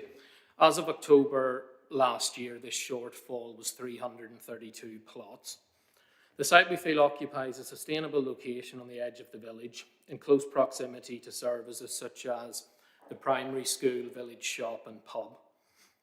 None of the statutory consultees are objecting to the application, and this includes drainage, highways and ecology. Additional information was submitted post-submission to address concerns which were raised initially regarding landscaping and ecology. The site is well enclosed by existing vegetation, and this will help to limit views of the proposed development. The new dwellings closer to Leaden Hill would not exceed 7 metres, which is lower than the adjoining dwellings. The dwellings to the rear would be single-storey. A couple of landscaping conditions are proposed to ensure that the impacts of the proposals can be managed. As sort of outlined by the chair, the applicant is also happy for you to attach an additional condition regarding retention of those orchard trees which were referred to. I'm going to just sort of, we've sort of been round the houses possibly on this requirement for biodiversity net gain. It is correct in saying that on minor planning applications there is no requirement for BNG, but the fact in this instance the site area exceeds half a hectare, so there is actually, this does trigger the requirement for BNG, so that will be met sort of partly on site and also through the purchase of off-site credits. The half a hectare area point also triggers the requirement for a Section 106 agreement, and there are a range of financial contributions that will be secured through that mechanism, and those will go towards open space facilities, community spaces as well. That is outlined within the officer report. The access arrangements are acceptable and the Highways Authority are not objecting. As noted, Leaden Hill is a private road. There is also a public right-of-way along it, and that would remain open and unobstructed at all times. There have been a couple of recent appeal decisions in the district for similar-sized developments, as you have discussed. The two sort of probably most relevant are at Caxton and Neesworth. Both these schemes are closely linked to the village and were not considered to cause significant harm to the character of the village or the countryside. In coming to the decisions here, any harm was outweighed by the very significant need for additional self-built properties. We acknowledge that every application should be determined on its own merits. However, in this instance, the site is in a sustainable location, well located to existing services and facilities, and we do not feel that it would cause any significant harm to the character or setting of the countryside. Sorry, because I picked up on a couple of points that had been made earlier. So as I said, the delivery of 9 self-built dwellings here will help to address the identified shortfall of 332 dwellings, and we feel it should be attached significant weight. Thank you. Thank you for that. I should say I did allow you a little bit of discretion on the timing because you had taken the trouble to answer some of the questions addressed to others, which was helpful. So, do we have any questions of clarification to Mr. McCann? I think first is Councillor Heather Williams. Thank you, Chair. Through yourself, what engagement has the applicant had? Because we can see there's a very strong objection from the Parish Council. No direct engagement has taken place with the Parish Council, Councillor Williams.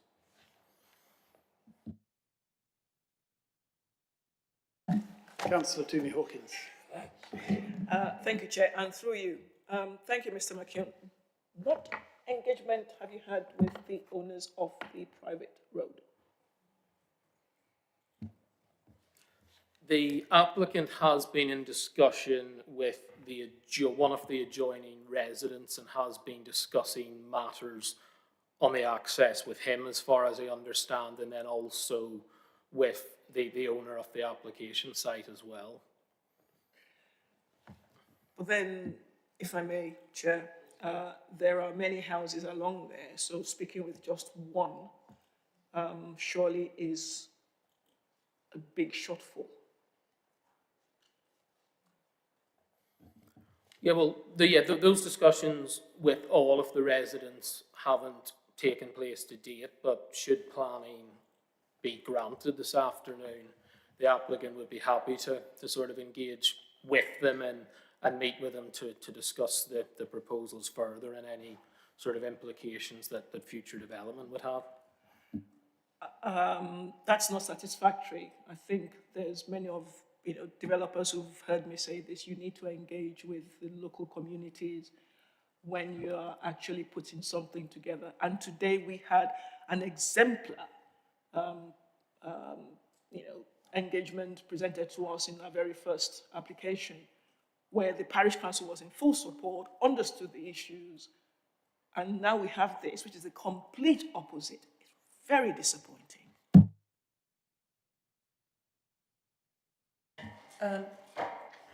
My feelings are exactly the same as my colleagues, that you should have engaged in some consultation with the parish council and with the owners of the private road, since it's their road down which your construction vehicles will need to go, as well as any ultimate residents. So just for what it's worth, I will throw out into the ring a suggestion that we might defer this and ask for it to be deferred in order that the applicant can consult properly with the parish council and with the owners of the private road. So, sorry, can I respond? I will ask you to respond yeah, to sorry. that. And then after that, I will invite our legal advisor to comment in the light of the dates submitted. But Mr. McCowan, that is a question to you. It may not have been as such, but it is. Yeah. On that sort of point, my understanding, Leaden Hill, it is actually on registered land. So as part of the application process, we put a notice into the Cambridge News inviting owners of the road to come forward.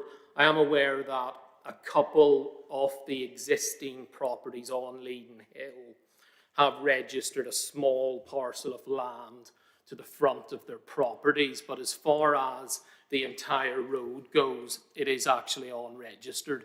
So within that application, our red line runs to the public highway. So of those people, one of which was Mr. Kruger, who we have been in contact with, they own part of the land, and no requisite notice was served on those individuals. But as it said, yeah, Leaden Hill itself is it's an unregistered parcel of land. It's a private track. Right. Before I take the next question from Councillor Heather Williams, I just want to invite our legal officer to comment on the suggestion that we might defer the application on those particular grounds, or possibly the delivery manager,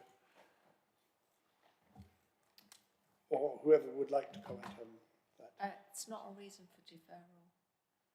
Right, so the legal advice is that that would not be a valid reason for deferral. Councillor Heather Williams, did you want to ask a further question? I have a question for the applicant that's derived from his answer to a previous question, if I may, Chair. Please. You're happy to take that question, are you, Mr. McCann? Yes? Yes, yeah.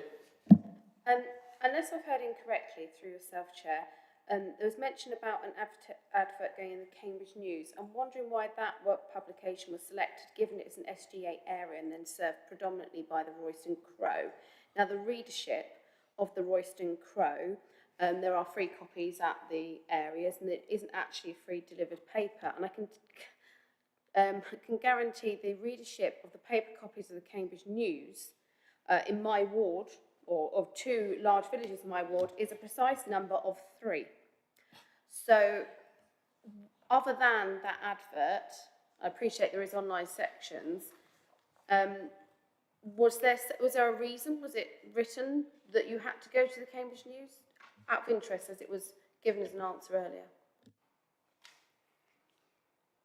It is a procedural matter that if it's certificate C of the planning application that is completed, that you provide a notice. You outline sort of means of trying to understand ownership of the site, and it was considered that the most appropriate means of doing that was the Cambridge News. The application was submitted, it was validated by the council, and that matter was never raised or questioned. So in my view, the application as submitted was a valid submission. Right. Mr. McCann, thank you. Do you really want to come back again, or? No, I would just say it was just a query derived from the response that the applicant gave. Yes, fair enough. But now you know the readership of the Cambridge News versus the Royston Crow. Always helpful information to have at our fingertips. Thank you. Mr. McCann, thank you very much for your presentation and for answering questions so comprehensively. You will have detected that there is a certain amount of dissatisfaction with the method of communication with the residents on Leaden Hill, but that is a matter we'll come back to in debate. Before we do that, and thank you very much, before we do that, yes, I was going to go to the local member next, but do you want to comment before we go to the local member? Just to confirm that we undertook all the consultation as necessary, so the site notice put up and all the relevant consultees were consulted along with the neighbours as part of the planning application. So all of the neighbours were consulted. Now, before we progress any further, even to the local member who I think wants to address us, we do need to just take the standard 4-hour resolution. We have gone on for 4 hours. Councillor Heather Williams. Happy to propose, Chair. Happy to propose. Do I have a seconder? Can we take that by affirmation? We have agreed to continue. We have the local member with us. Councillor van der Aar, did you want to comment on this? Did you want to make a submission to us? If I may, yes. Please. Thank you very much. Yep, thank you.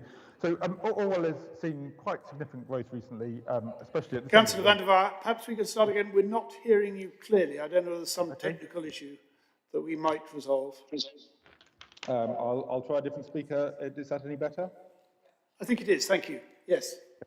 So Orwell has seen quite significant growth recently, especially at this end of the village. West Quash development, which we've mentioned, that's 49 dwellings, 40% affordable, completed a couple of years ago. Opposite that, there's Oatlands, which is an exceptional site of 15 dwellings, and then South Cambs itself built 4 flats completed this year. So that's 70 homes, of which over half are affordable. You could say that Orwell is making a major contribution towards housing need in the area. There is potential for other exceptional sites to come forward in the near future with local support. I fear that speculative proposals of this nature will really undermine the positive support for getting affordable housing built in good, sustainable locations. As you've seen, this proposal clearly goes against our policies on development outside of villages. The red line just touches the development framework, and that's really just the access. In reality, this is well outside the built form of the village, off the end of what is already a bit of a sort of odd protrusion into the countryside. And the topography of the area, and those the images shown earlier on demonstrate this, makes this even starker. The impact on the landscape will be quite significant. This site is on the brow of a relatively prominent hill in the local area, taking the settlement well into the open countryside, and visible from the surrounding area well beyond the village over to the Wimpole estate, which you picked up on earlier. So this isn't just a small addition to a natural addition to the village. It creates a whole new limb of the village into the open countryside in a very harmful way. As we discussed, the need for self-build is a major consideration, but the harms, both in planning terms and in terms of the development strategy for the village, are really significant. The harm here is much greater than in, say, the appeals of Caxton or in the Bassimont case, where they are well integrated into the village sort of development area. And so the planning balance just isn't the same. This application just does not have policy support. We've got good planning policies that we put in place for good reasons. We should stick to them unless we have carefully thought through, until we have a carefully thought through update, new local plan. There's no way that this proposal would... Could you bring your remarks to a conclusion? There's no way this proposal would be acceptable if it were not self-build. The fact it is self-build alone does not make up for the harm to this area and to the damage to our policies. So I urge you to support our policies and reject this application now. Thank you. Do any members have any questions for Councillor van der Waal? Councillor Toomey Hawkins. Thank you, Chair, and through you. The issue here, as you say, is the fact that there's a number of local policies that this application goes against. That is not in dispute. However, the only objection that, or the statutory objection that is on this application is the landscape. And yet we have seen the views of what the site would look like, from different views from outside of Orwell. And none of that actually seems to be, at least, from my viewpoint, significant. So I'm not sure why the fact that we need to meet our responsibility as a vanguard authority cannot be a substantial reason for considering this in a positive way. Councillor Van der Waal. Yeah, so, I mean, as I said, the self-build need is a material planning consideration that should be taken into account. I accept that. I would support the policy that we have.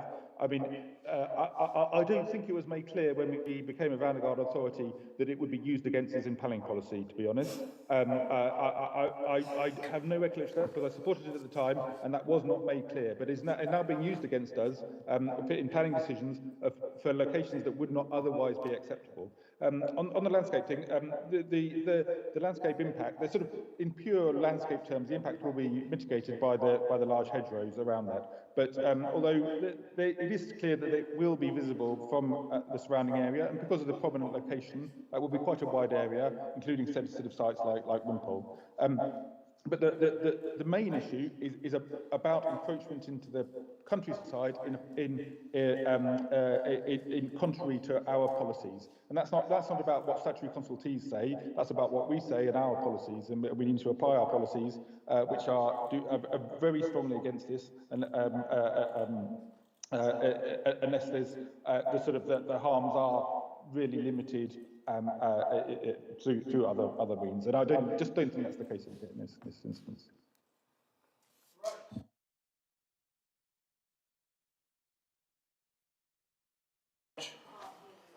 You can't hear me. Councillor Van der Waal, I only wanted to thank you very much for your submission and for your answers.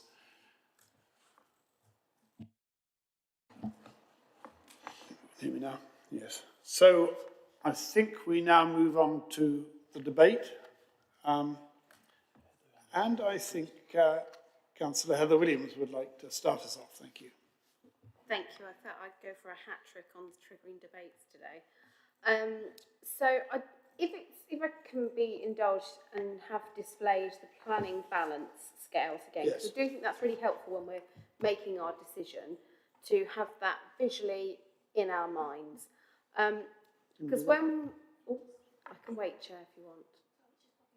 So give us a moment. Okay, I can... Yeah, I'm just bringing it up now for you. We will lose Councillor Van der Waal, but I'm sure he'll forgive us.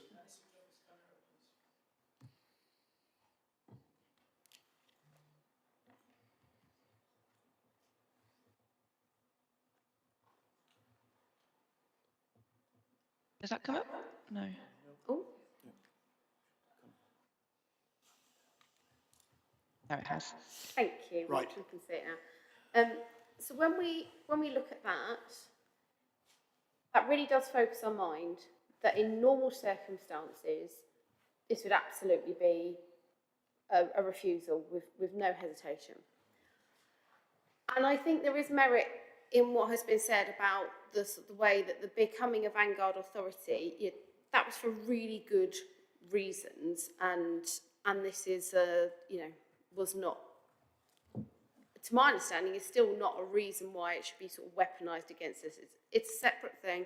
It's a separate department. Essentially, we are separate as a committee to it. We do have an issue with the land supply as a council for the self-build. And we, I think, are seeing nearly every month now self-build applications. And we're going to see that same way as when we didn't have a land supply on other houses, we saw it then. And that's going to put us as a committee in a very difficult position for a long time yet. However, on other applications, when it's been self-build, there's a lot more balance than what we see up there. You know, it's normally a lot more 50-50, and then that self-build provision gives it that, tilted balance of a little bit more. But even if we tilt that balance, for me, there is still so much more on the reasons for refusal, particularly where it is. And I do actually think that we have to hold on to agricultural land for its purpose. And actually, if we didn't use it, class it as low harm, then people might actually start using it. And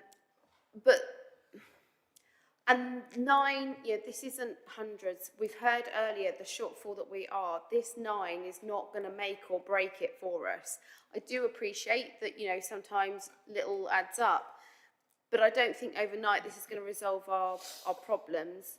And I do think that there probably are a lot more suitable areas for us to be able to make up that shortfall. I completely understand why officers have given the recommendation they have because of essentially that tilted balance towards self-builds, but that's what this committee is here for.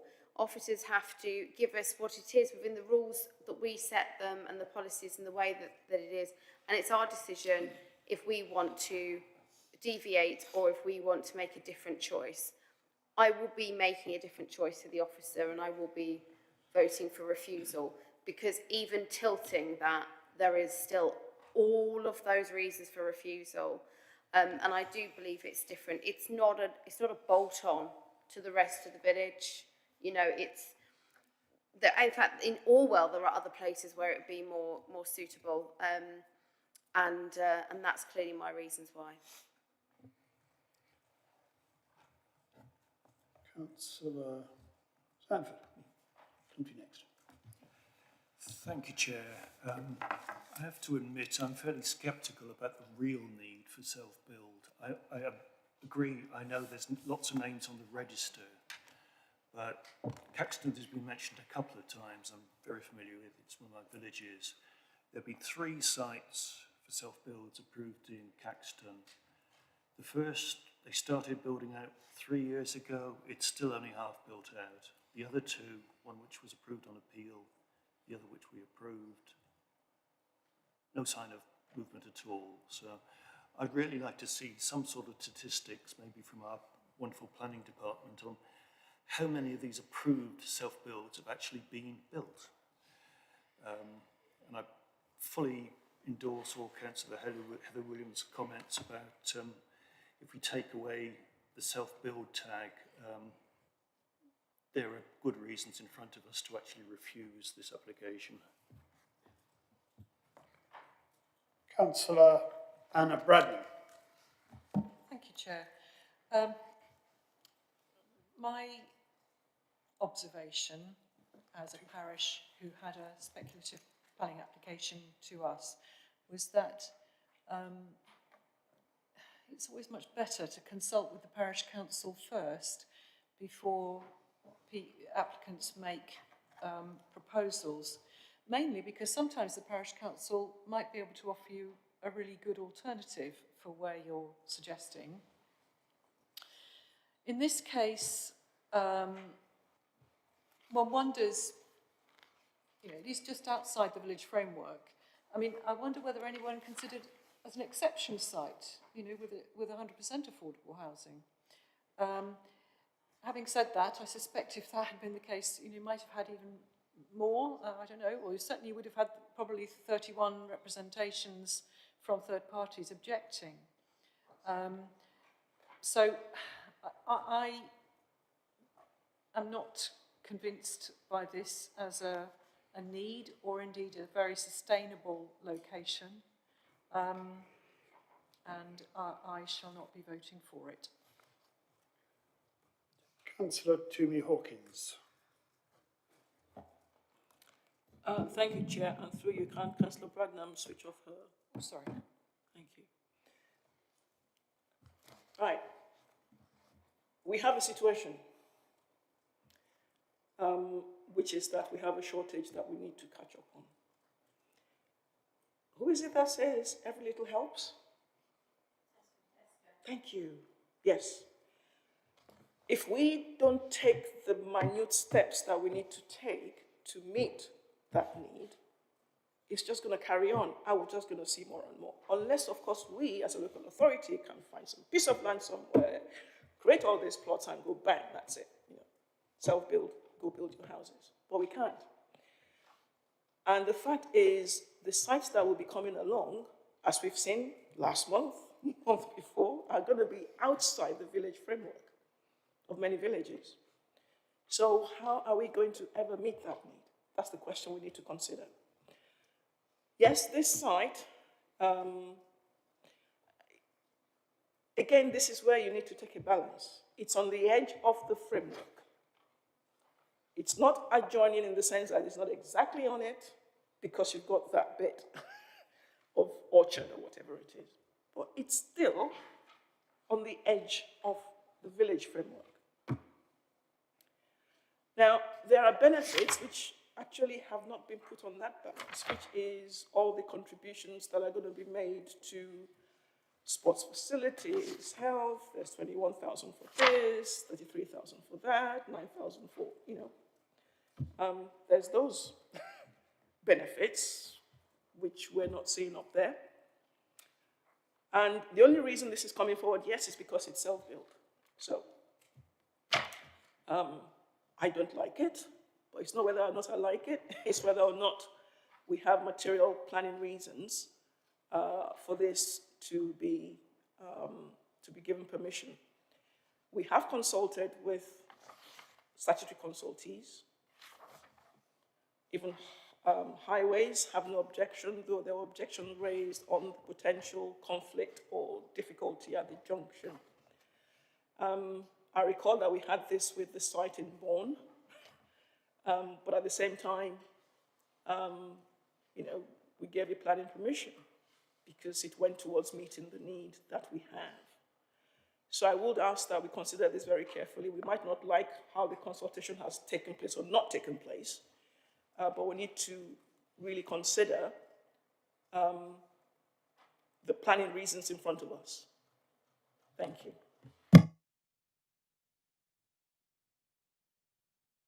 Any other comments before we go to a vote? Yes, Dr. Richard Williams.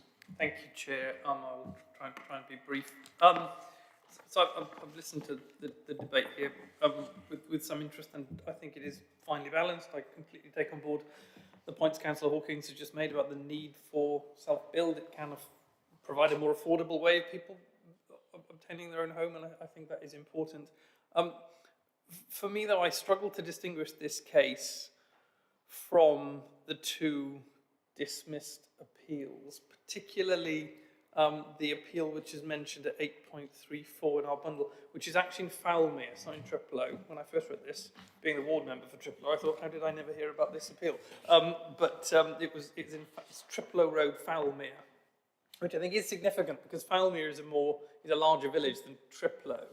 And that application for 9 self-build was turned down for what I perceive to be very similar reasons for this. So the inspector commented about the fact that that application in Foulmere, even though it's on in that case it's on an adopted road, the inspector laid some emphasis on the fact that there were limited facilities for pedestrians and cyclists to access the site in Foulmere, and that people accessing the site would need to share the road with vehicles.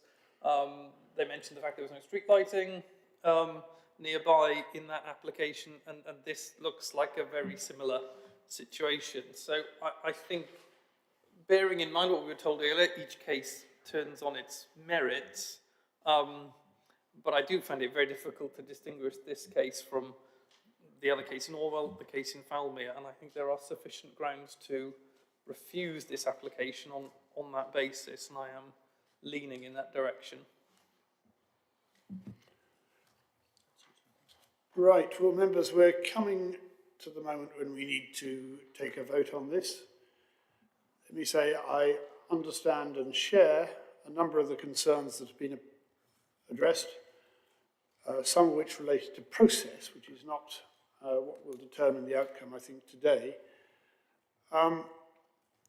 I share what Councillor Heather Williams said about land quality. That assessment is specifically about potential, not its current use.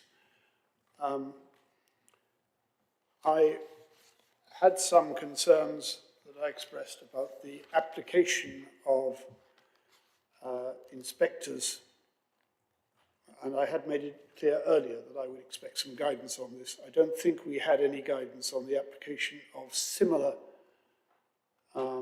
decisions on similar sites that I could interpret, that I might have been able to take into account. But I also take very seriously what Councillor Toomey Hawkins said about our very significant shortfall in delivery of our commitment to self-built housing,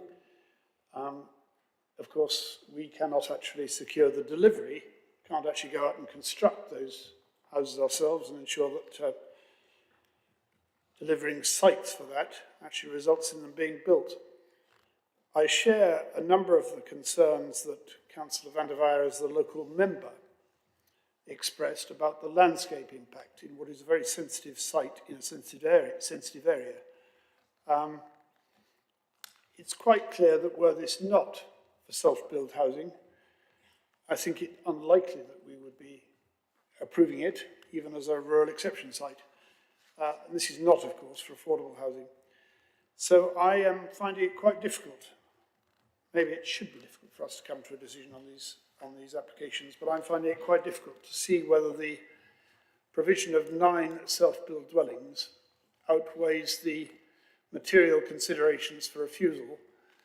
I would perhaps give higher consideration to the loss of grade 2 agricultural land for the reasons I've stated, and to the spatial encroachment into the countryside. As Councillor van der Weyer said, I think a new spur into the countryside. Is that low to moderate harm? Might it be greater? So I'm not going to state my conclusions. I'm happy to take any further comments if people want, otherwise we'll proceed to a vote. Right, shall we do that vote by... Councillor Hawkins, yes. Thank you. One thing we actually haven't talked about is the fact that there's a design code that comes with this application, which is the first time I've seen this in a similar application, which in some ways goes to show that there is some serious consideration about the impact or potential impact of this proposal on the landscape. And I suspect that design code is one of the things aimed at actually helping to give some balance to what is before us. So, credit to the the applicant for doing that, and it probably will be helpful if others did, if we were to ever bring something like this forward again. In terms of agricultural land, it is potential agricultural land. It's not, its current use is not that. It's not in a place where it's a farm either. So, in my view, I can't see that that is a significant weight. In my view, obviously, that's just one person's view. But yeah, those are just the 2 things I was going to say. Thanks.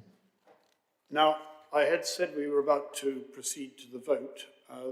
There is one new issue raised there.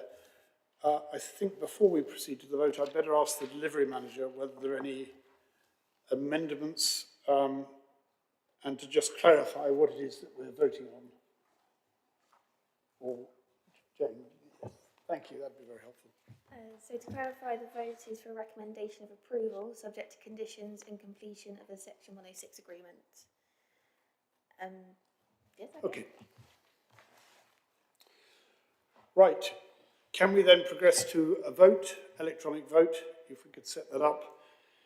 If we accept the officer's recommendation, which is to approve, we press the green. If we do not, then we press the red.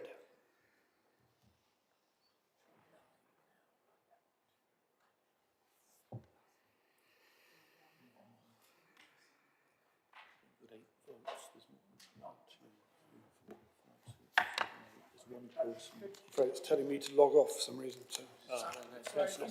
Just press back, and then that will. There you go. Now it will let go. Thank you, Chair. That's everybody. Do you want to confirm the result of that?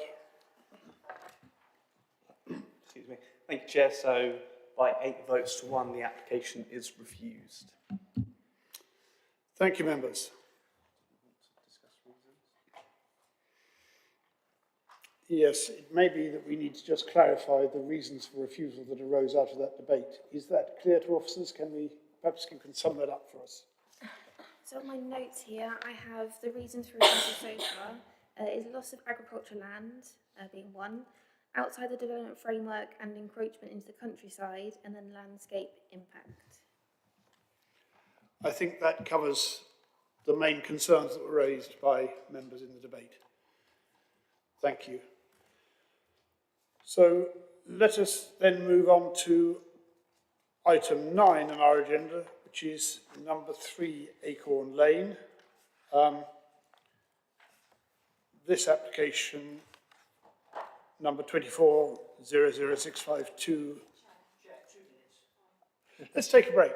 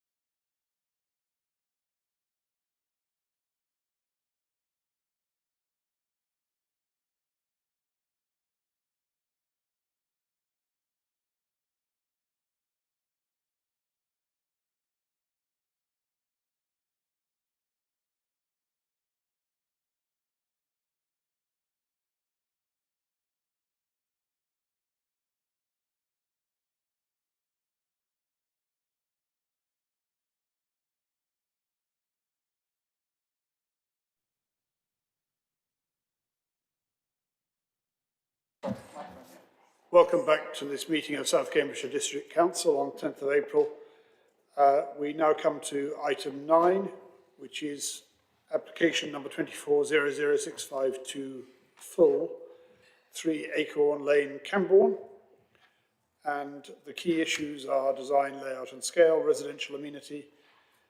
This application is brought before the committee because it was submitted by an officer of the council. Our presenting officer is Beth Clark. Beth. Thank you, Chair. Let me just share my screen.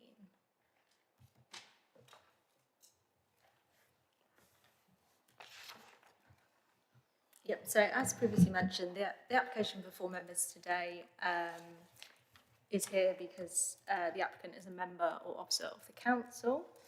The application seeks planning permission for a single-storey side infill extension with front and rear roof lights and entrance canopies, front roof lights and rear dormer roof extension. There is an update for this application in that the parish council has since commented on the application in support of the proposals, provided the extension remains ancillary to the main dwelling.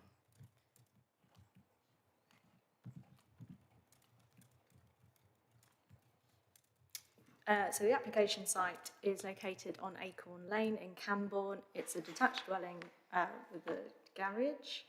It's shown here outlined in red on the location plan and in yellow on the aerial view from Google Images. These are the elevations. The top shows the existing dwelling and the proposed development is the bottom image.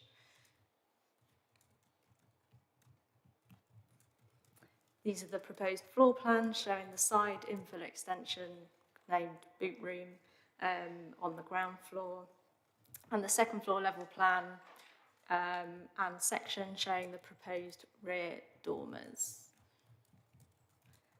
So there have been no objections to the proposed development. The proposal will not cause harm to the character and appearance of the area, nor will it unduly impact neighbouring residential amenity.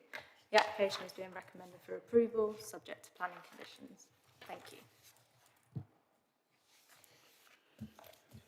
Thank you. Any questions of clarification? Councillor Emma Bradnam. Thank you. I just wanted to ask, it doesn't look as though there's any likelihood of overlooking from the new dormer windows on the rear, but given that houses are quite close to each other in some parts of Camborne, and I don't know the area very well, is there any risk of overlooking? Thank you. So if I just go back to the plan, where the rear dormers will overlook is the shared parking area to the front there.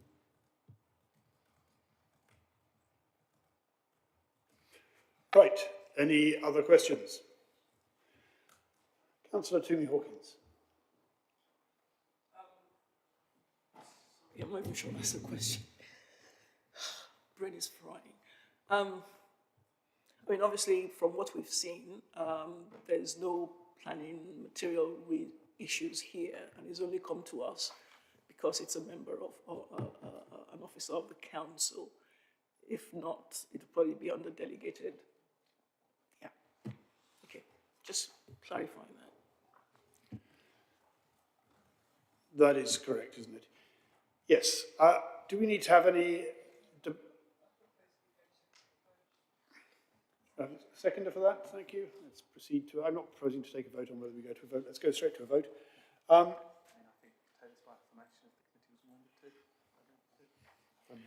Yeah, should we do this by affirmation? Agree. Any opposed? Any wish to abstain? The application is approved. Thank you.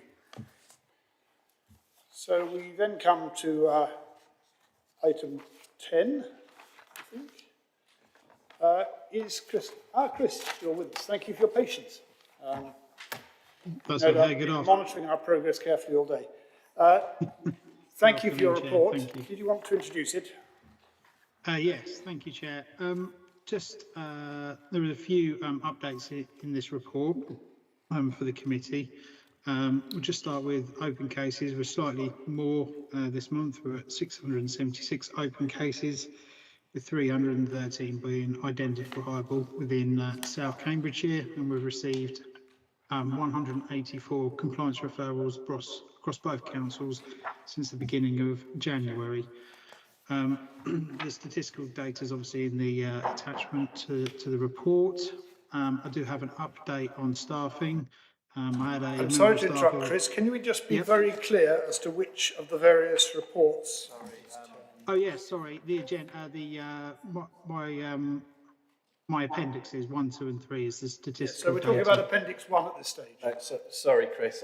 Just for clarity, these reports were published as an online supplement and are not in your paper packs. That's the appeals. I do have paper copies if members would like them.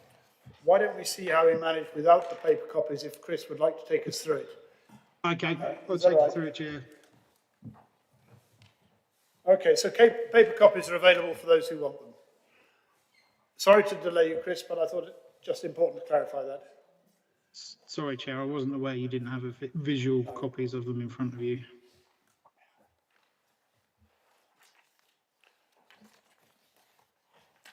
Right, we're with you again. Okay. As I was saying, we have 676 open cases currently, 313 identifiable within South Cambridgeshire, and we've had 184 compliance referrals since the beginning of the year across both councils that have come in for officers to deal with. I have an update on staffing. I have a member of staff who was on long-term sick who's now come back to the office and is back with us full-time. However, our contractor, George Minehan, has now left the authority. He was backfilling whilst John Shutter was on secondment. I can't really give you an update about whether John's coming back to the team or whether we're going to be going out. So at the moment, I have a vacant principal planning compliance post, but I will hopefully be able to update the committee in the next meeting. Moving on. Sorry, bear with me a second. I know that Councillor Heather Williams requested in the January 24 Planning Committee that I seek to examine the cases that are older 6 months to see which ones would likely be a priority A case. Just with resourcing, I've had a look. There's probably a couple of hundred files that we have, and I think it would take about a week for one officer to do that. I don't really have the resources to do it at the moment, but it's something I will then have a look at once I'm fully staffed again, and we can see what we can do about that. I do apologise that this is something that Councillor Williams has asked a couple of times about. Unfortunately, I've just not had the resourcing to go ahead and do that. And coming on to the appendixes, Appendix 2, we haven't served any enforcement notices in March in South Cambridgeshire. And the caseload statistics have been updated. So cases that are less than 6 months old, we have 238 in total, 119 in South Cambs, with a breakdown of the priorities. More than 6 months old, we have a breakdown of the numbers again, but also now we're starting to see the cases that are open by priority as well. The priority system's now been in force for more than 6 months, and as we move forwards, these numbers will get updated on a more regular basis so that you can see how many of our priority cases are older than 6 months. Due to my annual leave, there's only one closure in March 2024, so it's taking me longer to deal with these. All March closures have been processed by me now, and these will show up in the April 24 figures as a result. I'm also including cases closed by priority, so those figures will reflect there as well. And a new statistic is the average time taken in days from the receipt of a complaint by the team to the file creation and acknowledgement sent where it's applicable to the customer. Target is 3 days. So new referrals, priority A cases were made up in basically the same day. there were no priority Bs, and priority Cs were all made up within 0.36 of a day. And that concludes my update. Any questions? Thank you. I think we might have some questions for you. I think I'll start with Councillor Heather Williams. Thank you, Chair. I have about 3 questions. So it's just on, if I can start on the staffing, if I look at page 3 and 4, it sort of goes over, and I appreciate you're referring to people that have been on secondment and long-term sick. But my understanding is people that are on long-term sick were still included, but we've got this vacant situation. So is the vacancy for somebody who has been seconded, or is it sort of what you described in your dialogue, is that on top of this? I wasn't quite sure how it all matched together.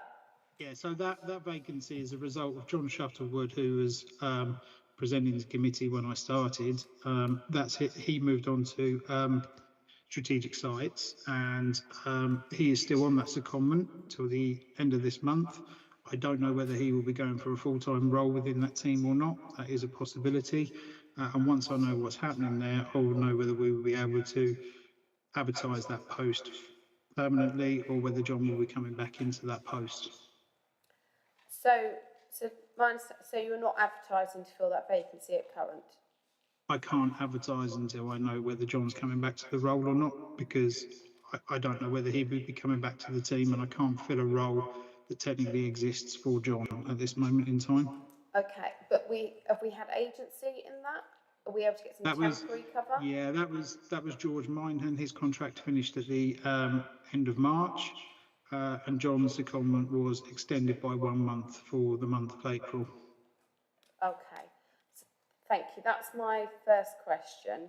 The second question, I appreciate that you've given a response in the papers and the verbal response given, but I suppose this is my illogic, perhaps, is that there must be cases that we know are higher priority from those old. Do you see what I mean? I don't quite understand why we can't have a figure of how many of those cases in that 200 are the ones that are high priority and being actively worked on. Because because it just seems very odd that we can't seem to quantify that, because if not, how is that prioritisation going for those older applications? Do you see what I mean? Just from a practical point of view, there must be some sort of mechanism to, and rather than just chronologically going through them by date, because obviously somebody builds 10 houses is probably more than somebody moved a fence, if you like. I'm a bit worried about the management there on it. I understand that. Obviously, the priority system was brought in late last year, as we've kind of spoken about, with it being properly in place for November. The problem that I've got is to give you meaningful data, I need to look at all of the cases that we have open and work out really whether they're priority A, Bs or Cs. I can ask my officers what are priority A's. I wouldn't know what they all are just looking at a list of numbers, because obviously there's a lot of open cases. Some of them obviously probably precede my time here.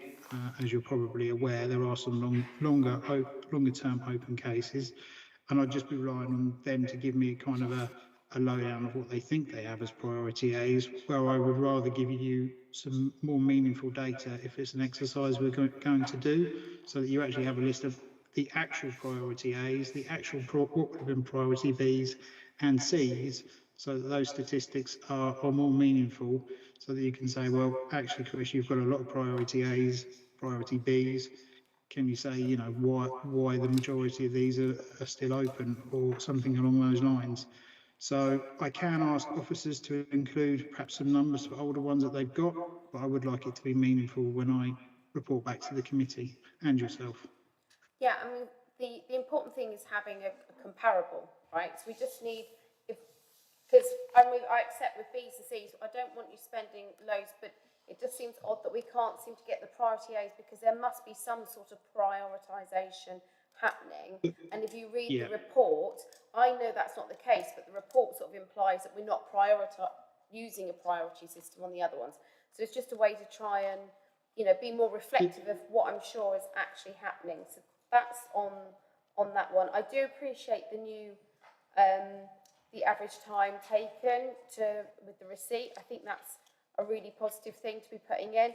And if you can expand that more so that we see sort of average times to, you know, close a case, etc., because then that would help with that performance that obviously is, as councillors, is what we sort of want to be able to see.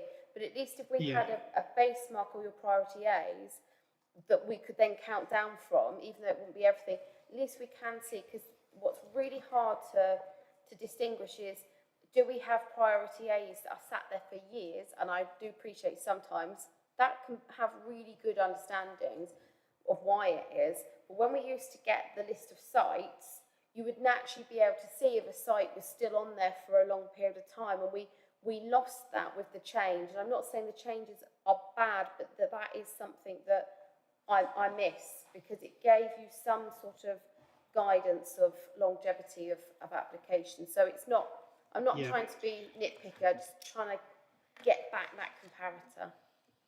Thank you. I do just have a very quick comment on that, Chair, just for Councillor Williams. I am looking to introduce a statistic for the time taken to visit a site when it's a priority A, B and C site. So they're in line with our policy, the 5 working days, 10 working days and 20.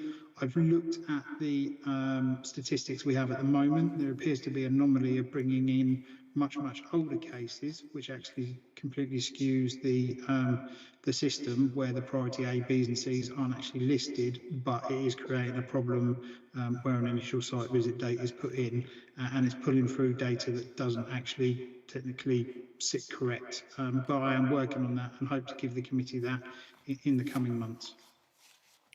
Thank you, Chris. I think Councillor Sanford had a question for you. Yeah, thank you, Chair. Chris, apologies if this seems like a very basic question. I was asked by a parish council chair and I couldn't answer. We have a situation where an planning application has been approved, but the applicant has not discharged most, perhaps all of the conditions. Is that a compliance issue, or does it come back to the original planning officer to monitor those conditions? It is a compliance issue, and it would be for us to see whether those breaches, whether there's some kind of action we can take. Obviously, as you know, not all conditions probably go to the heart of a planning permission, and we might be able to sort some of those out, you know, quite quickly to get details discharged. But if there's something very specific that requires something to be done prior to commencement, then we need to know about those quite quickly so that we can double check that we get those conditions discharged and the appropriate details sorted out. We would obviously work with our planning colleagues to get conditions discharged, but it is for us to investigate those and chase those. Okay, thank you. Just for background, it was the Ellsworth Parish Council Chair who asked that question. Thank you, Chris. A question then from Councillor Bill Hanley. And from Councillor Eileen Wilson then. Thank you, Chair. I have a couple of points. First of all, I know that George Mineham was doing a lot of work at Smithy Fen, so I'm really disappointed that his contract has come to an end, because I thought he was doing some positive work then. And so it would be useful to have an update on where that had got to. And there's another site that I know is currently under appeal at Cheerfen, but there are other things happening on that site that are being reported all the time. And I'm just worried that it will get beyond the point where it could be manageable to bring things back into being compliance. And my third one is another development in Cottenham where the builders have not stuck to the planning permission they were given, and those houses are actually on the market. So there's a sense of urgency to actually get that back into compliance before people, innocent buyers, actually buy something that isn't compliant with the planning permission that was given in the first place. So there is a sort of sense of urgency there about getting that all back in order. Yeah. I can comment on all three of those. I think firstly for Smithy Fen, I will get in contact with you and just have an update conversation with you about that and where that is.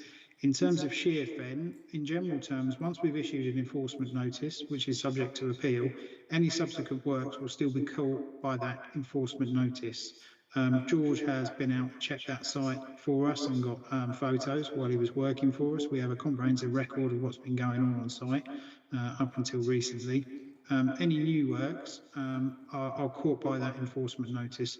The requirement is to put the land back to its former condition, and that is what will have to happen at the end of any appeal procedure where a notice is upheld. So I would not have too much in the way of concern about the additional works that they've carried out. That is at their own risk.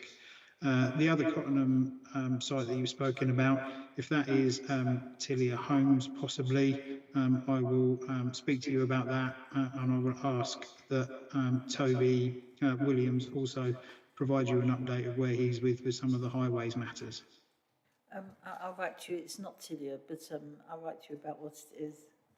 Okay.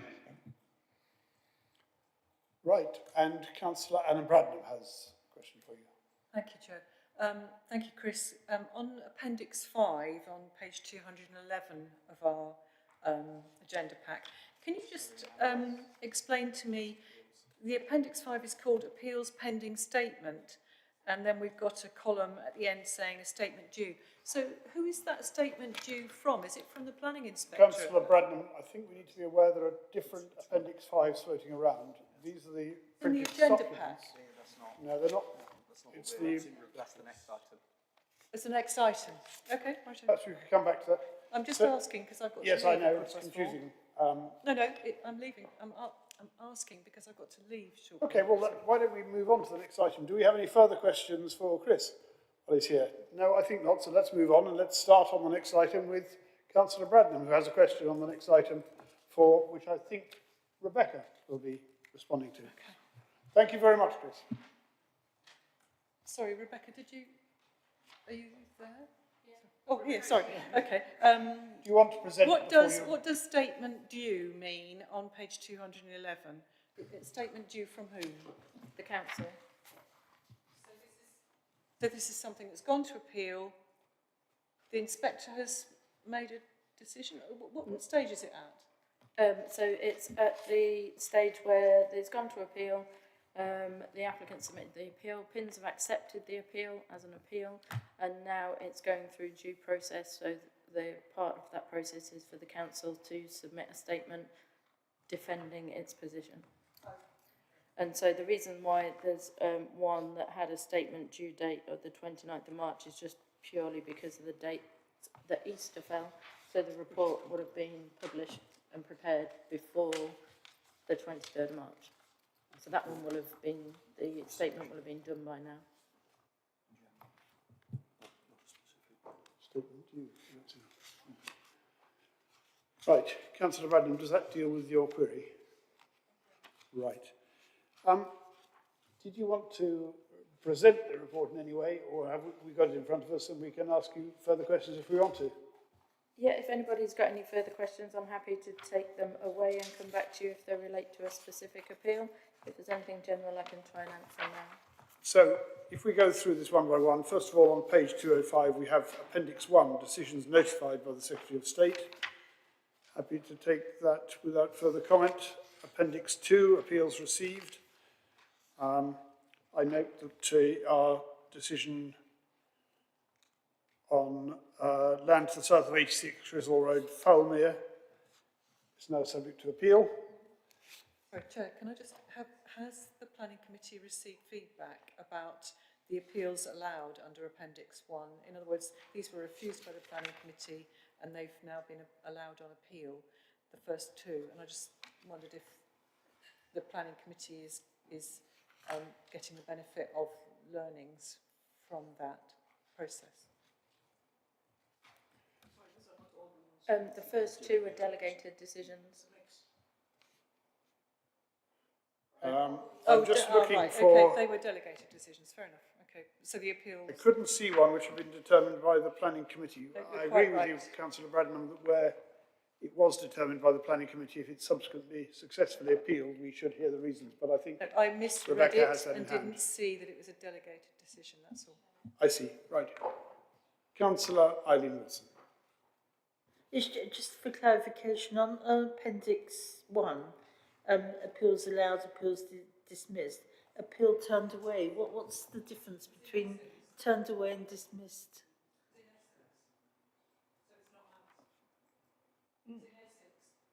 Oh, right, okay, sorry, yep. Fascinated to see it in our list, but let's not worry too much about the reasons for that. So, Appendix 2, I think we've dealt with. Any further questions on that? Appendix 3A, local inquiry dates, just for information, I think. Appendix 4, and similarly 3B. Appendix 4, awaiting decision from Inspectorate. Well, there's not much I think we can usefully say about that. We just have to await the outcome. Councillor Bradnam. See me? Sorry, I just wanted to ask, the appeals on page 210, there are about 6 of them at Grassy Corner Caravan Park. Is that likely to be heard in person or on paper?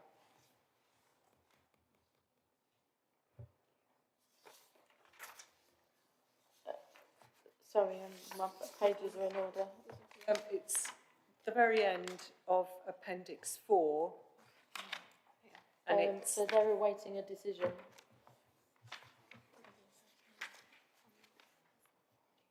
Okay, so they've been heard then?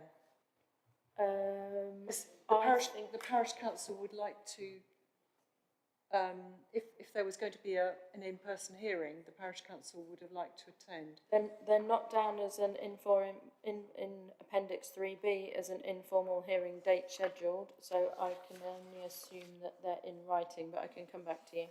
Thank you. Yes, please. Right, so back to Appendix 4 then. We have land north of Cambridge North Station, non-determination, that's the one. Just note that in passing. The Navigator extraction unit, page 208, the Navigator has now closed, claim that the enforcement on the extraction unit was what forced them to close, but actually I think planning officers would suggest that they had found a way of resolving that and they may have closed for other reasons, but in any case the Navigator is gone for now. Page 209, any questions or comments on those? We have another non-determination on Darwin Green phases 2 and 3. Would that have been for this committee or would that have been JDCC? I thought so, yes. And then, of course, we have the Fenny Lane Farm, halfway down that page.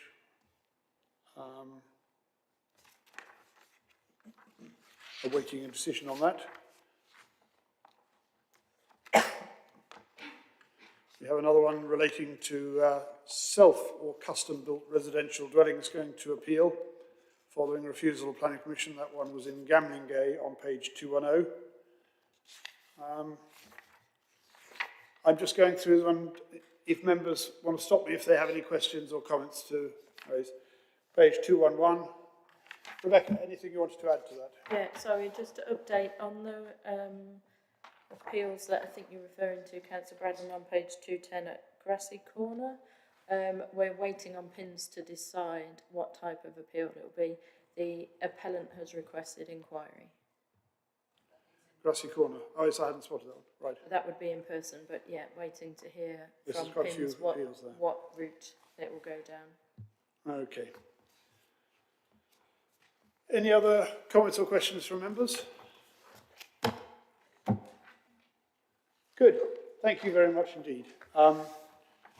think just a reminder that the next meeting is on Wednesday, 8th of May, and I declare this meeting closed at 4:20. Thank you, Thank you, Chair. members, very much.